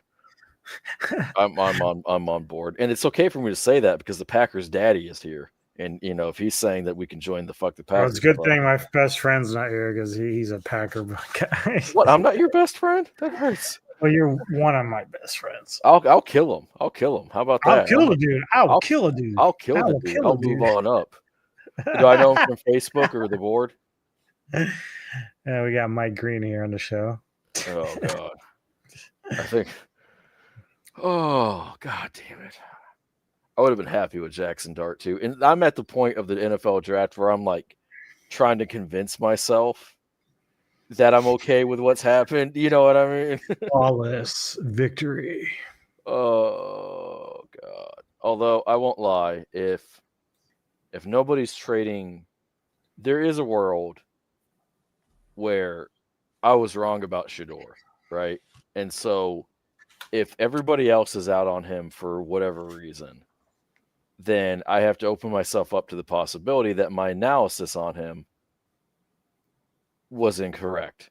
Now, he still gets a chance to go out there and prove us all wrong. But that's, I mean, granted, they're different players all the way around, but it reminds me a little bit of the kid that was from Liberty when Pickett came out, and people were Malik, up the first round. Yeah, yeah. And it's like everyone's like, yeah, he's a first rounder. He's actually better than everyone else. I'm like, Well, it is to your point. That's not a bad comp at all because they had the exact opposite issues. Willis is that he was nothing but raw talent, but he was super raw. Smart pick, Buffalo. Smart pick. And then Shador is all polished, but not a ton of talent. And then there's something to be said for they took the corner Tommy from Kentucky. Is a 16-year-old living with a neuromuscular disorder. Is a huge Buffalo Bills fan, and he's here with me to make the announcement for his beloved Bills. Go ahead, Tommy.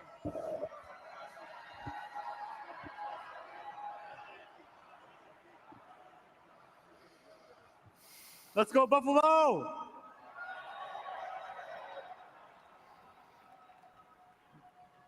With the 30th pick in the 2025 NFL Draft, the Buffalo Bills select Maxwell Harrison. Let's go! So He's a corner from Kentucky. He's a hell of a player. Let's A go lot of is people right. We had told him you, hey, at the corner back might end of be the the draft. position of- If they're taking him over Will Johnson, there's something really wrong with Will Johnson going on there.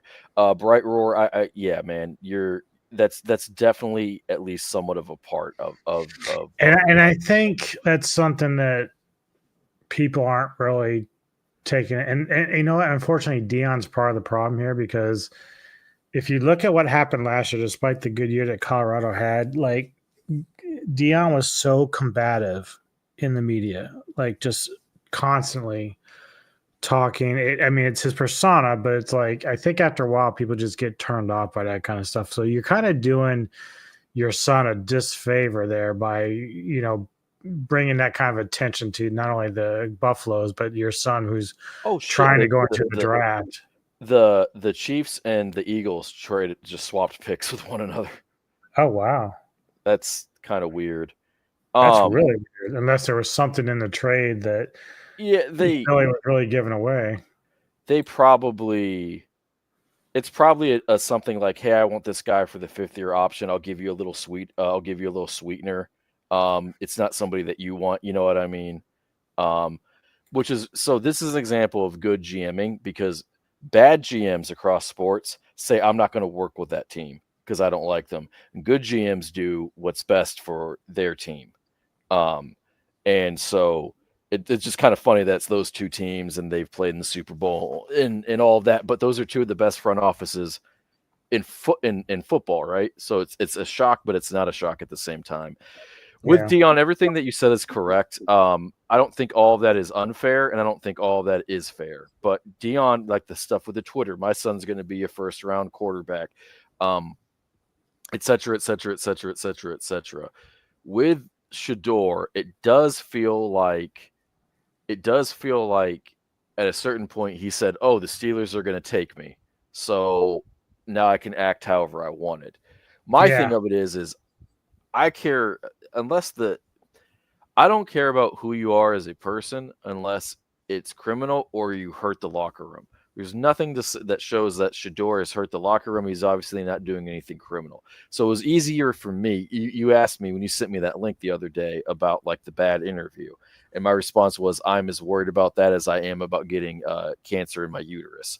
While I still think he's a first rounder and should be a first rounder, and while I think a lot of the stuff that teams probably see about him being overrated and silly, the reality of the situation is, just like it only takes one team to give you an opportunity, if a lot of those, the inverse is also true. You can only have an opportunity if somebody gives it to you. Now, I would be shocked if he's not taken in the second round, but it does kind of. I don't foresee him dropping out of the second round at all. Because he is a quarterback, right? I mean, there's just here's the thing. We've talked about this numerous times with different players, is that if your comp is like rating in the first round, like you can sit there, like even with Johnson, if he's rated as a first round pit or projection, but because of the injury, someone might say in the second round, well, his worth is more of a first round, so he's a steal here. We got to do this. Like take it.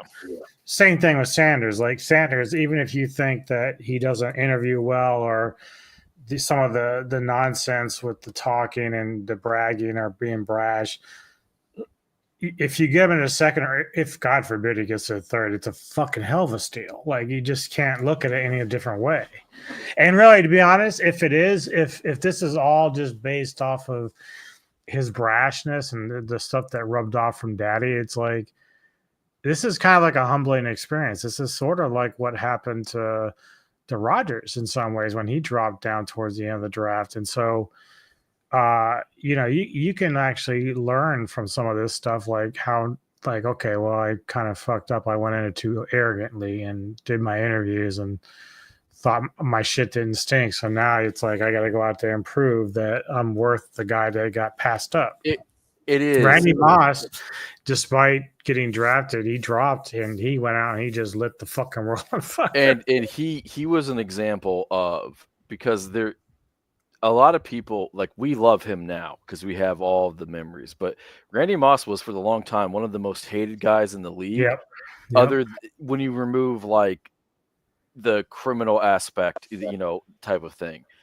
But he was so great that if the analysis was, would I trade for Randy Moss and have him wear out his welcome 3 to 4 years and give up what I give up to get him for that 3 to 4 years? Well, there are serious football people who call him the GOAT that will take him over Jerry Rice.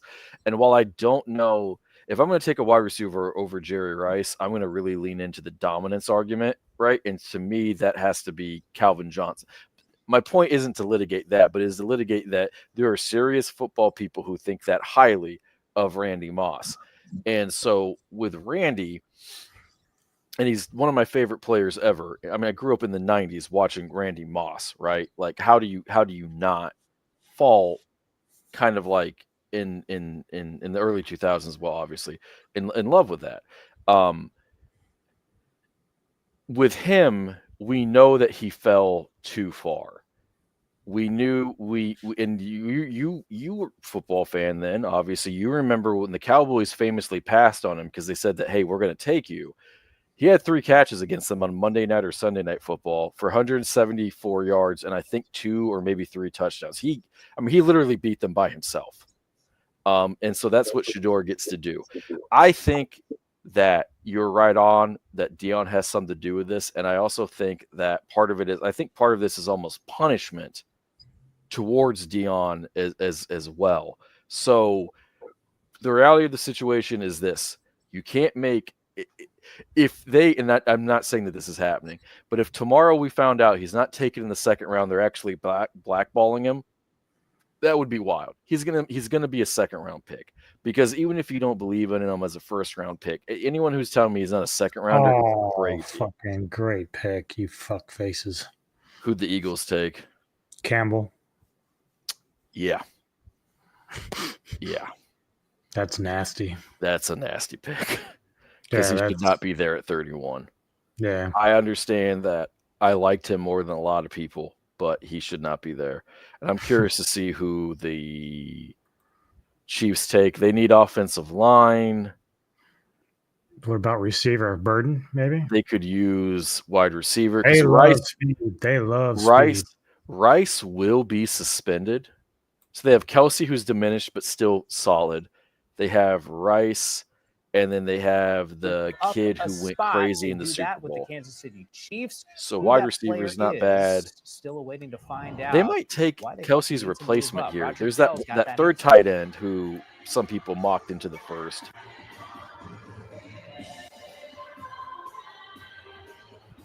Yeah, I think he was on my list. Mm-hmm. The Kansas City Chiefs have traded the 31st pick to the Philadelphia Eagles. They picked up a 5th rounder, by the way. With the 31st pick in the 2025 NFL Draft, the Philadelphia Eagles select Jahad Campbell, linebacker, Alabama. It's a good pick. So somebody was probably trying to trade up to Kansas City to get him back into the first round. A little surprised because they brought back they paid Zach Bond. I'm not surprised. I'm not surprised at all. They paid Zach Bond. Zach Bond's really, really, really. I don't know if it was a Rowe or who else did I have in there, because it was Mason Taylor. I see him. Taylor, yeah. But I did have a runner on my list too. But I think he's more of a second round guy. Scourton. Maybe they take Will Johnson. Maybe they take Nick Amenawari. Yeah, I think Burden's going to go here because they need receivers, or it could be Kenneth Grant. Yeah, Grant already went. Grant went 13, I think. Wait, that's the guy with the SA stuff. Oh no, Green. Mike Green. Oh yeah. Sorry, I said the wrong name. My bad. Yeah. I know you're tired. Yeah, and heartbroken. Yeah. So well, sad. look, I mean, if Sanders drops you in the second round, he can't really complain that much. No, but then I'll find a way. If we took him in the first, we could have had him for the 5th-year option, long-term flex. No, at that point, I'm choosing to be miserable. But let me see here because I want to see like I got your quarterback. Let me pull him up here real Oh quick. no, don't you fucking do it. I was kind to you. Don't you Here we go. don't Let's see. don't Let's do it. just keep going because we Don't got a you do lot of quarterbacks here. don't you fucking do it. Don't you fucking do it. I'll close this stream right fucking now, buddy. Actually, I think this is funny because he's actually rated dead last, but I'm curious your position on this.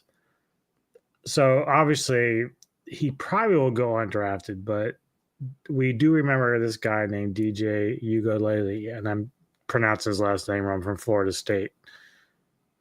How do you feel? Like, I know he's not going to be your starter, but Better than Aaron Rodgers. That's my response. it's all I was going to say is his answer to everything is better than Aaron Rodgers. Better than Aaron Rodgers. A serious answer is I am not familiar enough with his game. If he is warranted being drafted, then I'm all for trying to develop guys on the cheap. Well, I mean, so you got him, KJ Jefferson of UCF, Donovan Tyler Smith. Shaw was the name that I kept seeing going up the draft boards. He was up there, and in fact, I think he's ranked. I kept seeing QB4. You had Ward, Sanders, Milroy, who's still out there. Yeah. Howard, Riley Leonard from Notre Dame, Jackson Dart. He was on the lower list, but people really like him. And then Tyler Shaw from Louis. But you also had Dylan Gabriel from Oregon. And then this is one I was going to ask you about earlier, is Quinn Ewers from Texas. He did pretty well. When I watched him play, because he had a lot of hype at the start of the year. Yeah. He's Case Keenum. I'm not even trying to. I mean, Case Keenum. Damn. Case Keenum has been in the NFL for a long time, so you know what I mean. But that's you see him as a journeyman, basically. Yes, I see him as a UDFA. Can he find a way to overcome his lack of talent? He does what I he see. play at Texas, that's for sure. Yeah. No, Texas is a wonderful place to play college football. It is. They were really fucking good. Same with Notre Dame. I mean, like factories. They've had some very mediocre QBs, but like they get so much attention. And yeah, so Ewers, Bright Roar, Ewers very well could be drafted. No, he will be drafted. I think he will be, but it might be like the third or fourth round. Oh, so if I imagine he gets fourth or fifth round. And that might be pushed down a little bit because like everything coming into today, Tyler Shaw was the sexy name. That's actually a good pick. Fucking Kansas City used in their brain for once. Yeah. Wow, I'm going to be reading a lot of stuff about the Sanders stuff tomorrow. Oh yeah, that's just mind blowing. Yeah, no, Josh Simmons is a hell of a fucking pick. A hell of a fucking pick. Taking Ewers? Yeah, he's talking about Ewers. Yeah. They still have Kyler? Yeah, so they can develop him behind Kyler. Kyler, this might be Kyler's last year in Arizona.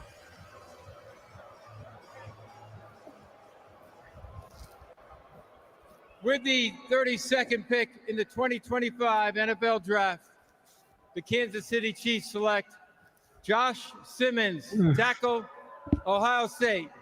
Yeah. My Lord, the mocks had this one on NFL.com. A slew of them had Simmons. I just forgot about Josh Simmons, so I had my mock drafts for the last whatever. So you got to be. There's a knee question with Josh Simmons. He's coming back from the patellar tear. There's been solid pick. That's Kansas City, huh? Yeah. I was gonna say it's a solid pick. It's gonna be BPA by most standards. If he cleared the medical, and he had to have, right? Because they took him. God, I feel bad for Will Johnson. That just popped in my head. This is a guy who feels like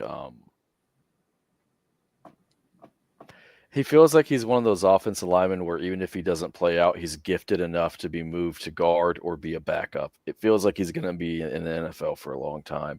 And for the Chiefs to pick up a free 5th rounder and slide and grab him, because the Chiefs don't need Jahad Campbell and the Eagles don't need Josh Simmons. And those guys, those teams probably almost knew to the man who one another were going to draft. Their front offices are really, really fucking good. That swap made a lot of sense. If I'm a Chiefs fan, I know it's not.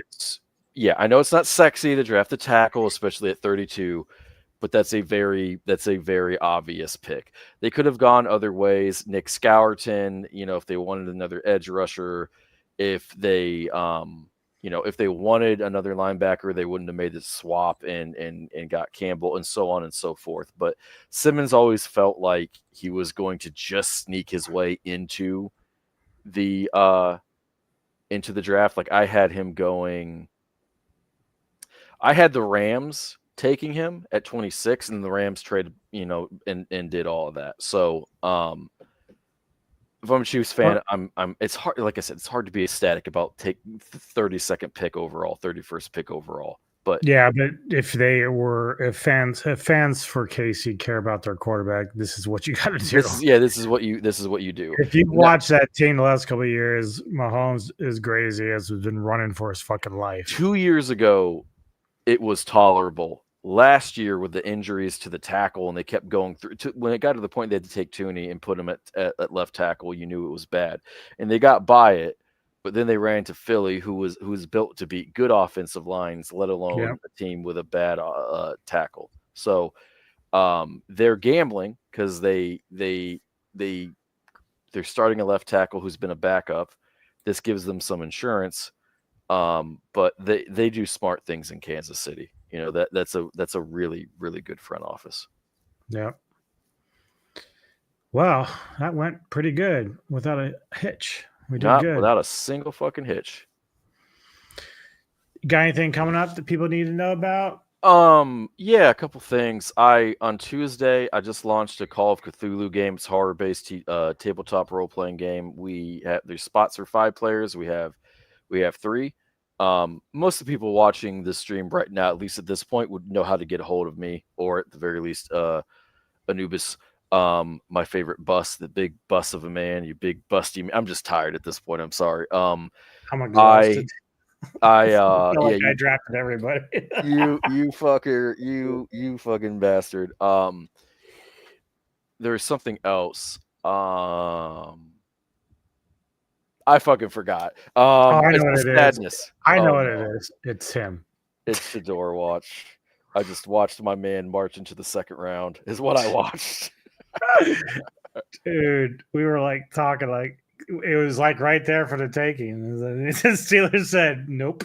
I looked over, I cheated because I was like, I'm just gonna see who they take. I saw Harmon. I was like, yeah, he's a good player. It just wasn't what it was. Well, I think you would have been a lot more excited if Sanders had been taken by like the Saints or something, like, if it just wasn't there.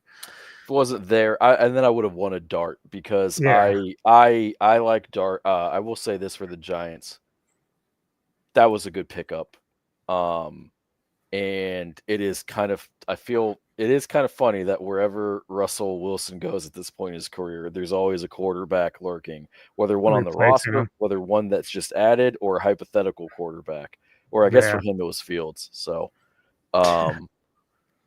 oh, fuck. You know what? It's going to be really funny. Right War is right. Yours is going to be drafted. We're going to take him the second round. Oh. Yeah, that'd be a huge reach. Let's see. For me, tomorrow I'm not doing anything, but Saturday, 2 things with Kevin Lambert from the Entertainment Headquarters. First one we're doing at 1 p.m. Eastern is Into the Darkness franchise, where we're watching or reviewing all the Rec movies. So if you're into horror films, we're going to review all 4 films of that franchise in that series of his. Then at 6 p.m. Eastern, I'm going to be teaming up with Kevin again. And he's got this thing called Education, which he asks certain people that he collabs with about certain topics, like whether it's Gundam, Godzilla, whatever. For me, we're going to get together and talk heavy metal for a couple hours. So I'm going to give him the breakdown about heavy metal and rock music. So that's going to be a lot of fun. So if you guys like them, come check it out, hang out, chat, whatever. That's where we're at. It's going to be your stuff is really good, and you definitely are incredibly knowledgeable about heavy metal and whatnot. So you have a lot of education you can give people, and it's going to be a hell of a good time. So I'm working tomorrow night and throughout the day, so I'll definitely make sure to catch the VOD on that one though. Cool. It's going to be a hell of a time though. For you guys in the chat, Mo, Bright, the Ghost. The other guy, Tegan or whatever, he was there earlier. Thank you so much for being here. Yes, sir. The Ghost. Big Bad Wolf. All you guys that stopped in and say, hey, man, I appreciate the support as always. Hit the like and subscribe button. And as always, man, just enjoy football. The season's almost upon us. So we don't do videos for the later rounds, but we will probably be back next week to just kind of recap everything that's happened, because there will be more to talk about. And then, as we did last year, we'll kind of wait till the beginning of this season, do something, and then kind of intermittently pop in and say, hey, this is what's happening. That's pretty much how it runs now. It's gonna be good as hell. And we're gonna have some more. We're gonna continue to do coverage throughout the season, but it's going to be more spread out because it got a little tough just doing it weekly or bi-weekly. So we're going to be a great place to keep coming for NFL coverage and the like, but it's going to be more of something to look forward to than something constant. Yeah. We're going to let the tension build, like whether or not we want to come here. And then you'll get a nice, good release. I had to. You teed it up for me. Thanks a lot, Brian, man. It's been a lot of fun. Yeah, man, you made it great. You had great questions, man. I am gonna get my quarterback in the second round. I mean, clearly that's it. Oh fuck. Both of our teams have a lot of work to do in the second and third round, so it'll be interesting. And also, but when we meet back next week, it won't just be Steelers Broncos coverage. We'll give a rundown. We'll give, what we did last year. We're going to give draft grades, biggest risers, biggest fallers. Who got traded, right now. If this time next week when we're shooting it, or streaming it, I would be surprised if Ramsey wasn't traded. I wouldn't be shocked, but I would be surprised. Stuff like that. So it'll be a tie off the NFL draft, and then look forward to the NFL season, and then see if any, you never know what news will or will not break. So, thanks for everyone for tuning in. It's been 5 hours almost, and it feels like it was 3. So, you guys were a lot of fun. The interactive chat always makes it great. Thanks, guys. Have a great night. My goats.